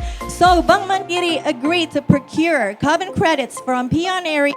Name of project is Seimangkei 2.4 megawatt biogas power plant, and the transaction amount is 8,006 ton CO2 equivalent. And this Seimangkei biogas power plant project mitigates GHG by capturing methane from palm oil mill effluent from wastewater treatment facility and converting the same into renewable electricity. When you're ready, yes, hold the documents and face it to the camera, and don't forget to have a smile. The carbon trading is no longer a peripheral mechanism, it's a central pillar to the global transition to net zero. Okay, Miss Monica, you may return to your seat.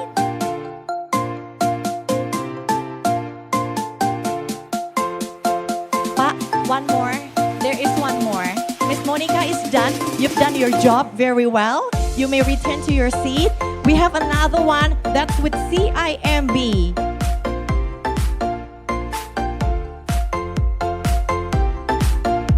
Okay. So signatories, you may proceed with signing the document. So CIMB agreed to procure carbon credits from PNRE, and the name of the project is the same, Seimangkei 2.4 megawatt biogas power plant, and the transaction amount is 5,000 ton CO2 equivalent. From CIMB, we have the representative. He is the SVP Sustainability, Bapak Leo Mualim, who's joining us online.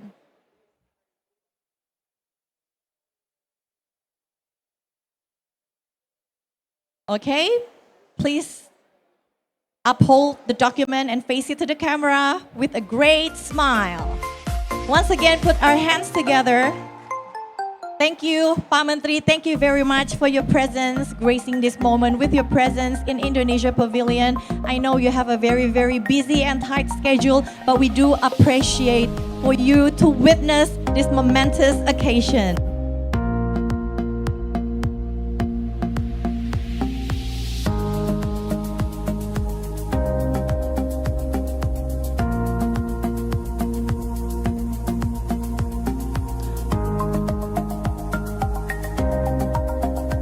It's happy to know the green portfolio of both banks are now expanding. And of course, this initiative will have a tangible impact for the company as it reinforces its position as a leader in sustainable banking.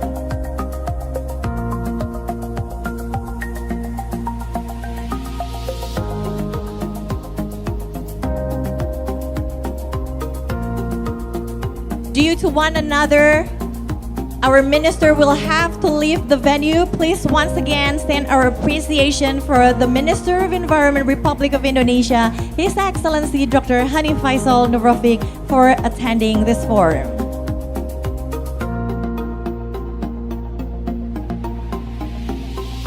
Okay, let's move on to the next project. It is the peatland restoration in Central Borneo, Kalimantan, which is developed by Carbon Ethics. So with that, let's hear it from Bimo Suwaji from Carbon Ethics through this video.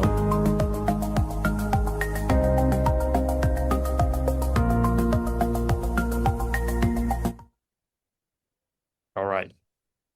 Hello, good morning, distinguished guests, esteemed buyers. My name is Bimo. I'm the CEO and co-founder of Carbon Ethics. And Carbon Ethics has been 6 years developing nature-based solutions. And we started with blue carbon ecosystem and now expanding to peatland. And we're excited to share with you of the project that we have been built so far. It's Pulang Pisau Preserve, and it stands for Peatland Restoration and Fire Prevention. So a bit of the story of Carbon Ethics. The co-founder and also management team have diverse background, starting from buyers and also the project developer, commercial investment up until the executions.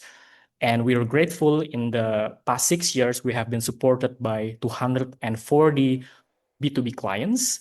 And also every project that we develop, we always count and measure the impact via the framework called social return of investment. So every $1 invested to our projects, we deliver $2 of social value in return. And we're proud certified B Corporation. And I want to show you the video of our Pulang Pisau Preserve. Check it out.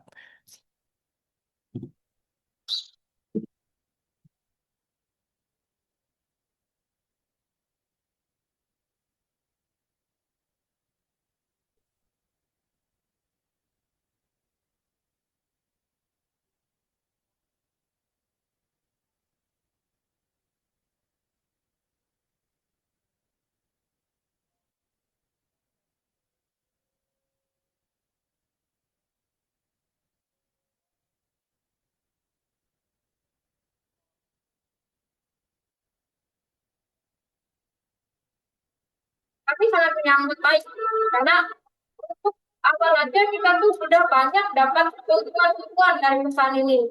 Terlebih lagi harapan saya ketika adanya kegiatan seperti ini, adanya pembinaan, adanya bimbingan, pendampingan itu akan meningkatkan lagi baik sumber daya manusianya, baik lagi untuk pencarian warganya, setelah itu untuk meningkatkan ekonomi keluarga, bahkan ekonomi masyarakat di sini, meningkatkan juga desa ini, memajukan desa juga.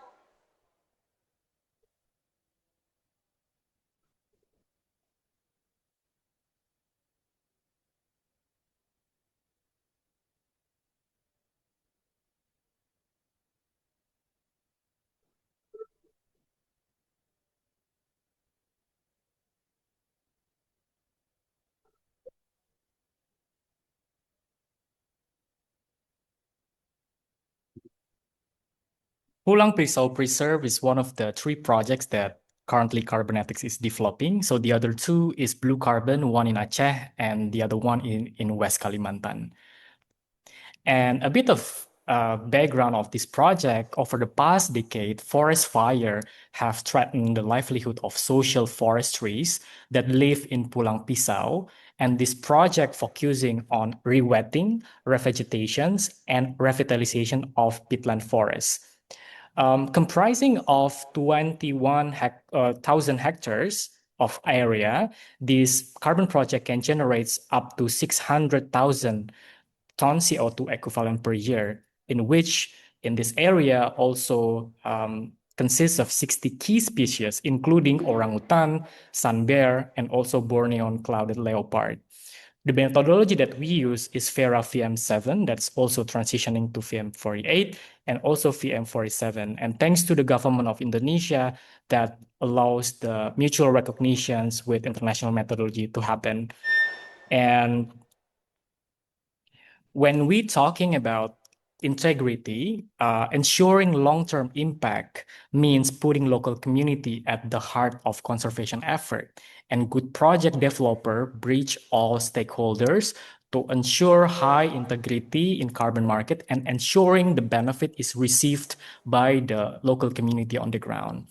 And when we see the challenge in this project, such as forest fire, land conversion, illegal logging, we do have actions and also decarbonization plans, such as forest patrol, mitigation, infrastructure development, fire prevention training, and as well as the community development plans, such as increased capacity building, such as scholarship and thematic trainings, creating jobs in agroforestry, and as well as enhanced revenue from non-timber forest product and tourism.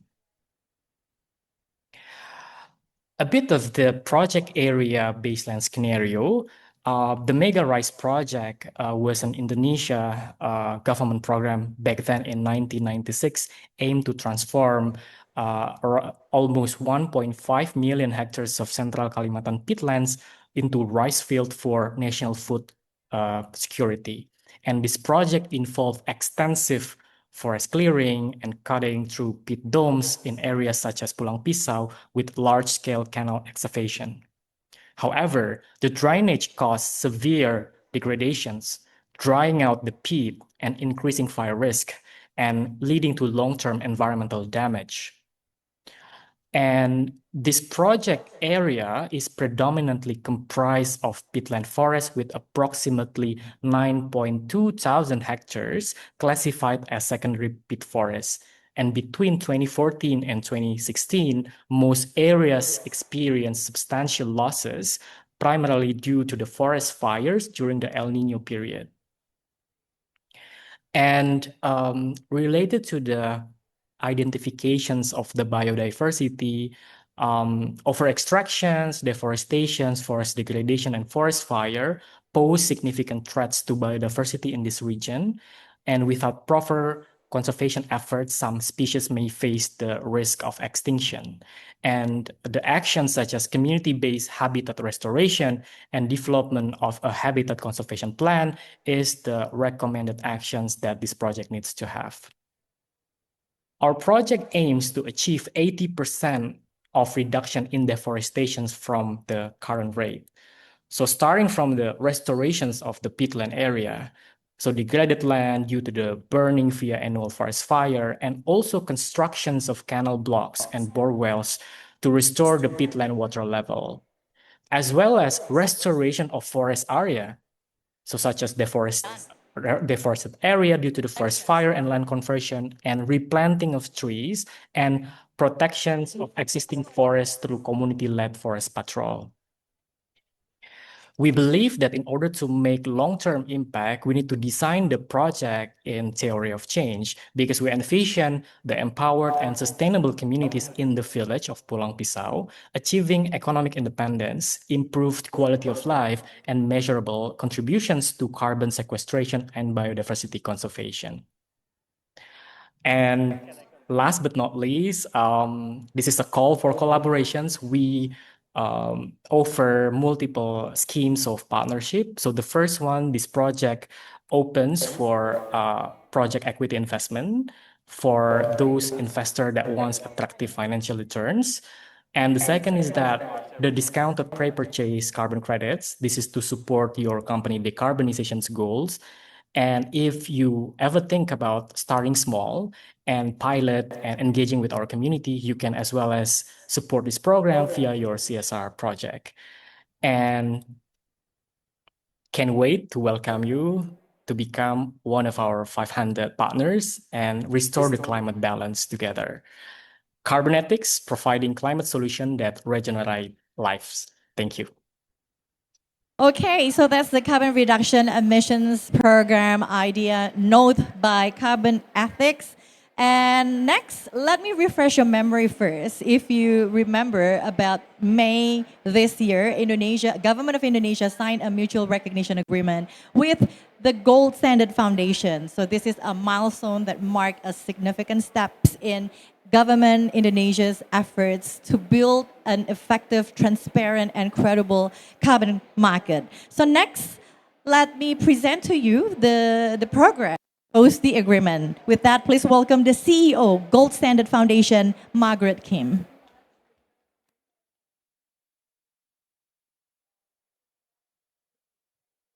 Thank you very much. Good afternoon, ladies and gentlemen.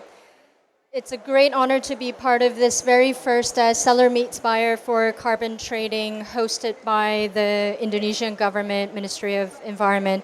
I would like to first congratulate Minister Nurifik for his excellent leadership throughout the last 12 months or less than 12 months. I've been very impressed by the progress Indonesia as a country has made under his leadership and related ministries across the board in driving this carbon market in a high integrity, scalable, and accessible way. So Gold Standard is very proud to have 29 listed projects in Indonesia, which have collectively been issued more than 4.5 million credits to date. And I know some of the developers are here today. As many of you know, projects under our standard deliver impact through Indonesia's cities, rural areas, and its coastline, helping to restore mangroves, install renewable energy, and improve waste management. And these projects not just focus on reducing carbon, but really bringing benefit for people's livelihoods, creating jobs, strengthening gender equality, and improving sanitation, so that we can create that carbon market that impacts people and nature. So as I was introduced, I was very proud in May to sign the first mutual recognition agreement with government of Indonesia as the independent international standard body. And last month, we've built on this by launching two things. First, we issued the operational guidance outlining how project developers can move forward with projects in Indonesia. And second, we also launched a pilot program in which we'll work with early moving project developers that are implementing this guidance. Through this pilot program, we, with the Ministry of Environment, will listen very carefully to the feedback to ensure that we are providing as clear a framework as possible. I'm very pleased to be able to announce today the 8 organizations who will be participating in this pilot program. I will just name them out, worth the mention: EcoSecurity, Ferrotmos, Kosher Climate India Private Limited, PT Biru Carbon Nusantara, RIS PTE, South Pole, Star Energy Geothermal, and finally, Value Network Ventures, VMV. I'm very excited that these organizations will be joining. It's very important to note that you are welcome to continue with the projects in Indonesia and continue with the registration in line with our guidance. But these 8 organizations will form a formal working group, basically a pilot program, where there will be a formal channel of communication to feedback to Gold Standard as well as the government on how to make this transition and implementation smooth as possible. So we're very honored to be part of this journey, and we look forward to a successful outcome of this pilot program, and very much looking forward to your constructive and positive feedback through this journey. Thank you very much. Thank you. Please put a big round of applause for Gold Standard Foundation, because every conservation efforts, any carbon reductions initiatives, any renewable projects deserve the world stage. Okay, so I think that's the end of the seller meets buyer for carbon trading, or I shall call it a carbon shop, which is a place where an exchange or a transaction takes place between a buyer and a seller, but just the commodity for this occasion is a carbon. It is an emerging, a new asset class. So before you leave, I would have to show you a few things on the screen. The first one is the QR code coaching clinic. So if you want to know more about how to access a high quality carbon trading with the best security and convenient transaction in Indonesia, you can scan it. But for today, we have the representative from IDX standby at the corner to answer all the queries, all the questions in relation to the carbon trading through secondary market in IDX Carbon. So, do we have it? Not yet. Not yet. Okay. So I think that's the end of it. And please remember to come back again tomorrow. We will have the seller meet buyer for carbon trading every single day at 11 o'clock, except for the weekend. Okay? Thank you very much for joining us. You all have a good day. Thank you.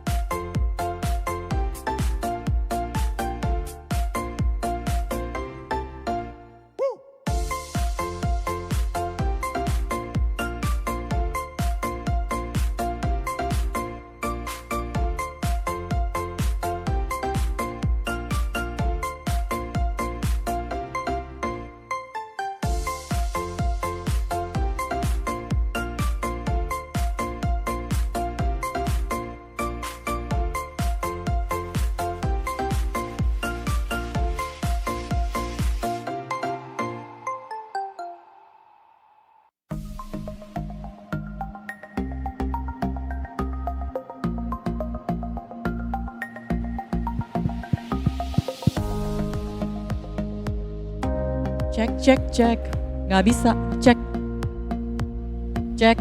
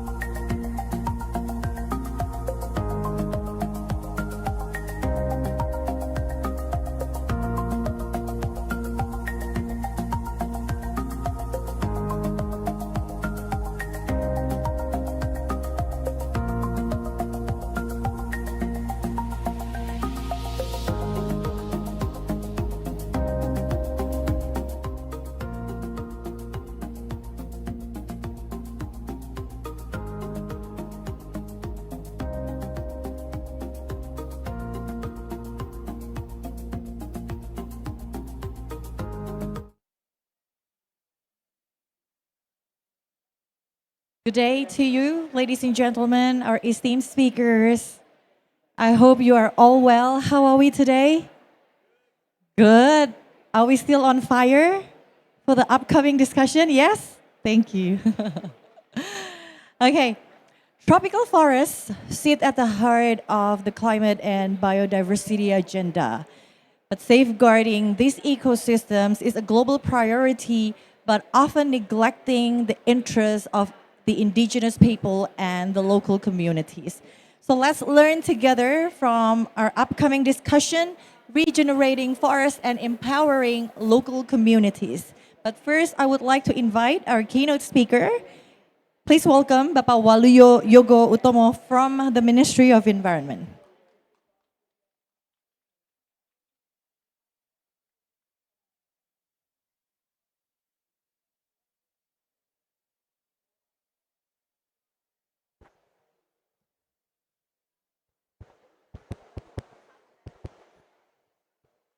Tes.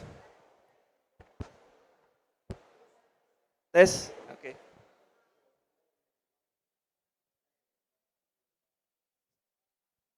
Assalamualaikum warahmatullahi wabarakatuh. Good day everyone, ladies and gentlemen. First of all, allow me to introduce myself. My name is Waluyo Yogo Utomo. I am working under Deputy Minister for Environmental Governance and Sustainable Natural Resource, Ministry of Environment of the Republic of Indonesia. Here, I represent Mr. Sigit Reliantoro, who cannot attend this dialogue session forum, to share the message of keynote speech from him. Keynote speech, Regenerating Forests and Empowering Local Communities, COP30, Belém, Brazil, November 18, 2025. Sigit Reliantoro, Deputy Minister for Environmental Governance and Sustainable Natural Resource, Ministry of Environment of the Republic of Indonesia. Excellencies, distinguished guests, colleagues, and friends. It is truly an honor to be here in Belém, at the heart of the Amazon, a place that reminds us to share responsibility we are carrying in protecting the world tropical forests. Indonesia comes to COP30 with a clear message that sustainable forest management is not only possible, but essential for our shared climate and biodiversity goals. And that success depends on empowering those who live close to nature, our local and indigenous communities. Over the past decades, Indonesia has made steady progress in reducing deforestation and restoring degraded lands, including peatlands, through a mixed policy reform, law enforcement, and community-based initiative. Our deforestation rate has declined significantly since 2018, reaching its lowest point in over 20 years. This progress didn't happen by chance. It reflects Indonesia's long-term vision for sustainable land and forest governance, one that brings together our forests and other land use, or we call it FOLU, Netting 2030 targets, the newly updated second nationally determined contribution, our climate village program, or we call it PROCLIM, and our social forestry program, which has already allocated more than 7 million hectares of forest for community management. In relation to peatland management, Indonesia has carried out a lot of social community-based restoration through the Peatland Stewardship Village Program, or we call it DMPG. More than 1,000 villages has transitioned from being recipients of aid to co-manager of their ecosystems. But we know that government action alone is not enough. Real transformation happens when everyone plays a role: policymakers, corporations, researchers, investors, and civil society. Collaboration is what turns individual solutions into change at national and global levels. That is why today's dialogue matters so much. It represents our effort to create new generation of partnership, one that balances ecological integrity with economic opportunity. This is the most important thing that we can do at this COP focus on implementations. I am encouraged to see such a diverse group of institutions here, from from conservation organization and research institution to investor and private sector leaders. Together, they reflect the shared responsibility and collaboration needed to deliver lasting change. As we look ahead to the outcome of COP30, Indonesia hopes that discussion like this will help align global financing mechanism with local realities. We need systems that understand the complex of tropical ecosystem and that reward countries and communities that work tirelessly to protect them. Let us remember, regenerating is not only about planting trees. It is about rebuilding trust between humanity and nature, between the public and private sector, and also between the generations. To conclude my speech, I would like to reaffirm Indonesia's commitment to working with our partners here in Brazil and around the world to advance nature-based solutions that are socially inclusive, scientifically sound, and economically valuable. Our forests are our future. By generating them, we empower our people and strengthen the planet we all share. Thank you. Thank you, Pak Waluyo, for the keynote on behalf of Pak Sigit. Okay, without further delay, let's get down to business by inviting our moderator. He is the Executive Vice President, WBCSD. Please welcome Dominic Warre.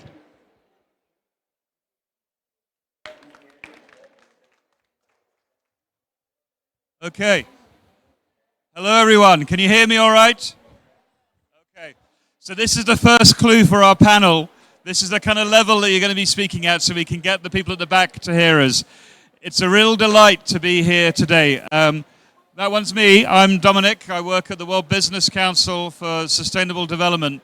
And it's great to be here for this discussion. This is a really, really important kind of conversation that we're going to have. Regenerating forests and empowering local communities.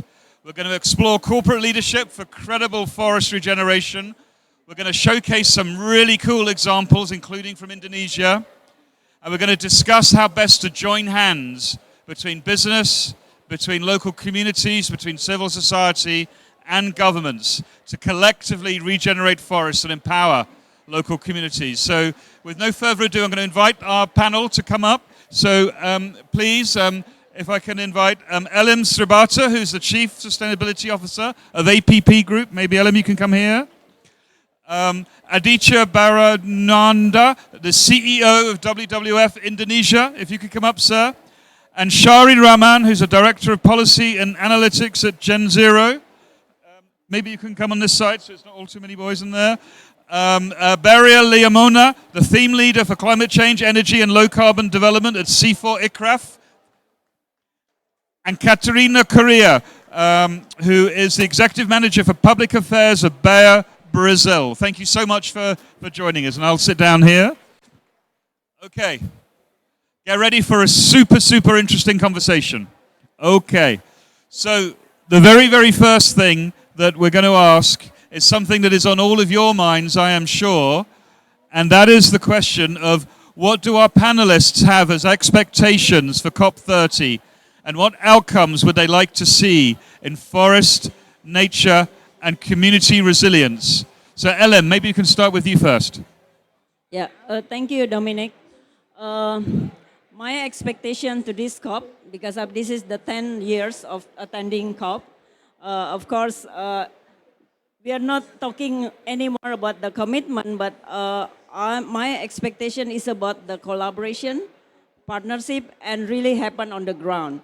And I think we need to have like a fairness, fair to everybody, not fair only between country to country, but fair to private sector, community, like our topic today. So how we can work together between public, private, community partnership. I think that's something, and this our keynote also mentioned about the financing, how this also financing benefit to regenerating forests and local communities. So that's my expectation. Fantastic. So partnerships and collaboration. Perhaps Aditya from WWF Indonesia, what are your hopes and expectations from COP30 here in Belém, Brazil? Well, I I can give you the official line, which is quite long, but I've not been too many COPs. This is my second one, but I've been following it from afar, like many people. And while we know that the global climate is climbing, and it's what always strikes me, this is already COP30, which means at least 30 years have gone by. And I think it really is the time that we concentrate more on the action. On action that really brings changes to the ground. Even though we wait for the bigger umbrella policies of countries of the world, we should start where we can. We should build partnerships where we can. We should always ensure that on those implementations we have communities and indigenous people front and center. Because these are the people that have a proven track record of sustaining the environment, sustaining the forest. Oh, that's great. So that's a real build. That's kind of yes for partnerships, but start in a very specific way and build up.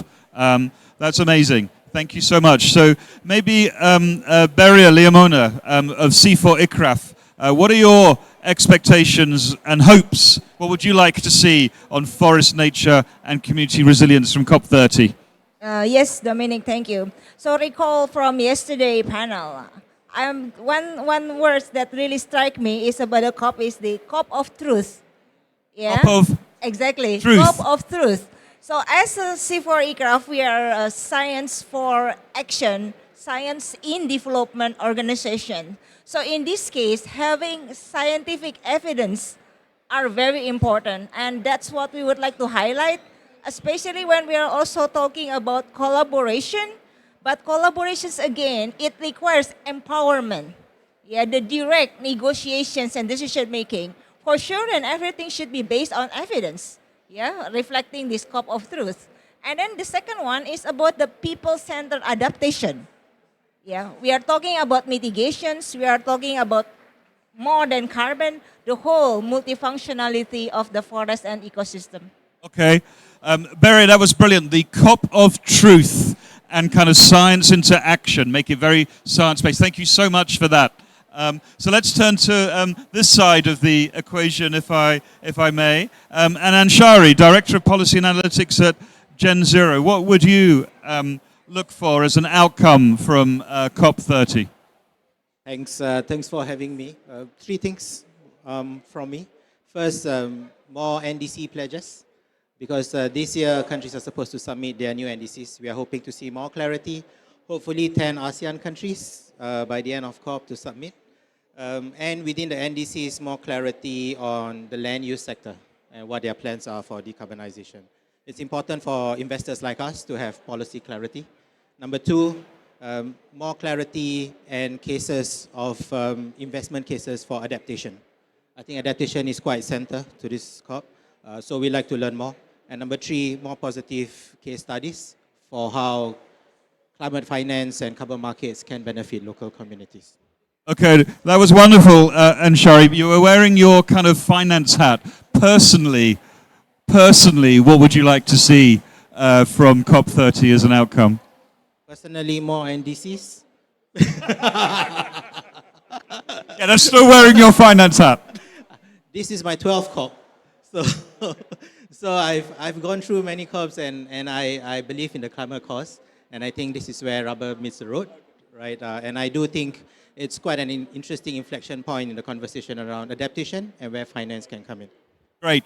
So you can see how we built like an amazing panel here of kind of science and NGO, civil society, leading corporate.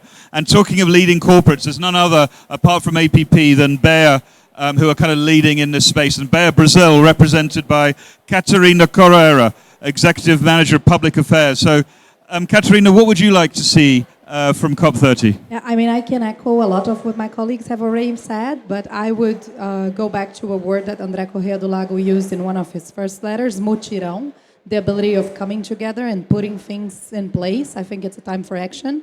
And so personally, I'm looking at a lot of investment going from the TFFF. I'm looking at commitments such as what Bayer did in the first day of the Leader Summit and joining with Honduras and Suriname and helping set up sovereign carbon credit systems for countries such as Latin America and Indonesia, who need this driver of policy intent and finance to protect forests. That would be my best outcome.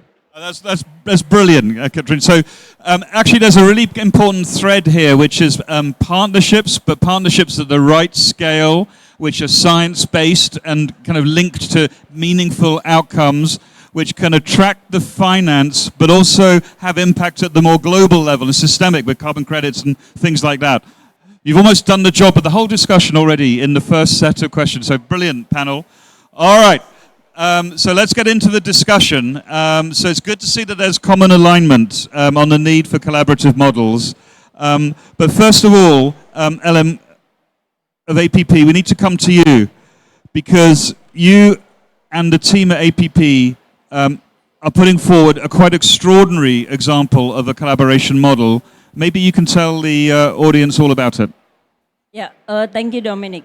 So yeah, for those who still don't know who is APP, we are one of the biggest pulp and paper producer based in Indonesia. So basically, like how Dominic and some speaker, so we already committed no deforestation since 2013. So more than 12 years implementation and a lot of already happening. And then we start whatever we can start on the ground, including working with the communities, protecting forests, and improve all the sustainable forest management. So on September, because after more than 12 years, it's the time to upgrade our sustainability platform or commitment to revisit all the policy, aligning again with the global, because we are all know we want to save the environment, we want to save or contribute to the climate action. We have to come up with a different mindset. So because of all the one that already happened is coming from the old mindset.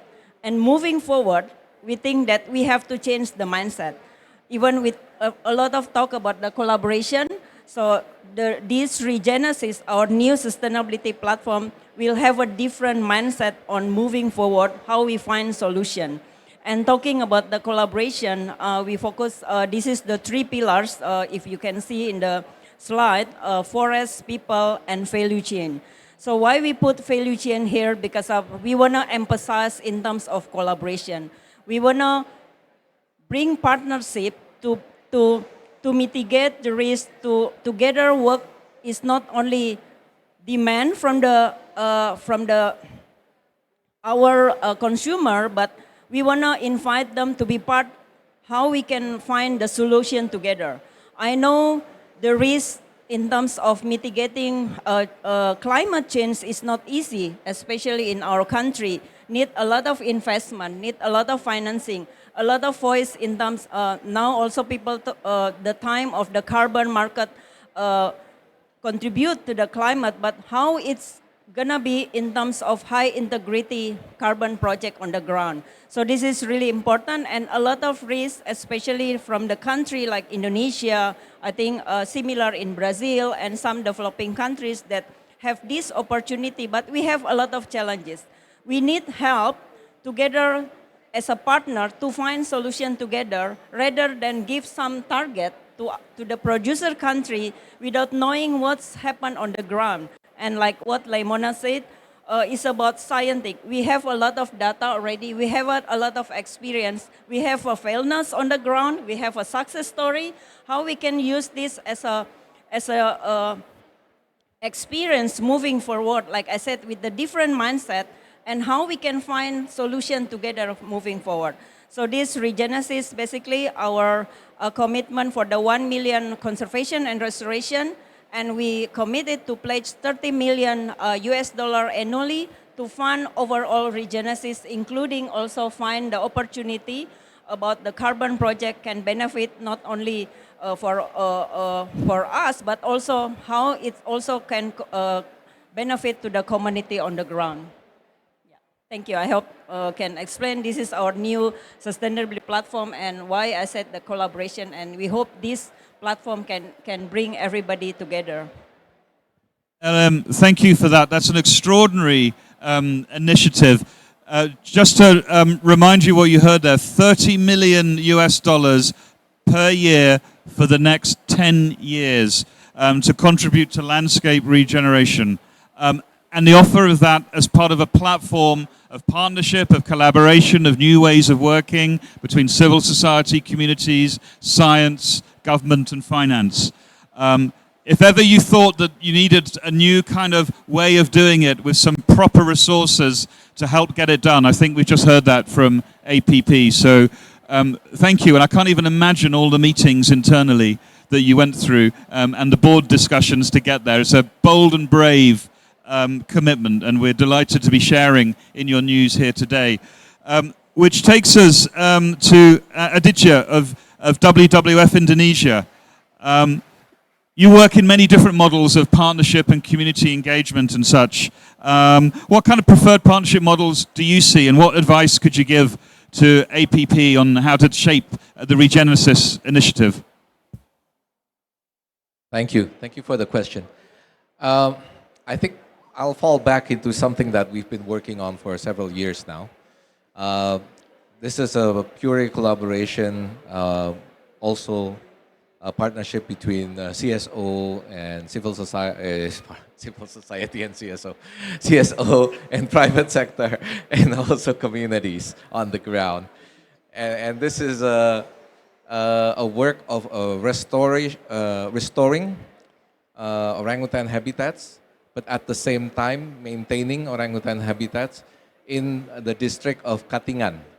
Katingan is in central Kalimantan, and this is at the watershed of the River Katingan.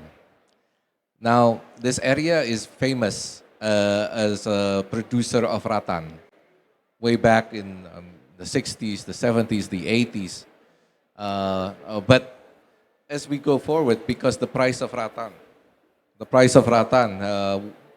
fell very sharply. At one point, 1 kilogram of rattan is only 1,500 rupiah. I don't even know how much that is in dollars. That's really 5 cents, 10 cents per kilogram. And because of this, communities were starting to look for other alternative of income. Typically means that they are changing their rattan garden. When I say rattan garden, it's actually a forest, yeah.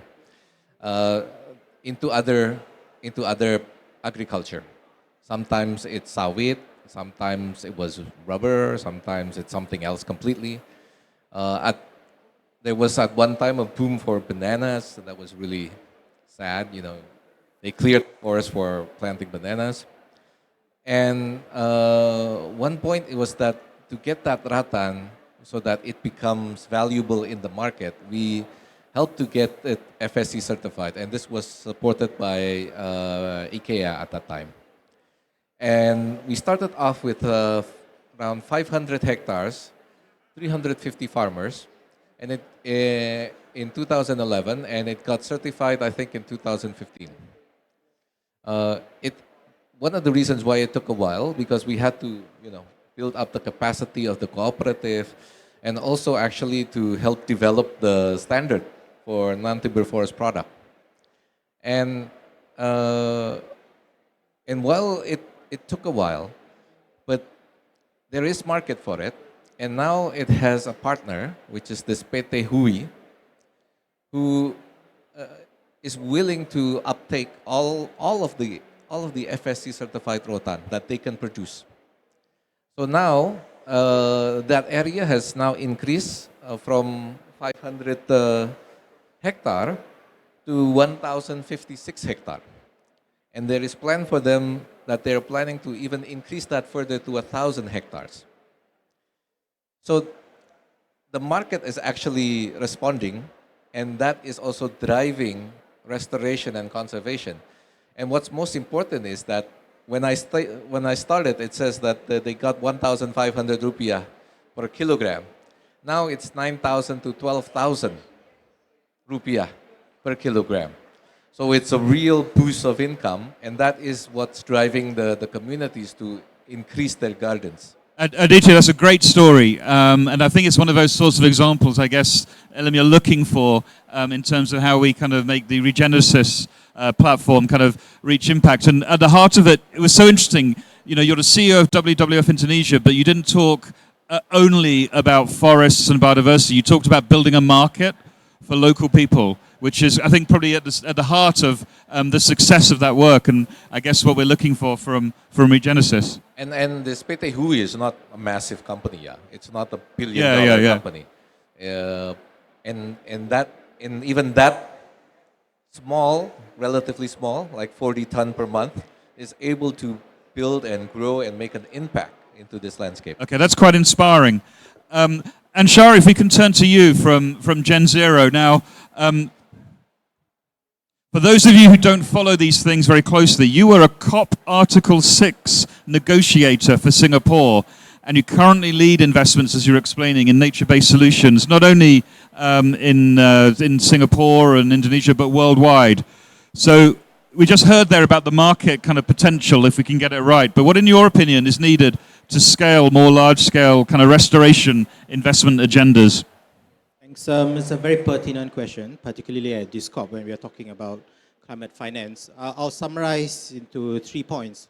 So the first one is alignment with international best practices and standards.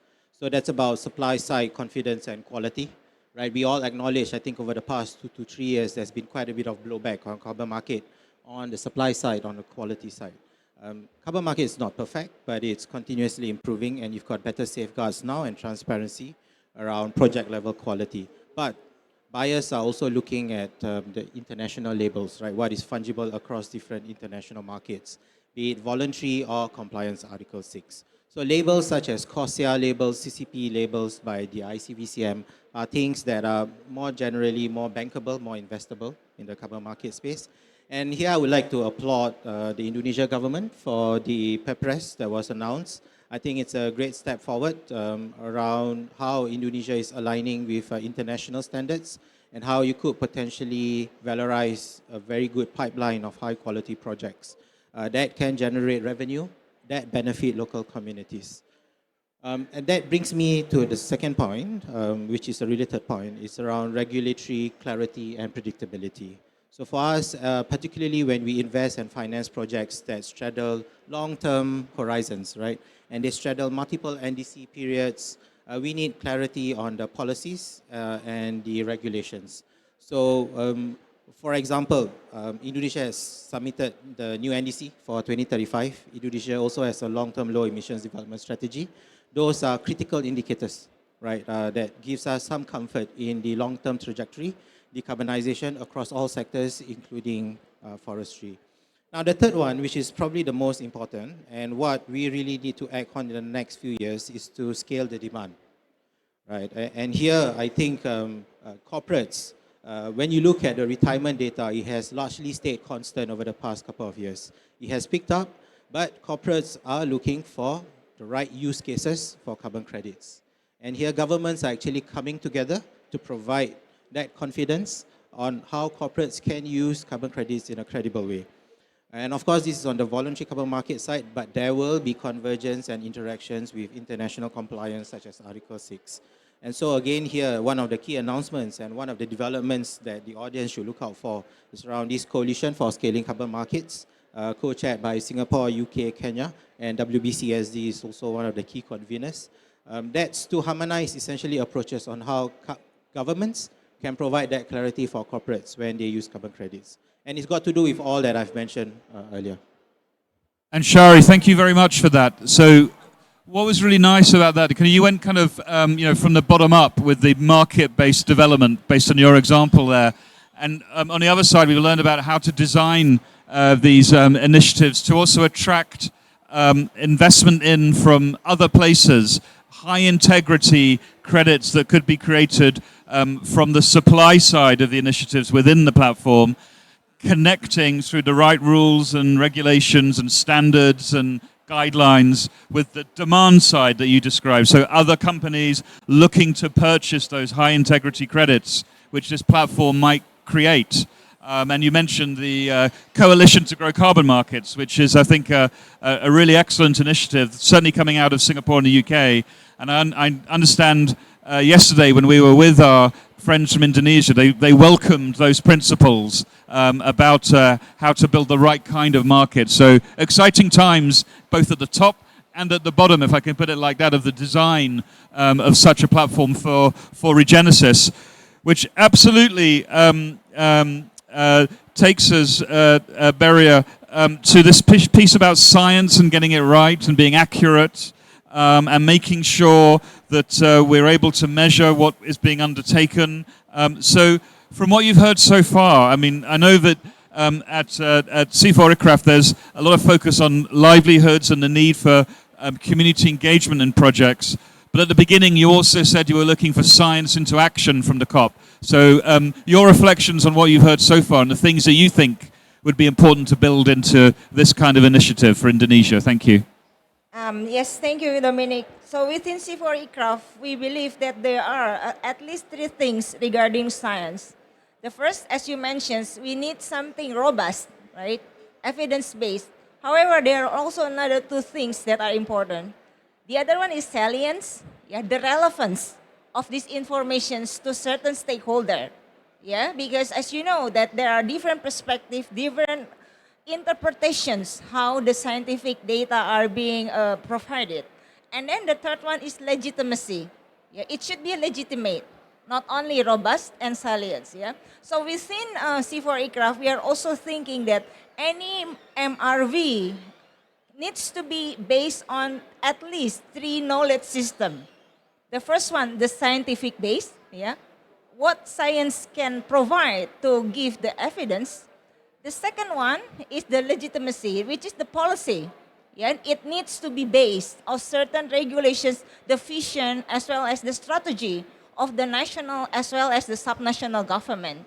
And then the last one is local ecological knowledge. Here we're bringing what the local and then even in COP itself now, we are thinking about IPLC. When we are talking about knowledge coming from the local community, it means that we need to put them on the table, both for decision making as well for the negotiation. Because at the end, when we are talking about IPLC, it's not only collaboration, but also empowerment. So those are how C4ICRAF produce our science to the actions. Thank you.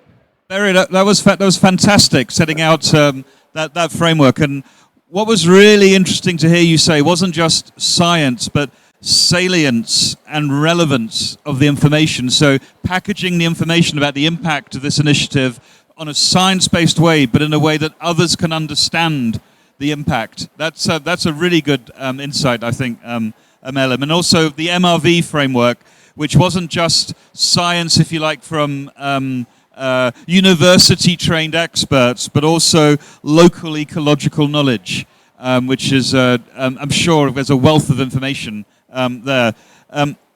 Ellen, we're hearing quite a lot here, so just to take a breath, from any reflections from what you're hearing already about how we might go about starting to shape and design and Regenesis?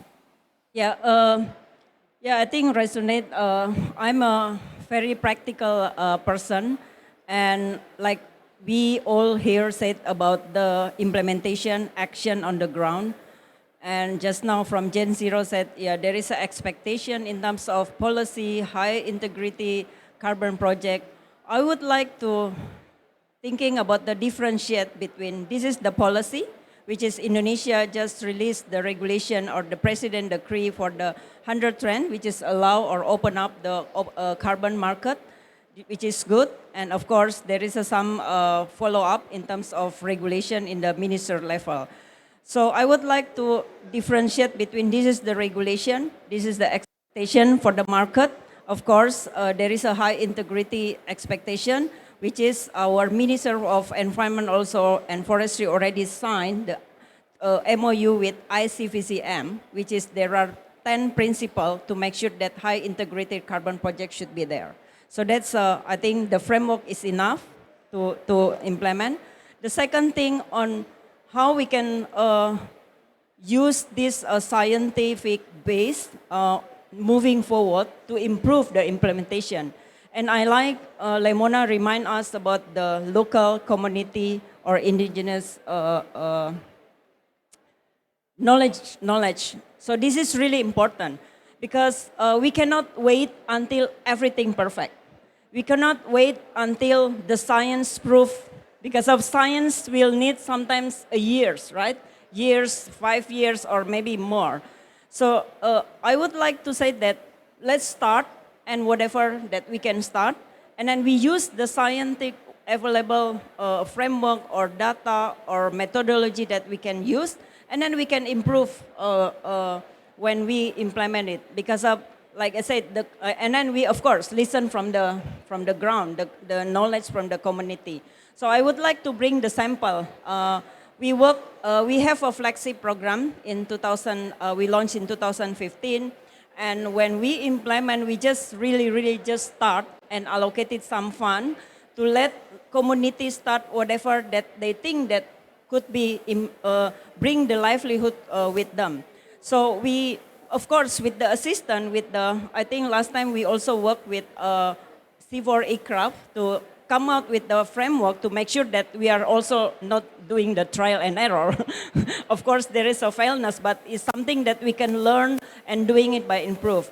Right now, we call DMPA, Desa Makmur Peduli Alam, is basically in Bahasa, is a village who care with the environment. So this program already reached out about more than 400 villages and bring benefit to more than 80,000 beneficiaries. What happened? We pick up some of the products that really coming from the ground, and then how we can improve. Like how just now Dito explained from the project that they work with IKEA about rattan. Similar like us, we found several products that really need help from the private sector to upgrade the product. So like honey. So honey is one of the sample that they come. We allow them to open the production in our plantation because of they only put the box the honeybees, and then they produce honey, but they only know how to produce. They don't know how to market. They don't know how to bring to the market. So this is the role of the private sector, how to upgrade their product and then open up the market. And this one of the partnership can help because of if we talk about the carbon credit, carbon money, carbon pricing, it's only, for me, it's only enabler how to bring back to them, to the forest, to the community, to make them more bring livelihood more sustainably. So this is one of the sample. We help them to leveling up our honey, upgrade not only the quality of the product, but the packaging, and open up the market, how they can enter export market. So later on also we will share to you some ginger. So it's not only one product. So we see how this product can benefit for them, and then we just help them to upgrade. Ellen, wonderful. It sounds like we're going to get incentives to stay and listen to the discussion with the ginger and other bits from that excellent example of a project. So this is kind of that building bridges and joining hands between civil society and the private sector in practice at that local level. And you started at the beginning with how that fits under the policy framework that Indonesia Ministry of Environment has signed with ICVCM to create that enabling framework of finance. Katrina, you've been very patient in the discussion so far, but I'm sure there's a few things here that are making you have a few reflections, because Bayer, one of the world-leading companies here in Brazil and elsewhere, which you have a real focus on building capability for the transition with local communities. So we'd be really interested to hear your perspectives. Now you've kind of see the story laid out so far. So Katrina, over to you. Yes, no, it's not been hard to be patient. It's been a very interesting conversation. I think companies have a large role in how do we, because of our systemic impact, in how we drive change and help drive change through our value chains or to our clients. I think, pinpoint 2 examples of some things that we do that go beyond the SBTI commitments, which are very relevant, very important, not to say that it isn't, but that I think it shows how you bring that into practice, and that's what we are talking about when we talk about an action COP, right? So first, I would say when we think about our seeds production, Bayer is a big seeds production company, we do have multipliers for the seeds we produce, as well as we have clients that will then turn these seeds into corn or soy or vegetables and seeds, etc. And in both of those sides of the value chain, there is a big commitment into helping the agriculturer, the farmer, understand not only the legal obligations he has in forest conservation, but also the benefits that he has in forest conservation. So there's a lot of this knowledge sharing, but not only sharing from Bayer to the farmer, but actually in many cases the other way around, understanding from the farmer what he believes and what he sees in the field. That means more biodiversity means more productivity for him, and how is that then traceable? How can we understand that in a science base, to go back to that system or correlation analysis that will then allow us to multiply those knowledges with the information and the knowledge that we have as an agricultural company, and increase that and then leverage that through all of the farmers, be those our multipliers or clients. So that's one side which I think is incredible. The other side is when we think about our pharmaceuticals and chemicals side of the company. In there, we have, of course, big suppliers. Most of our suppliers are as big as Bayer or even bigger in some cases. They're also chemical companies. They're companies in a myriad of sectors. And so what we did in order to help develop those sustainability-focused solutions is let's not focus on the 90% of companies that are 2 or 3 companies that comprise of 90% of our supply chain, but let's focus on the smaller ones. What are their challenges when we look at local parts of packaging that are not coming from a big supplier wherever we're producing a medication, for example? How can we help that company, which is medium, which is small, which do not have the same information or the same level of maturity regarding their own production footprint? How can we help them understand what's this sustainability wave that's coming towards them? But also, how can we learn from them on their pricing challenges so that we can meet halfway and not only pressure suppliers into cheaper inputs, but actually in this learning and teaching process, achieve an equilibrium where we are paying fair for someone who's doing the transition they need to do. So I would look at both sides. I think we have great examples, and all examples that touch on community, that touch on collaboration, which I think it's all we are trying to drive together. It's amazing, Katrina. Thank you for that. There's so much there on the benefits and helping some of the smallholder activities, and then super interesting in terms of, if you like, a different kind of offtake, but not just big pharmaceutical companies, but lots of SMEs and local companies involved in packaging and all sorts of things. I wonder, from Bayer's perspective, with what APP is looking to create at that scale in Indonesia, is there willingness to sort of share best practices and to cross-learn, or to help in the design or provide thoughts and experiences? For sure. I think there's a lot that can be shared across countries and experiences with Bayer everywhere and with APP in its projects, yes. That would be amazing, amazing. Okay, so Anshari, we talked a little bit here about carbon markets and such, but something that came up in the conversation, which was pretty interesting, was we can't wait for the perfect. We have to move fast, but we also can't have something which isn't has high integrity. It has to have high integrity and be science-based. So I wonder, from your experience at Gen Zero, how you balance that thing between the urgency to have more of the supply side of the projects coming in with the need for credibility at the same time. So we don't move too fast that we lower credibility, but nor do we move too slow and wait for the perfect. What's your experience and advice to APP and others on that? Well, I think first, we're all learning by doing. And I think a lot of these solutions is about innovation, trying to trial, experiment.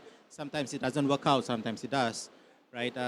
But I kind of disagree with the framing on urgency and credibility, because I think these are probably two parallel concepts that can be tackled in conjunction, right? There is a reference today on how you can potentially originate or generate high quality carbon credits. You can look at the ratings agencies, right? How they are rating projects. For buyers, they will be looking for investment grade carbon credits. What are the features? They are even now more transparent into what are the fundamentals for good project design. You can look at meta standards such as the ICBCM, you mentioned the CCP labels, they're all there. I think that the next challenge that we need to tackle are what are the unique opportunity set in certain regions. So for example, in Southeast Asia and Indonesia, a lot of the opportunities or the significant mitigation potential are in very niche biomes such as peatlands, right? And sometimes the international standards or international methodologies are not well adapted to some of the local conditions. And how can the ecosystem work together, right? Including engagements with the standards and some of the governance bodies to accelerate some of these things. There's also AI today to do, which can help accelerate all of the solutions finding and problem solving.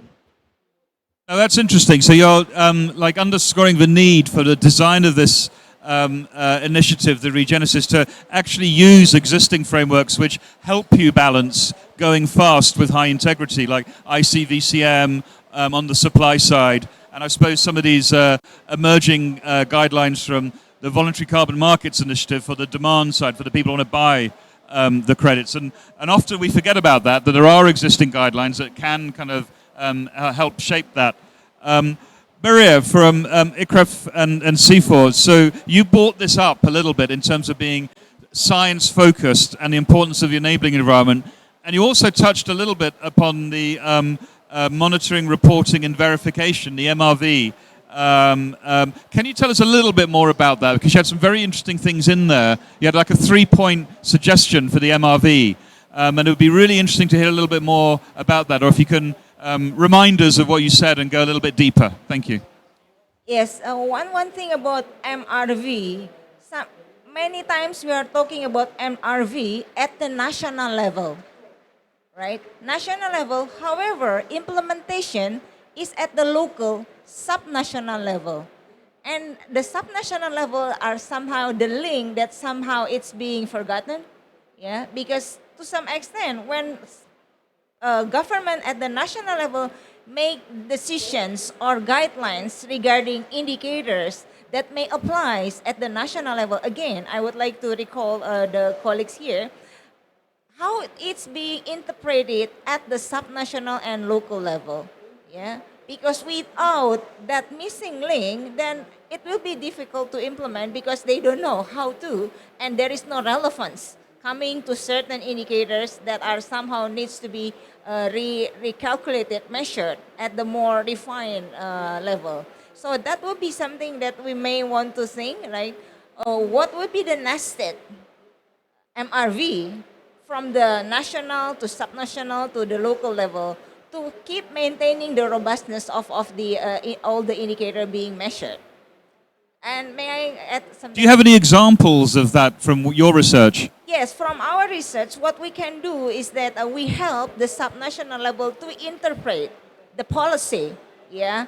How the policy at the national level can meet whatsoever the strategy at the province and district level. Because when we are talking problems with smallholders, with maybe Welin has some colleagues on the field, they will talk to the district and province, yeah? They never talk directly to the ministry, for sure, right? So strengthening that bridging, yeah, to ensure implementation would be one thing that we are building on. Like for example, we know this follow nursing strategy at the national level. When we put this guideline to the province and district and ask them to implement, what happens? Yeah? Do they have enough data? Do they understand what actually the guideline is, right? And yeah, we are with C4 ICRAF. That's why we work at that as well in this intermediate stakeholder to ensure that it links between the national up to the local by bridging in the middle. That sounds quite a lot like the sort of capacity and capability building, Katerina, that you mentioned. And I don't know if there's some thoughts. It's just inspired me from what you were saying before that maybe you've had some experience in Brazil. Yes, yes, for sure. I think, and when we talk about MRV, it's very interesting because at some MRV systems we use or we input a statistical average data, which doesn't make any sense for the reality that each project is living. So what we did in the sense of capability building in a project in Brazil and Argentina for the measurement of carbon in soil in agriculture is developed a model with universities in both countries where we have data from the ground, from the actual soil. We're not only dealing with the average data of soil capture in agricultural practices, but we're looking at first which agricultural practices are more common in Brazil and Argentina, which are not common in the Northern Hemisphere. And then second, in fact, during that period of time, how much carbon has been captured. So this means an immense system of scientists developing the model, but of also technicians on the field collecting samples from the soil in order to then analyze that in a long term. This has a cost, but this leaves us with an MRV which is much more reliable and much more concrete when we talk about also the ethics of those credits generated, right? So that's one example that deals a lot, and it's a lot about this capacity building. You're picking up a lot of nodding on the panel there. It strikes me that that's a lot of data and data management involved in that as well. Yes, for sure. There's a lot of data. There's a lot of the different parts of this puzzle that we need to put together, because it's not someone at corporate Bayer in São Paulo that will tell how much soil is on the ground, and it's not even necessarily a Bayer colleague or employee that will do that. It's the technicians on the ground. It's Embrapa, the research public state-owned research company in Brazil. It's smaller companies that are spread around the states where the farmers are in fact producing, that we need to contact to build a model that makes sense for everyone, also from the financial point of view, in order for it to be reliable and sustainable and also long-lasting, right? So that those partnerships are solid throughout the years and years where you have the projects operating in those fields. You read my mind there, Katerina, because that kind of data provides the robustness of information which those on the finance side would need to kind of be able to encourage the demand side to come in to buy those credits. Aditya, if we can come back to you from the WWF perspective. I mean, I don't know, Ellen, we're going to come to you in a second, but it's illustrating how much value there is between all these different parts of the stakeholders to help build the kind of design of this kind of project. But you've had experience, Aditya, working with large-scale reforestation and conservation projects like this, not only in Indonesia, but more broadly. Do you think that these sorts of models are transferable, replicable, or is it always like it has to be really, really specific each time? Yeah, I think it's important to note. Yeah, there are some experience that transcends to many different places, but the approaches is actually you have to make them cater to the area that you want to do the restoration or the conservation of that landscape. So one of the things is that it's not a guarantee of success. I would say it's not at all. Yeah? Just to put in a lot of resource and put in a lot of money to a project. First of all, you need to be able to know who your partners are, who are the people on the ground, do the community have rights, who has the tenure of the area. So all of that information is important. Because when we're talking about a landscape approach when we're talking restoration, it's a long game. It's like 25 years, 50 years into the future. It's not enough that, you plan and then you assume that maybe in 5 years or 6 years, nothing's going to happen to it. Somebody has to take care of it. Somebody has to monitor it. Somebody has to reap the benefits of it.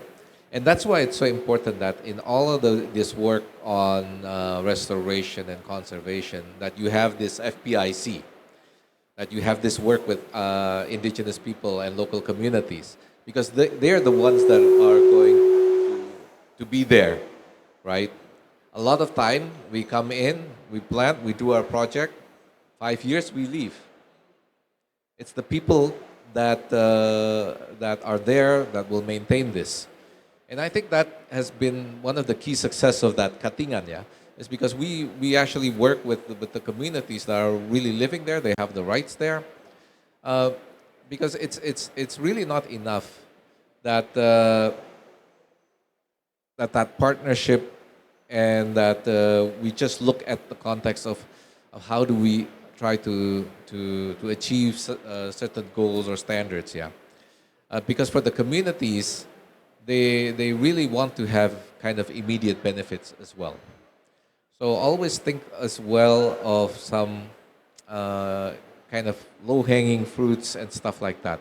That is why I think it's so important that there is a strong initial investment, and that could come from the private sector, that could come from what do you call it, philanthropy, until that business case, whether it is the non-timber forest product, or is it that carbon, or is it biodiversity, kicks in. So one thing I'm very proud of the project in Katingan is because the expansion is already, it's not being paid by philanthropy money anymore. The certification is no longer being paid by philanthropy. It's already a business case. And I remember another project that we actually worked on in Lombok, the payment for environmental services. That one also, the people in the city of Mataram paying for services of water, after maybe 10 years already, that project also no longer needs philanthropic money. It's sustaining itself. It's growing by itself. And so that should be the, what do you call it, one of the goals of any approach by APP, yeah? That it really also caters to the need, and I wouldn't be solely just dependent on one commodity. If we put like carbon as one commodity, you also have to try to think of other traditional commodities that the communities are looking for. And also, please also choose your places. Choose those areas where it is an important habitat, where it's a biodiversity hotspot. It's an area of a lot of environmental services, not just carbon, but maybe water, maybe cultural services. Because those are the places that are really unique, really important, and they will give you that added value when the carbon market really opens up to differentiate yourself. So that could be my advice. Oh, that's really, really sound advice, isn't it? Not only from kind of leading conservationists, but also from what works. And that long-term perspective, I think, is something that's so important. If it's 10 years of $30 million a year, it's almost like to get the thing going, because this is like a new life for people.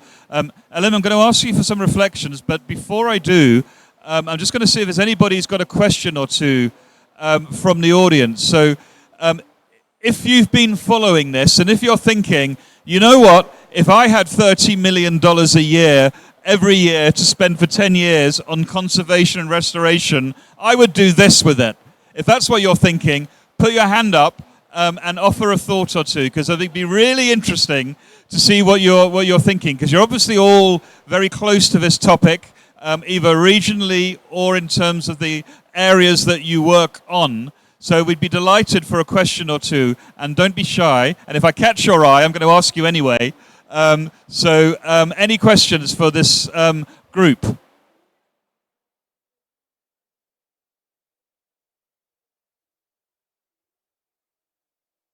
All right, I warned you I was going to catch your eye, and there are no silly questions, okay? So don't be shy about that. But there we are, great, thank you very much. And also a round of applause for having the courage to stand up and ask a question. I don't know, is there a microphone that we can give you? Or maybe I can do a sort of chat show thing. That I can come to. Here it comes.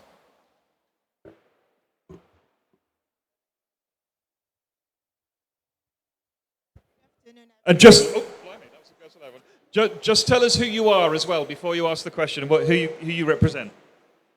Good afternoon, everybody.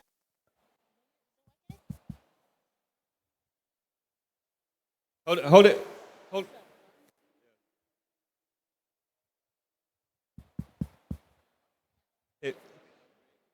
This one's nice and loud. Good afternoon, everybody. My name is Dolako John Akibe from Nigeria, and I want to commend the panelists for the good work you're doing in Indonesia and across the countries you're having intervention. I just want to kind of ride on what Mr. Adiyer Bayunada said, because what he mentioned is very, very relevant, that if you're going to have intervention when it comes to forest regeneration and restoration, yes, there are some components that are very key to the process in terms of for sustainability. And now we are hearing carbon markets, and every focus is on carbon markets. But when we are looking into regenerating our forests and restoring our degraded lands, we have to go through that long process. Now, we plant those trees, we put the seedlings into the ground, and we try to make them survive and grow to the extent then they can sequestrate the carbon and give us money, which we all are looking at. Now, my question is, in Nigeria, we have so many supports, programs and intervention that plant and regenerate, restore land. But we have these insecurity issues where you see these land are restored and there are seedlings on it, and they are handed over to the local communities to nurture and make them survive. But at the end of the day, we realize that it's kind of result into insecurity and result into communal clashes between one community to the other. And this is a serious issue which my ministry, the Department of Forestry, battles with. So I don't know if you've had that experience in the past from what you've done in this area and you would like to share a leave with us. And also to Ms. Beria, yes, you talk about MRV. At the national, we develop and draft the policy. But at times, we don't consider the subnational, we don't consider the locals when it comes to implementation. Whereas, whatever policy you do at the federal, at the national, is being implemented at the grassroots. And also, this is a huge challenge also, that how do we link up and align so that whatever policy you're having, make sure you're considering the locals and the subnational in your policy development and also implementation also. Thank you. Thank you. There are two great questions there. What unintended consequences? All the best will in the world to kind of empower some communities, but then it creates challenges down the line if others feel that they've been left out. And then secondly, on the linkages between subnational and national at a practical level. I guess you work in the ministry, so these are real problems that you're facing. So maybe we can start with you, Beria, on the linkage issue, and then maybe anybody else would want to. Actually, let's go to you first because you haven't had. You're gone. Oh, where you go. All right, sure. I think this is where regional platforms can play a role because there are sharing of best practices, and I think in Africa there are actually carbon market platforms. ACMI, the multilateral development banks also run a lot of training, capacity building on how you translate federal or national level into subnational and local. Well, I'm very biased towards carbon markets, but carbon markets is actually a very good learning process because you actually have to go through the entire FPIC process that involve engagements with local level subnational governments that translate into how it interfaces with national level policies, right? I think these are the two concrete suggestions that I have in terms of how you can look at incentives for both the local, subnational, and also how you can potentially crowd in finance that benefit across all levels. Final point is, today carbon markets is going beyond transactional. So it's no longer about selling credits to buyers. It's about win-win solutions, right? Everyone needs to have skin in the game. So unfortunately, it's a long road ahead, but there are sharing that you can do across different platforms. Thanks. That's wonderful, Anshari. I'm sure afterwards you'll be able to help our colleague with some of those documents that you're referring to. Okay, Beria. I'm not sure that I can provide a brilliant answer to this. I'm sure you can. Because, you know, all the thing is about facilitations and capacity development and being honest broker. Yeah, I mean, this is quite, what to say, the willingness, the political wills, right? The political wills of making something really happening on the ground. That will be the only basis, right? Because if we can say about the recommendations, for sure that through, what to say, facilitation, goodwills, as well as trust among the stakeholders, when they're working on the nesting, yeah, linking of each other, that will be the only thing that we kind of lacking, right? For sure that we need this, all the data, all the evidence that will translate into the actions, right? But without any long-term facilitation, partnership, and trust, then there will be kind of difficult. So let's back to the basic, but make it with the right way. But would you have some examples of where there's been kind of some successes, or even you've learned from some failures that perhaps we can share with our colleague? So in Indonesia, we are working in most of Indonesian provinces, yeah. So what we are doing, the first thing is that ensuring that there are enough of sufficient data to support their MRV system. Yeah, so starting with the primary data collections together with the subnational government, yeah, that will be some the basic thing that we need to do. And also making sure that they know some consequences of their decision. Yeah, so usually what we do after we collect this data, we sit down with them and also seeing what actually they want to do with their province or with their district, right? Whether they can convert everything to oil palm, but what are the consequences for the carbon? Or they can keep all the forests. What are the consequences for their GDP? Yeah, so opening their eyes on the reality based on the evidence, that make them think, yeah, and make a good decisions that somehow they think relevant as well as significant for their livelihoods. Very, very helpful, Barry. It does come back to this capability building thing, but Katerina, maybe there were some questions there about the unintended consequences or about the linkage of local to global, which resonate with you and your work in Brazil from Bayer? Yes, I mean, I wouldn't mention any direct projects of Bayer at this point, but I do, something comes to mind that I think is relevant also to what's being shared, which is we do have a difficult challenge, and I loved what you said about carbon credits not being transactional. It's not about the purchase and the buyer, but it's about the project that is being built in order to work on that supply and demand. So we've had in Brazil several, unfortunately, but several projects on carbon credits which are challenging because of their distance to the territory. So they are built.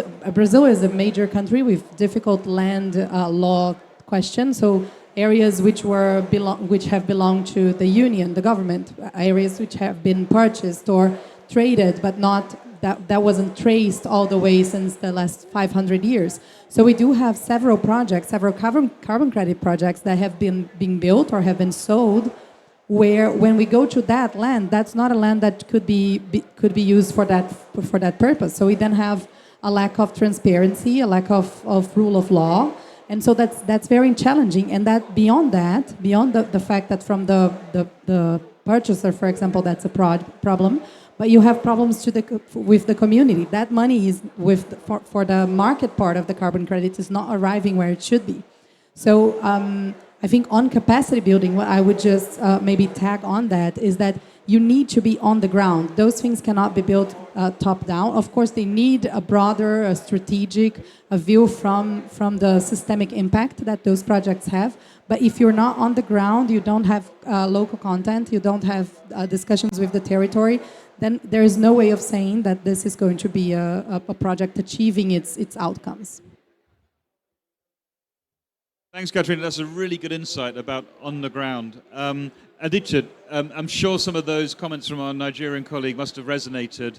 The link between the local and global, which you touched upon already, and also kind of trying to manage these unintended consequences, and that kind of links to the long-term nature of the project, I think.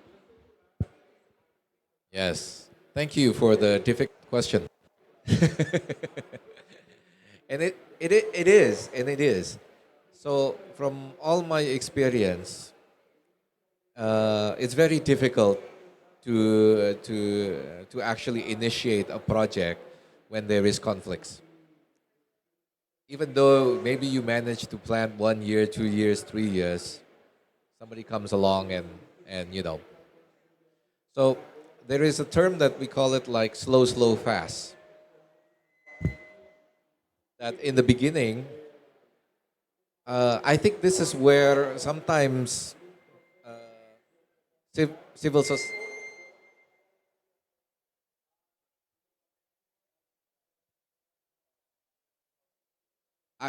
I think this is where actually why it's so important that all stakeholders are involved.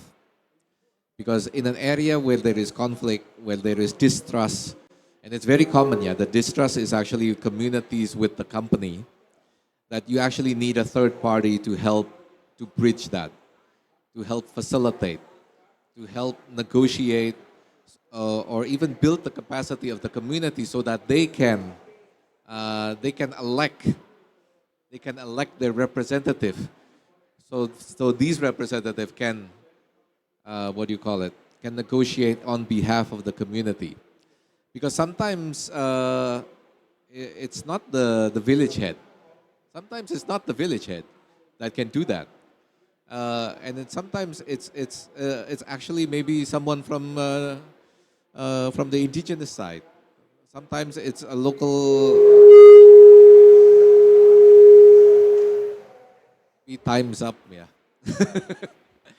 So it's really important that on that beginning stage that there is you lay down enough of the building blocks, including if there are communities that have competing claims.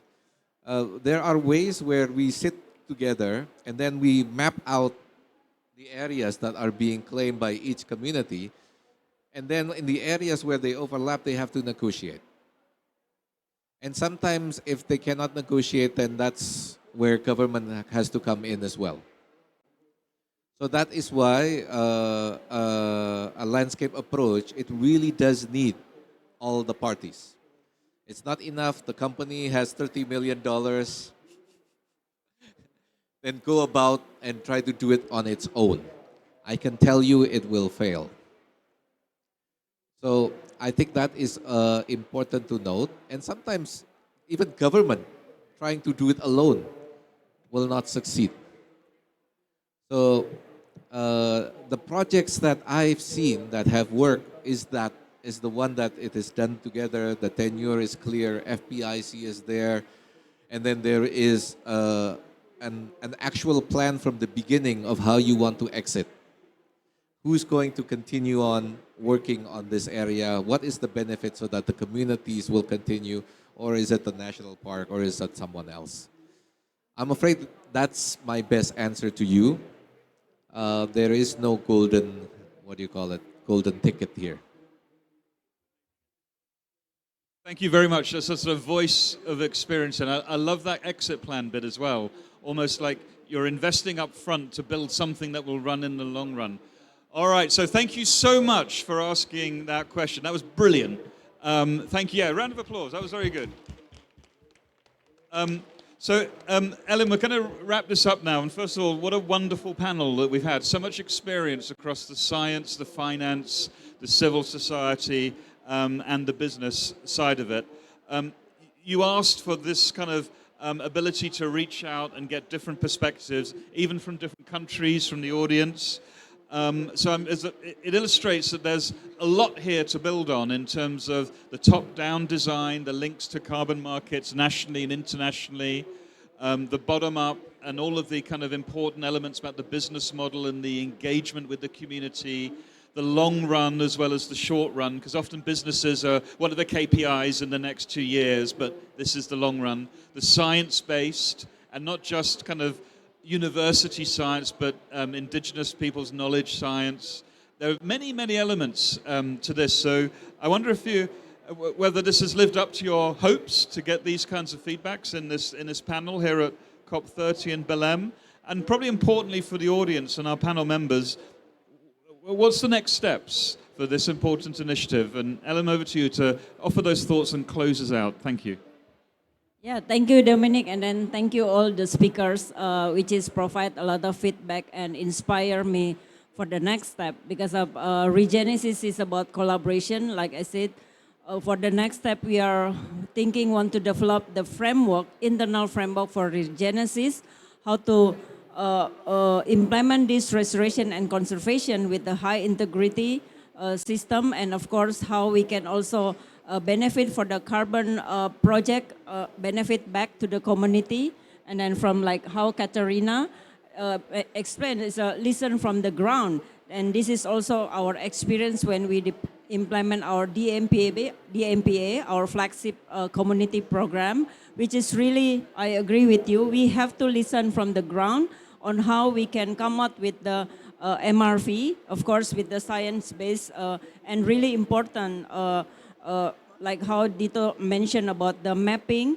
and mapping all the community to avoid, like how Nigeria also from the Nigeria concern about another conflict between the community because of the way we design the project or sharing the benefit for the community is really important. And carbon is not about the transactional, but it's really how this carbon can bring benefit back to the community for the long-term run with the, of course, short-term milestone to make sure that we can measure the progress year by year. It's not wait until the 25 years and then we see the result, but how we can set the milestone. And also, again, there is no answer 1, 2, but the willingness to doing it right, the willingness to make it fair for everybody, this is really important when we implement and bring community at the center as a benefit, because I really also believe that if we build this community rightly for the long term, they're who the one will help to manage or protect the forest and will bring back to our business, especially APP, which is we are really rely on the forest and our plantation surrounding by the conservation, and they're automatically will protect back our supply chain. So this is the way we're thinking, and thank you very much for all the feedback. And I'm sure that we will come back with the clear framework on how this collaboration can be really bring everybody on the table. And I really hope that everybody can really help APP to manage together the risk moving forward to find the right solution for our, not only for APP, but for our forest. Thank you. Wonderful. Thank you, Ellen, at APP, and thank you for a wonderful panel discussion. A round of applause for the panel and for yourselves for listening to that through the rain. And if I remember correctly, if you there might be some things for people as they leave. Was that right? On the you got them? Wonderful, wonderful. All right, and with that, we'll close this discussion. Thank you, everyone. Thank you.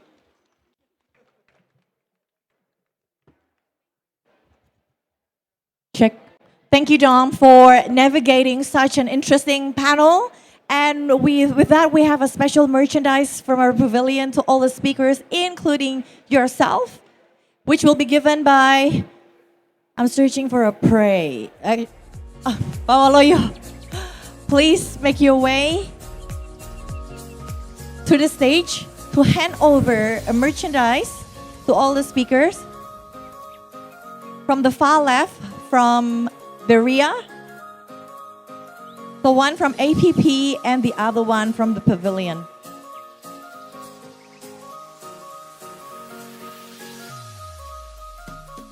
I think he's nervous.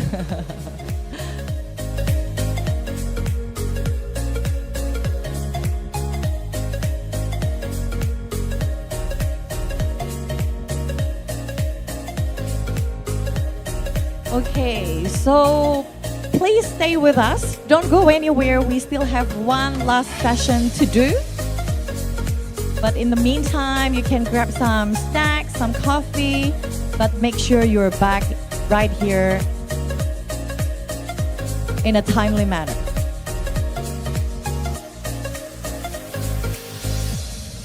So, we still have one more thing to do, and that's to take picture. Let's seize the moment. Awaloyo, please take the position. We're going to have a group photo up together.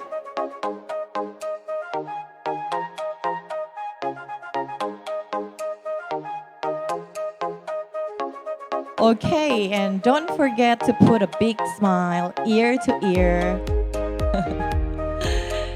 for delivering such a wonderful discussion today. Once again, thank you very much. Let's put another big round of applause for all the panelists and Dom Warre for hosting or leading the session very, very well. Thank you very much.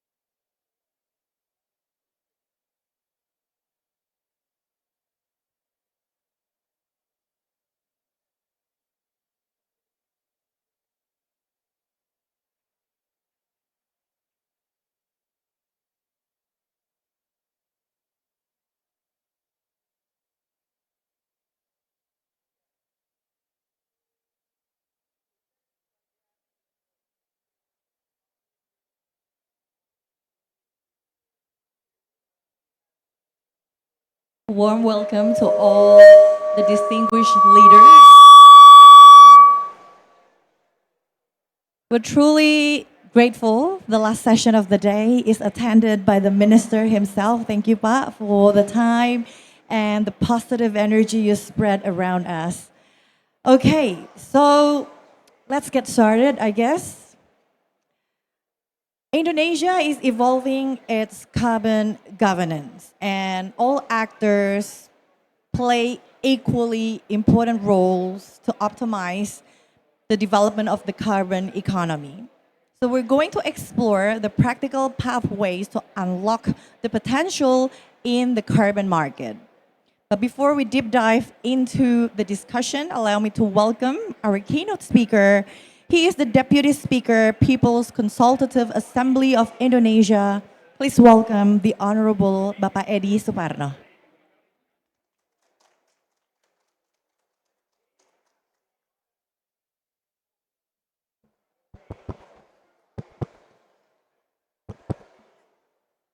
Test.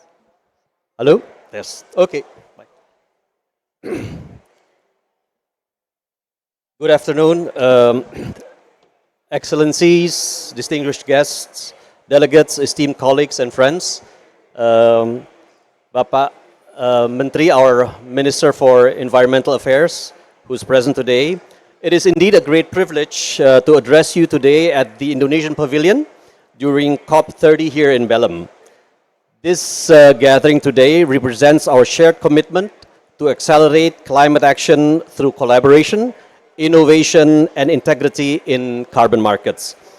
But before I proceed, allow me to first express my appreciation to PT PLN for hosting this important session and extend my warm greetings and appreciation to our distinguished speakers who will join us today, Mr. Evi Haryadi of PLN, Bapak Wahyu Marjaka of the Ministry of Environmental Affairs, Mr. Erling Kravik from the Norwegian Ministry of Climate and Environment, Madam Margaret Kim, so gold standard, and Madam Kamia Handayani, who will guide today's session. On behalf of the People's Consultative Assembly of the Republic of Indonesia, I would like to express our gratitude for this opportunity to discuss how carbon markets can evolve from compliance mechanisms into engines of inclusive and sustainable growth. Indonesia comes to COP30 with a strong message that carbon markets are not only tools for emission reduction, but key drivers for green investment, competitiveness, and shared prosperity. The issuance of the recent Presidential Regulation 110 of 2025 on the carbon economic value reflects our determination to establish a credible, a high-integrity carbon ecosystem that aligns with both national development goals and global climate commitments. As part of this commitment, Indonesia is also working closely with partners such as Singapore, South Korea, Denmark, Norway, to operationalize Article 6 cooperation frameworks that enable high-integrity cross-border carbon trading. These partnerships demonstrate our readiness to become a regional hub for carbon collaboration, ensuring that every ton of emission reduction achieved in Indonesia contributes not only to our NDC, but also to global net zero emissions. Ladies and gentlemen, sustainable development has become imperative to address the escalating climate crisis, as evidenced by the potential disappearance of Indonesia's eternal snow cap on Mount Cartens in central Papua by 2026. We have also experienced the worst flooding on the island of Bali for 7 decades. And we're also seeing a daily decline of air quality in our capital in Jakarta. These climate impacts are not only environmental challenges, but also economic risks. To safeguard Indonesia's long-term resilience, our growth strategy must integrate climate action and energy transition as central pillars of development. Indonesia aspires to achieve annual economic growth of up to 8% by 2029. And the green economy will serve as a backbone of this sustainable growth trajectory. Indonesia must harness both nature-based and technology-based solutions to drive sustainable growth and climate resilience. Our country possesses vast natural and technological potential, such as 126 hectares of forest area, the third largest in this world, 3.3 million hectares of mangroves, the largest global coverage, and additionally, Indonesia holds an estimated 600 gigatons of carbon storage potential for CCS and currently already has 19 ongoing projects. Indonesia commits to leverage its new and renewable energy resources through a national power development program, or known as RUPTL 2025 to 2034, which requires almost 200 billion US dollars of investments. Indonesia possesses significant renewable energy resources, including 3,300 gigawatts of solar potential, and through its National Power Development Plan, Indonesia targets 43 gigawatts of renewable energy, supported by 10 gigawatts of battery storage by 2034. CCS is also essential for decarbonizing Indonesia's power sector, which still depends on coal-fired power plants as baseload power. 1 gigawatt integrated CCS pilot project is currently targeted for deployment by 2030. This implementation of the National Power Development Plan could potentially generate some multiplier effects, such as generate more than 1.7 million green jobs, contribute to up 0.0 in percentage in annual GDP growth, and position low carbon products as new export commodities. Ladies and gentlemen, this year marks a significant milestone in Indonesia's pursuit of sustainable economic growth and climate action with the issuance of Presidential Regulation 110, a landmark policy coinciding with the first year of President Prabowo Subianto's leadership. This regulation establishes the carbon economic value as a core mechanism to enhance global competitiveness, unlock new sources of economic growth, and demonstrate Indonesia's strong commitment to a high-integrity carbon market that supports green growth. Under Presidential Regulation number 110, Indonesia is strengthening the foundation of a credible, high-integrity carbon market that safeguards industry competitiveness and aligns with global standards. First, through a solid regulatory foundation by integrating carbon allocation and offset quotas, establishing a strong MRV framework, and creating a dual market system that recognizes both compliance and voluntary markets under one national structure. Second, by advancing framework integration through ensuring coherence between Indonesia's national framework and global MRAs, including partnership with the Gold Standard, Vera, Global Carbon Council, and other standards. Third, through regional cooperation by deepening partnership with countries such as Singapore, Japan for CCS and carbon trading agreements, as well as with South Korea and Norway for bilateral agreements under Article 6.2 of the Paris Agreement to reinforce global collaboration and market integrity. Ladies and gentlemen, I would like to thank all participants for their engagement. I hope today's discussion helps identify strategic pathways to accelerate Indonesia's sustainable economic transformation. To ensure this vision, the MPR plays a central role as the institutional orchestrator by aligning policy, investment, and international cooperation across Indonesia's energy transition agenda. Through policy harmonization and regulatory reform, MPR supports the advancement of key legislations such as the Climate Change Bill, the Electricity Bill, the Oil and Gas Bill, as well as the Renewable Energy Bill, which provide the legal foundation for Indonesia's low carbon growth going forward. Through this public dialogue, I believe we can reaffirm our collective commitment to turn ambition into action by building a sustainable and prosperous future for Indonesia and generations to come. I thank you very much for your kind attention.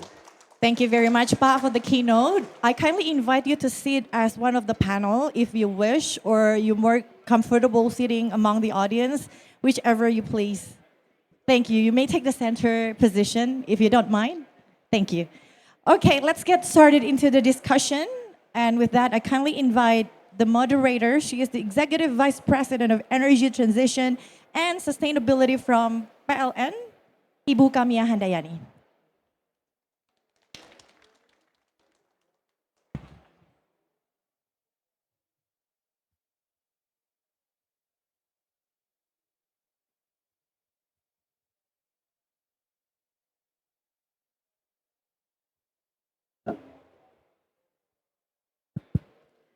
Very good afternoon. His Excellency Bapak Menteri Environment, Honorable Bapak Edi Suparno, distinguished guests and participants, thank you very much for joining the sessions entitled From National to Global Actor, Advancing Markets Through Global Cooperations. So, Pak Edi, we will have further elaborations on your speech, but before that, allow me to invite our panelists.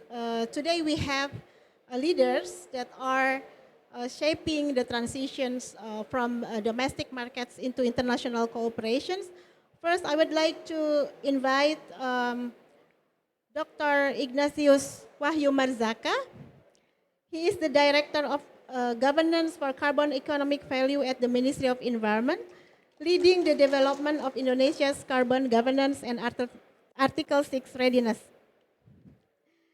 Next, I invite Mr. Evi Haryadi, the Director of Technology, Engineering, and Sustainability at PLN.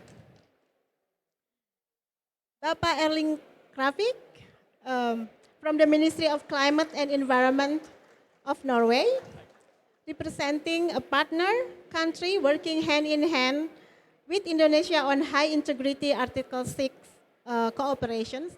And last but not least, of course, Margaret Kim, the CEO of Gold Standard, at the forefront of advancing credibility and trust in global carbon markets. Thank you, everyone, and welcome. Allow me first to follow up on the keynote speech from Pak Edi. Thank you so much for providing a strategic direction and also policy ground on global carbon on Indonesia's readiness for global carbon market.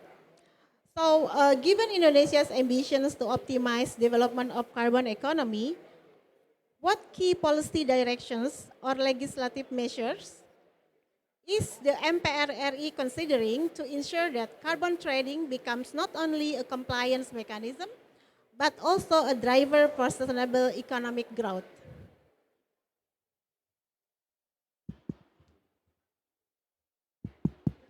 Thank you, Bu Kamia.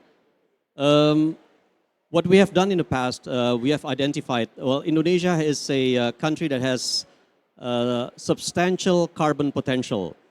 As you know, that currently we are undergoing, as I had mentioned earlier in my speech, that we are currently undergoing a major renewable energy program that will transform Indonesia's fossil-based energy to renewable over the next 9 years until 2034.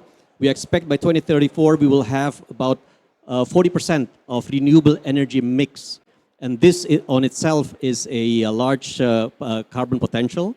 In addition to that, our nature-based solutions, our forest, our mangroves, is also a provider of potential carbon going forward. Last but not least, Indonesia is currently undergoing a major waste-to-energy program. As some of you may not know, Indonesia is facing a significant waste problem, of which a new regulation, a presidential regulation has been issued, where Indonesia will develop up to 33 incinerators across the country to eliminate our waste problem. And we expect by 2028, 50% of our 56 million tons of waste that we produce on an annual basis can be reduced significantly. And this itself will also become a carbon potential. So we have so many carbon potentials. The issue is how we align the right regulation to encourage a high integrity carbon market.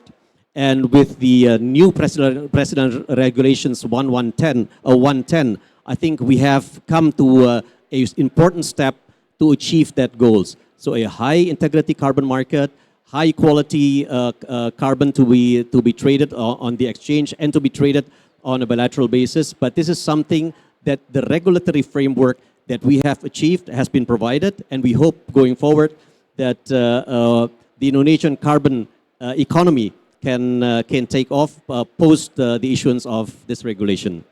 Thank you so much. So the regulatory framework is there. The potential is huge. So do you see, what do you think the opportunities there for Indonesia to position itself in the global carbon market? Well, first of all, in the past, our carbon market was always dependent on achieving our NDCs. It is no longer the case now. So it is independent of any NDC cycle. So we can start trading. We have also cooperated with international standards such as Gold Standard, Vera, etc. So our carbon potential is now up to international standards.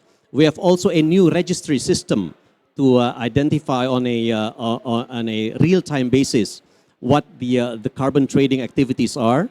And from a regulatory perspective, to coordinate the various institutions that are there to regulate the carbon market, we have now a steering committee, which is headed by a coordinating ministry that has a secretariat, a permanent secretariat to oversee and to cross-coordinate among all relevant parties, all relevant ministries and agencies to have a coherent carbon system that we can rely on going forward and which international players can rely on going forward.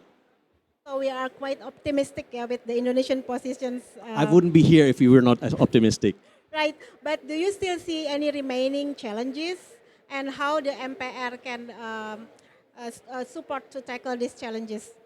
One of the challenges we have is that sometimes we tend to regulate ourselves too much by deregulating the carbon market, by allowing now carbon trading to be conducted independent of, as I mentioned, any NDC cycles. I think we have achieved an important step in allowing Indonesia to step forward in having an active involvement in the carbon markets. In addition to that, I think our active engagements with other fellow countries such as Singapore, Norway, Denmark, allowing for carbon trading based on Article 6.2 of the Paris Agreements. These agreements, I think, will become very important and instrumental for us to overcome the past challenges that we have. And I hope that any potential carbon parties that are interested in Indonesia's carbon market will have limited issues going forward because we have a steering committee. In fact, the secretary of the steering committee is here with us. Mezani, can you please stand up? So if you have any problems with carbon trading in Indonesia, the steering committee is here. And we hope, I mean, we are very optimistic that it will take off hopefully in due course. Thank you. Thank you so much. So this is already like giving a ground for our next discussions with other speakers. So I would like to start with Pak Wahyu Marjaka, who leads Indonesia's national carbon governance system, to outline where Indonesia stands today. So Pak Wahyu, how is Indonesia integrating international carbon market mechanisms, including the implementations of Article 6 into its national policy? Well, thank you very much for the opportunity to share the Indonesian policy, and this is very important for us actually. Indonesia has started actually developing an international carbon market policy by introducing bilateral agreement with a partners country such as Norway here, and also international recognized crediting institution like Gold Standard, for example. For the bilateral agreement, Indonesia have signed MOU with Norway, and also have a mutual recognition with the gold standard. This collaboration actually figure out that Indonesian commitment will implement in the scheme of bilateral cooperation among the partner countries and also crediting scheme. In this practice, actually, we agreed to have design a new platform based on Article 6 Paris Agreement. So it means the starting point for Indonesia. We developing the international collaboration and we implemented the commitment to Indonesia to UNFCCC based on Article 6. Thank you. Right, so in terms of regulatory framework, Indonesia is ready to operationalize the 6.2 Paris Agreement. Now I will go to Pak Haryadi to talk about this cooperation at the system level. So PLN is at the core of Indonesia's decarbonization pathway, and your role is central in understanding how market mechanism can accelerate the transition. So what strategic role can carbon crediting play in strengthening PLN's long-term decarbonization roadmap? Thank you, Bu. Thank you, Bu Kamia. If we talk about the carbon trading and the strategic role in what the PLN strategy for transition energy, first we must start with what we have been declared in COP 26 2021. At that time, PLN has been declared about how we can achieve net zero emission by 2060 in our roadmap. When we talk about this transition, of course we talk about just transition. The just transition is mean that we also talk about the social inclusive, and we talk about the economic opportunity, and also strengthening about the governance. And when we talk about that, we also not just only thinking about the technical aspect. We also about thinking about how we finance the project. And we talk about the project, let's say for net zero 2060, we need around $1,700 billion. And based on our 10-year development plan now that has been published in May 2025, RUVTL 2025-2034, we need near 200 billion. Exact number is around $188 billion. To finance this project, we also not just only collecting the finance from the commercial bank and also development bank, we also include the carbon finance. And this carbon finance is come from how we reduce our emission and change to become the carbon credit. And based on our calculation, this carbon credit can, let's say in this slide, we can see that there is 53 gigawatt of projects, including the renewables, battery storage, and also the baseload RE and also variable RE. Based on our calculation, it will reduce around 250 million ton CO2 equivalent. And if we calculate and changing this to become the carbon credit, maybe it will be give us some revenue potential around 2.5 till 10 billion US dollar.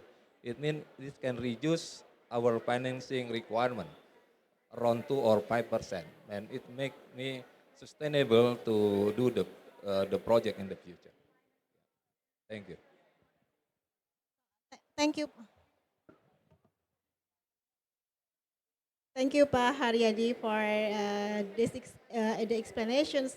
So to connect this with the international cooperation dimensions, Norway has been one of Indonesia's key strategic partners in developing high integrity markets under Article 6. So I have a question to Erling. In the context of Norway's NDC and net zero emissions targets, how does the country see the role of international carbon markets in achieving these targets, particularly through partnership with developing countries such as Indonesia? Hi, can you hear me? Yeah, thank you. Well, thank you very much for the question and also for organizing this very important event. I'm honored to be here. I'm going to come back to your question and answer it more specifically, but just to say that, just to give you a little bit of background history from the Norway. Norway has been a strong supporter of carbon markets for over 30, 35 years. You can go back to the early 1990s and we'll see that we have proposals on joint implementation under the international frameworks, and then up to the Kyoto Protocol and now the Article 6. So this is something that has been a top priority for previous governments and also the current government is really interested in this topic. So Norway has, coming back to your question, Norway has an ambitious NDC for 2030, also 35, but very ambitious target for 2030. And the Norwegian government has said that they mainly want to achieve this target with nationally and in cooperation with the EU. We're part of the EU emission trading system. That being said, Article 6 will be very important, without doubt. We can't, right now we can't give any specific numbers, but there's obvious that this will be very important for our NDC. Additionally, we have a climate neutrality target for 2030, which means that we're going to offset our emissions from 2030 and going onwards. So this will be essential for our climate targets, Article 6. And also it gives us a lot of flexibility because emission reductions are hard. It's complex. Often it's costly. We don't know how much emissions we will reduce nationally and in cooperation with the EU. Using this Article 6 framework, if you may, it gives us a lot of flexibility, and also it boosts energy investments in countries such as Indonesia, which is also very important for our government. So it's a win-win situation for us. Thank you.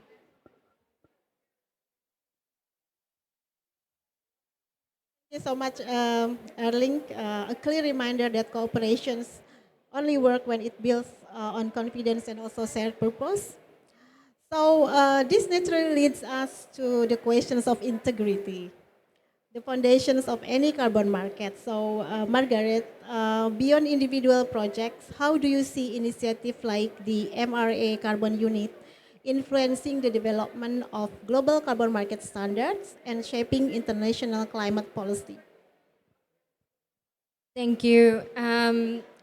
So if we're thinking about the future of carbon markets and the kind of leadership Indonesia is taking, I do see three important things that need to be addressed. One is integrity. So I very much congratulate you, Your Excellency, Minister Nurifik, and the Deputy Speaker for highlighting the importance of high integrity. Integrity has to be in the cornerstone of every investment in carbon markets.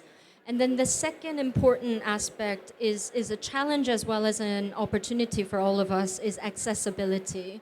We are currently operating in the most fragmented carbon markets we've ever seen.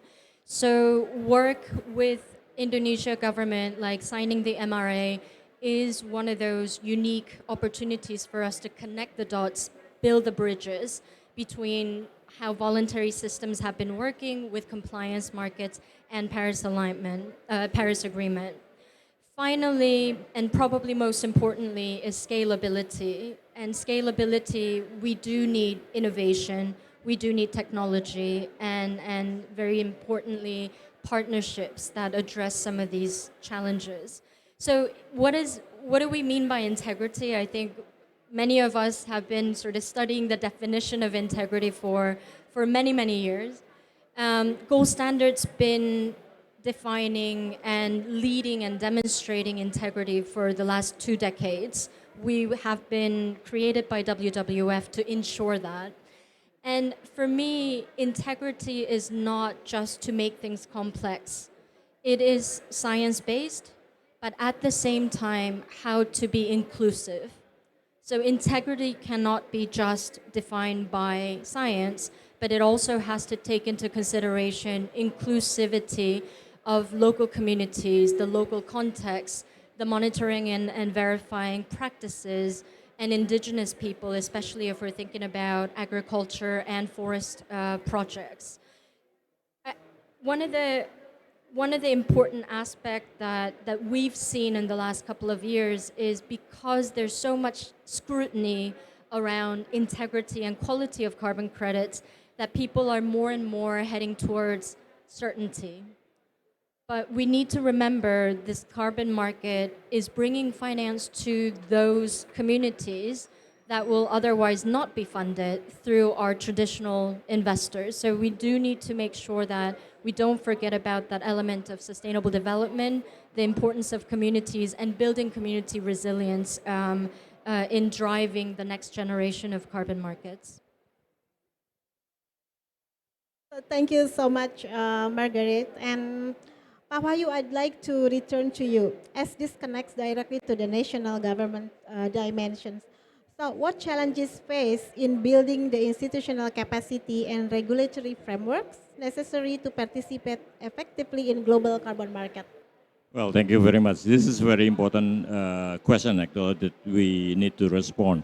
If we see the readiness among the NDC sector, for example, Indonesia, IPPU, forestry sector, and etc., and match with the, what did you say by Mrs. Kim, high integrity, we see that a lot of gap in the position of the capacity building, transfer of technology, how we understand, every sector understand what it means Article 6, what it means integrity, what it means technology transfer, the need to push the carbon market, transparency, and accountability. This is very important. So that's why this is the most important for Indonesia, challenging that we have to resolve the gap among the sector entity, among the stakeholder, and others stakeholder. The important things are also for example, indigenous people, and our gender should be included in the system and finalized in the harmonized situation. Thank you.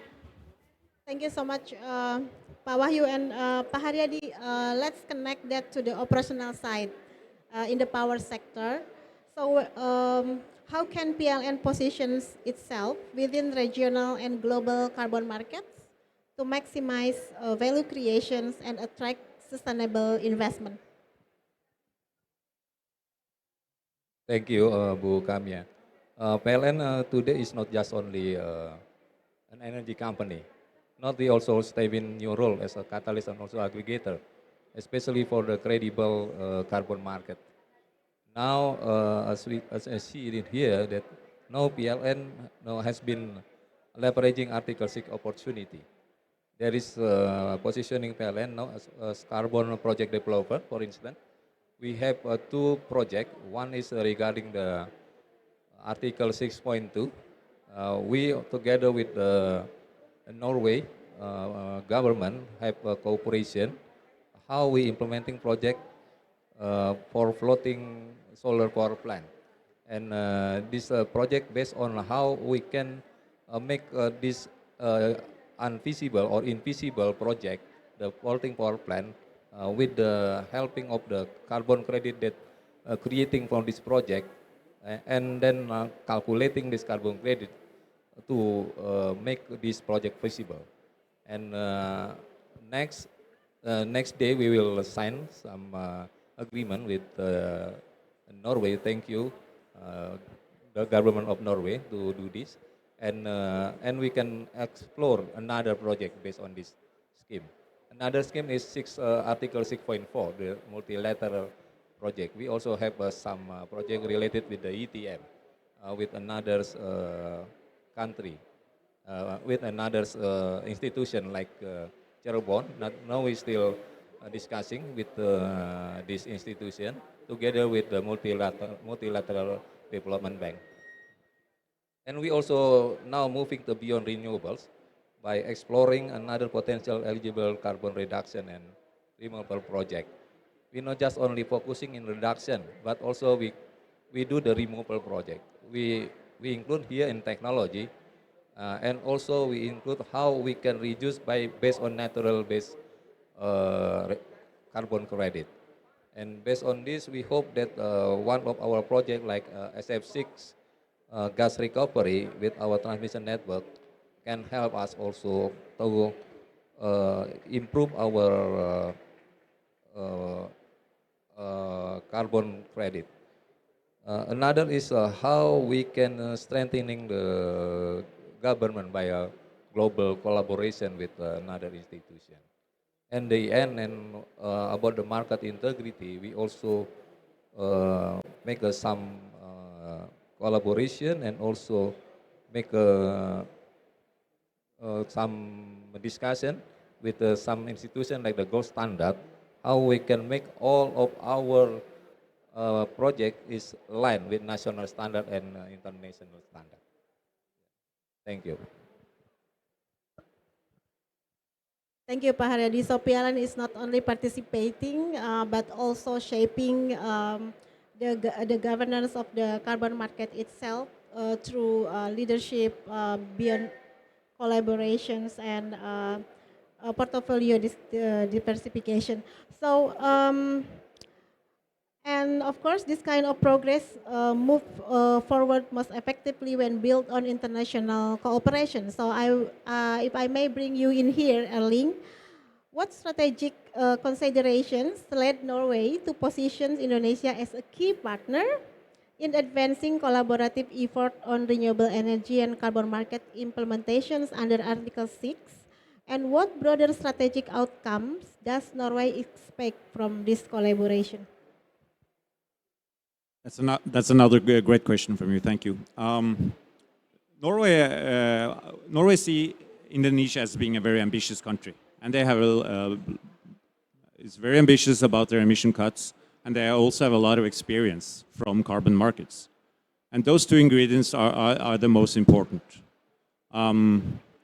Carbon markets, as I think I said in my previous intervention or my answer, is that carbon markets are complex, and the host country needs institutions, and they need experience, and they need the legal framework to be able to handle these kind of systems. And Indonesia has that. That's our experience. And so for us, Indonesia is an obvious choice when it comes to this.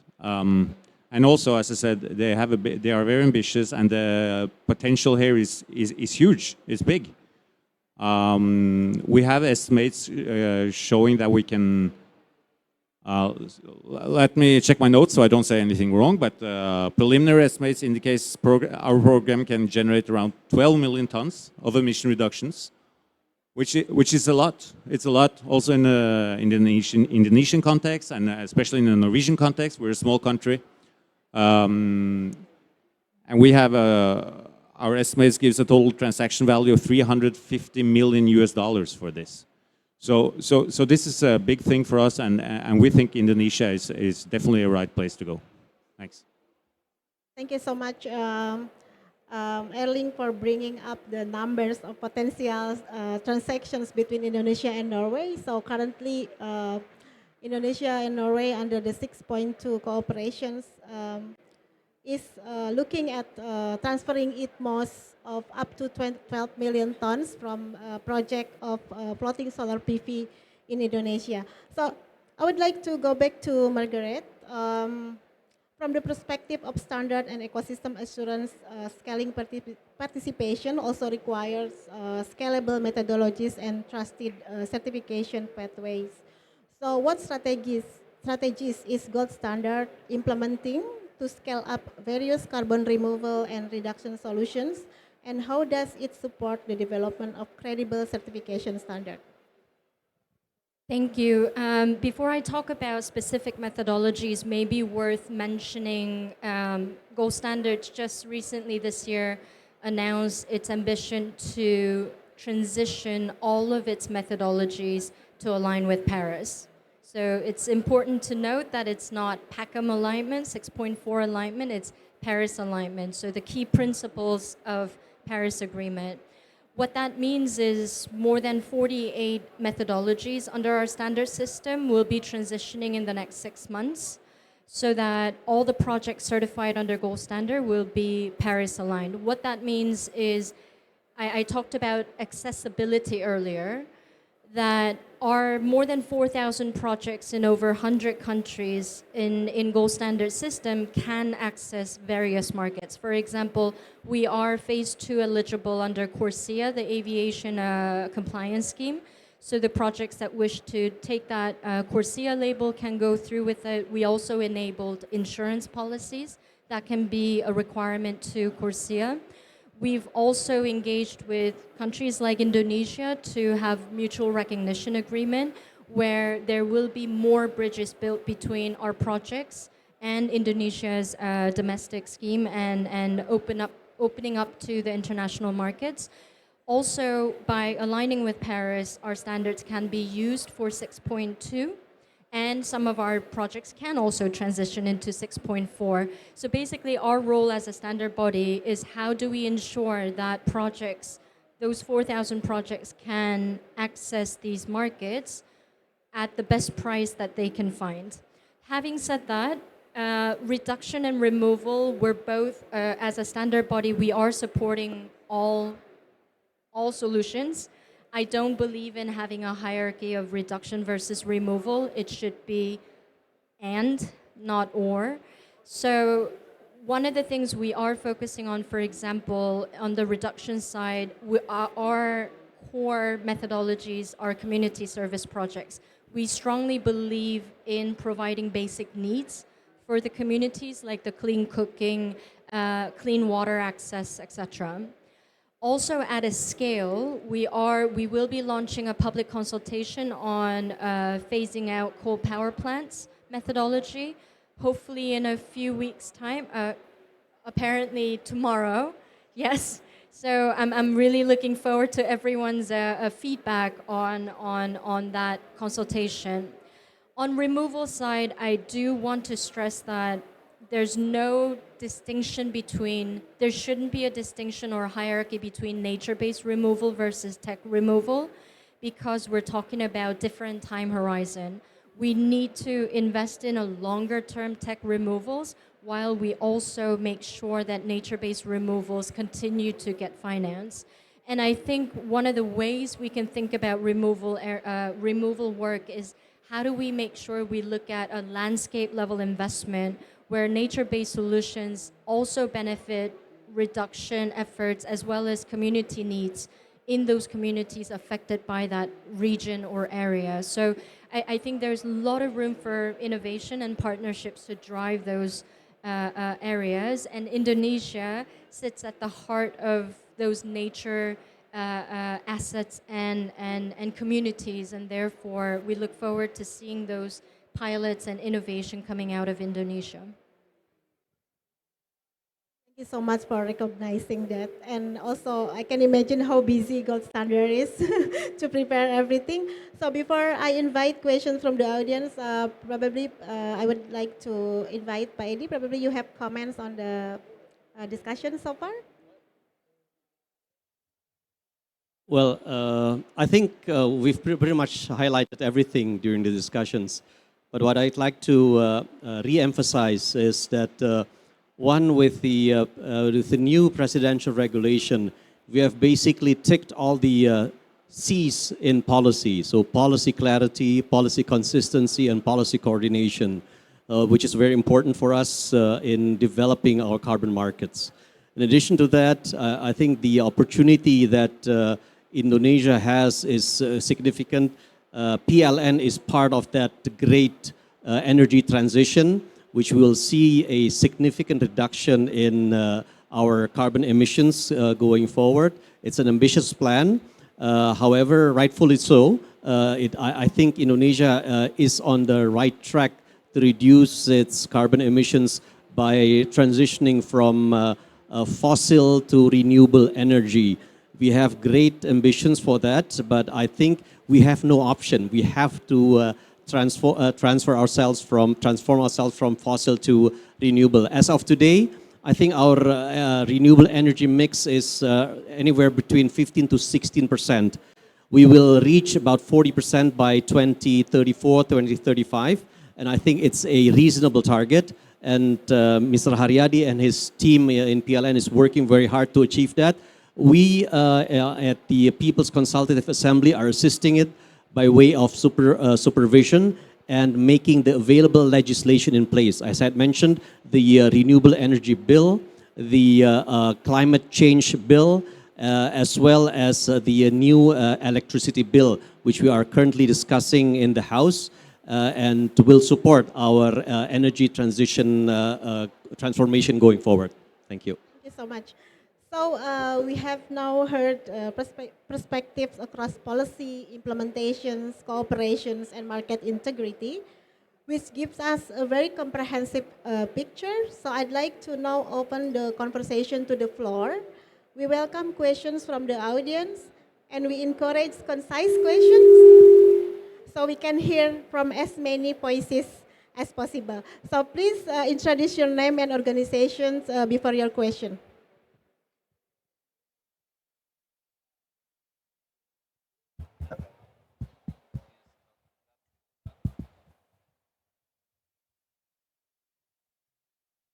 بسم الله الرحمن الرحيم.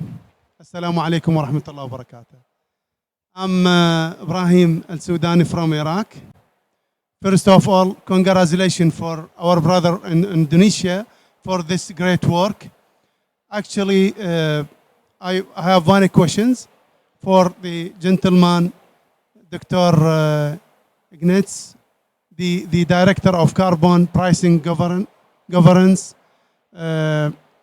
My question is, when you starting to launching this company or for carbon pricing governance, and how much time you spend to be with this level of maturity? Thank you so much.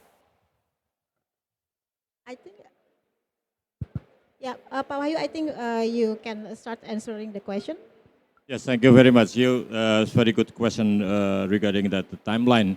When we will achieve the targets regarding the development of the carbon pricing. Yes, if we consider the time, we already started 5 years ago by signing the President Regulation 98. Yeah. After that, this is like mandated for the rule for compliance market. However, this situation is not so good enough for Indonesian. And then we improve and develop a new regulation.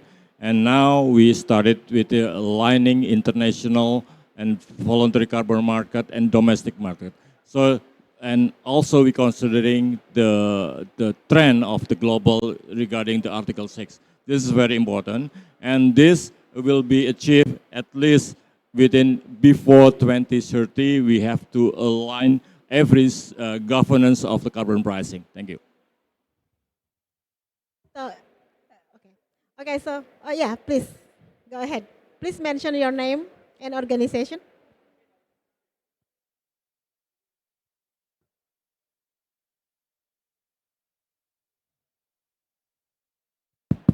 All right. I thank you very much for the panel. My name is Pedro Miranda. I'm the founder of Abundance Brazil. We're a project developer here as well and a software company to finance new forests. And I'm very curious about how Gold Standard you can reach a lot of forests, and maybe how you can reduce costs on that big project, because this is one of the biggest frictions for us at developing projects, which is cost and time, and also the expected range of pricing and what could be done with that for the country in general. Thank you. I was wondering who's going to ask that question. I think it's an excellent question and a very important one. So in terms of the cost, we're seeing a big trend, especially with land use and forest projects, use of technology.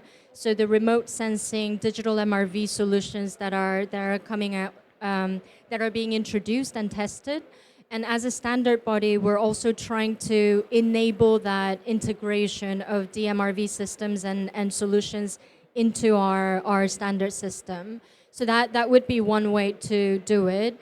Another is also thinking about, and Minister Nurifik talked about it earlier today, is how to build capacity for local verification and validation bodies, so the VVBs. I think that's really, really critical because who knows Indonesia's forest best is the Indonesian. So how do we build that local capacity to not rely on overseas sort of services, but also to further promote local VVB services? I think that's another way to think about lowering the cost.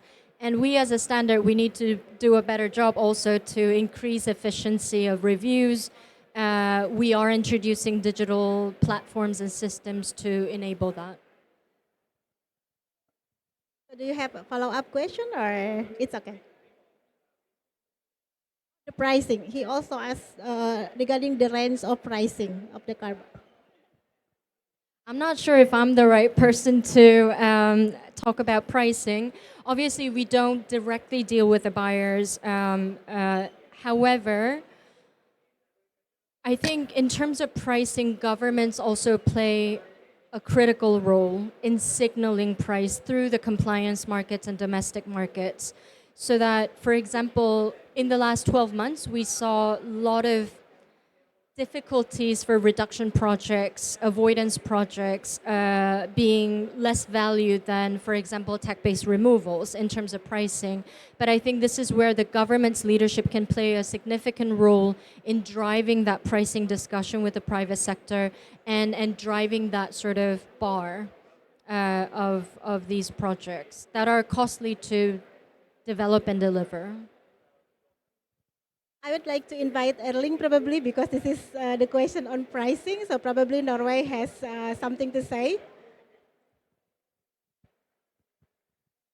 Yes, prices, it's always a difficult question.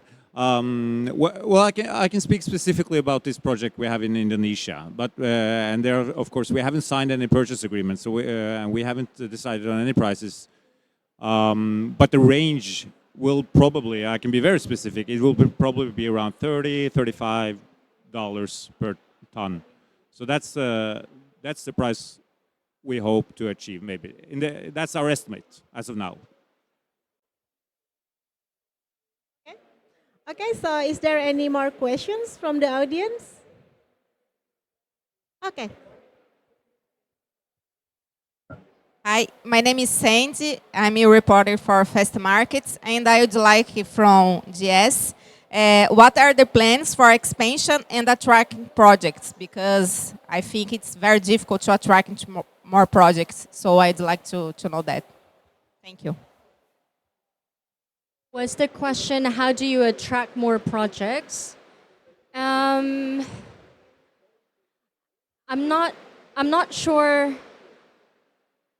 if our job is to attract more projects. I think our job is to enable those projects to access various markets with that integrity. So for now, we are working closely with project developers, local project developers. Obviously, we're a small NGO, so we don't have the reach to 198 countries around the world to expand and bring in new projects. However, the mutual recognition agreement, I think the frameworks like this will enable more and more projects to enter in because there's accessibility for local projects to access international markets and get a fair price for their projects.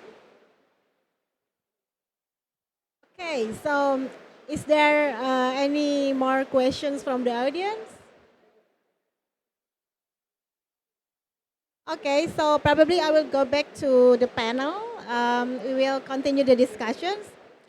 Pak Wahyu, what strategic priorities has Indonesia set to develop and scale up carbon market as part of the country's broader climate and sustainable development goals?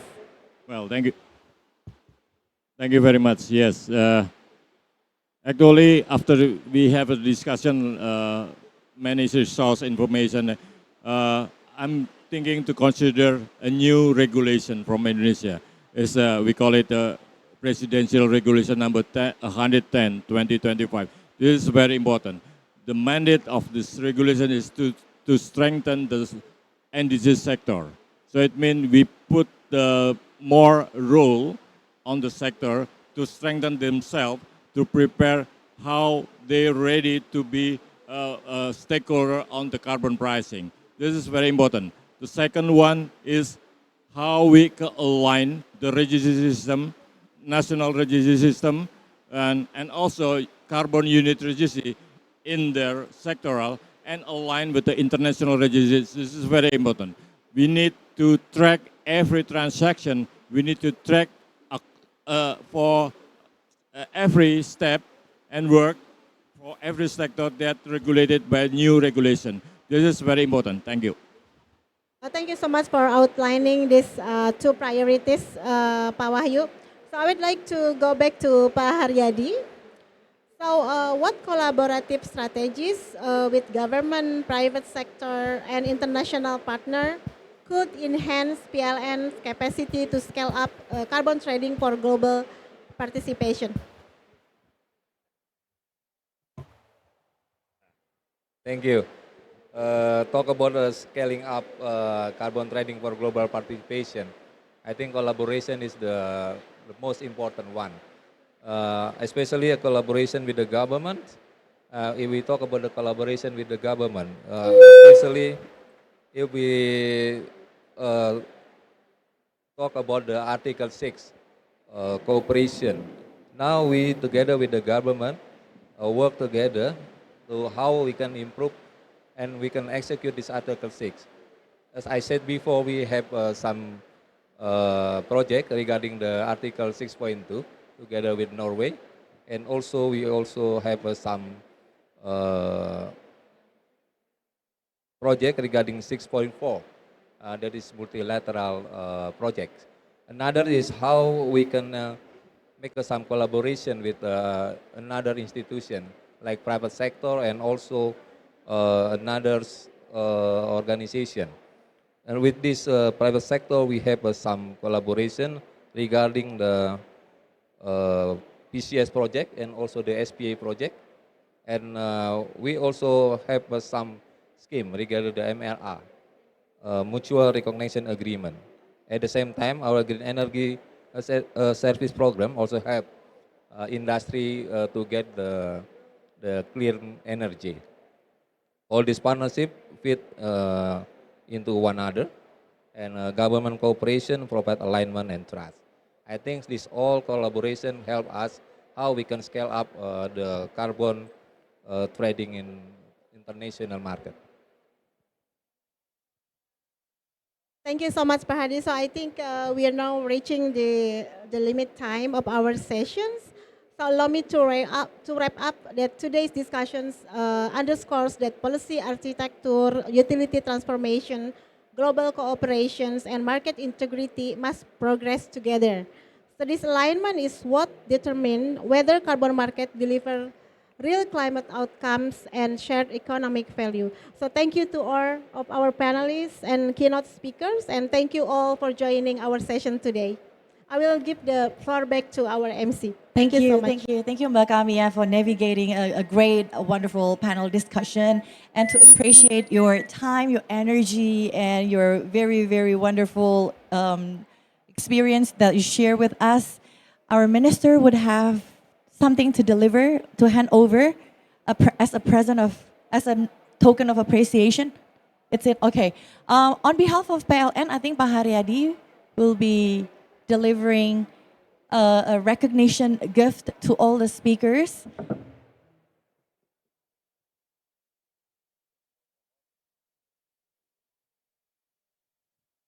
And I think we all agree that we're extremely grateful in order to scale up the carbon markets, Indonesia carbon markets. We have a lot of support from the government of Indonesia, as well as the Supreme Legislative Branch, which in this occasion represented by the Honorable Bapak Deputy Speaker. Thank you for joining on this session. We're going to have a group photo together along with Your no, that's okay. Can you everybody make sure? We just want to make sure everybody is in the picture in frame. Okay.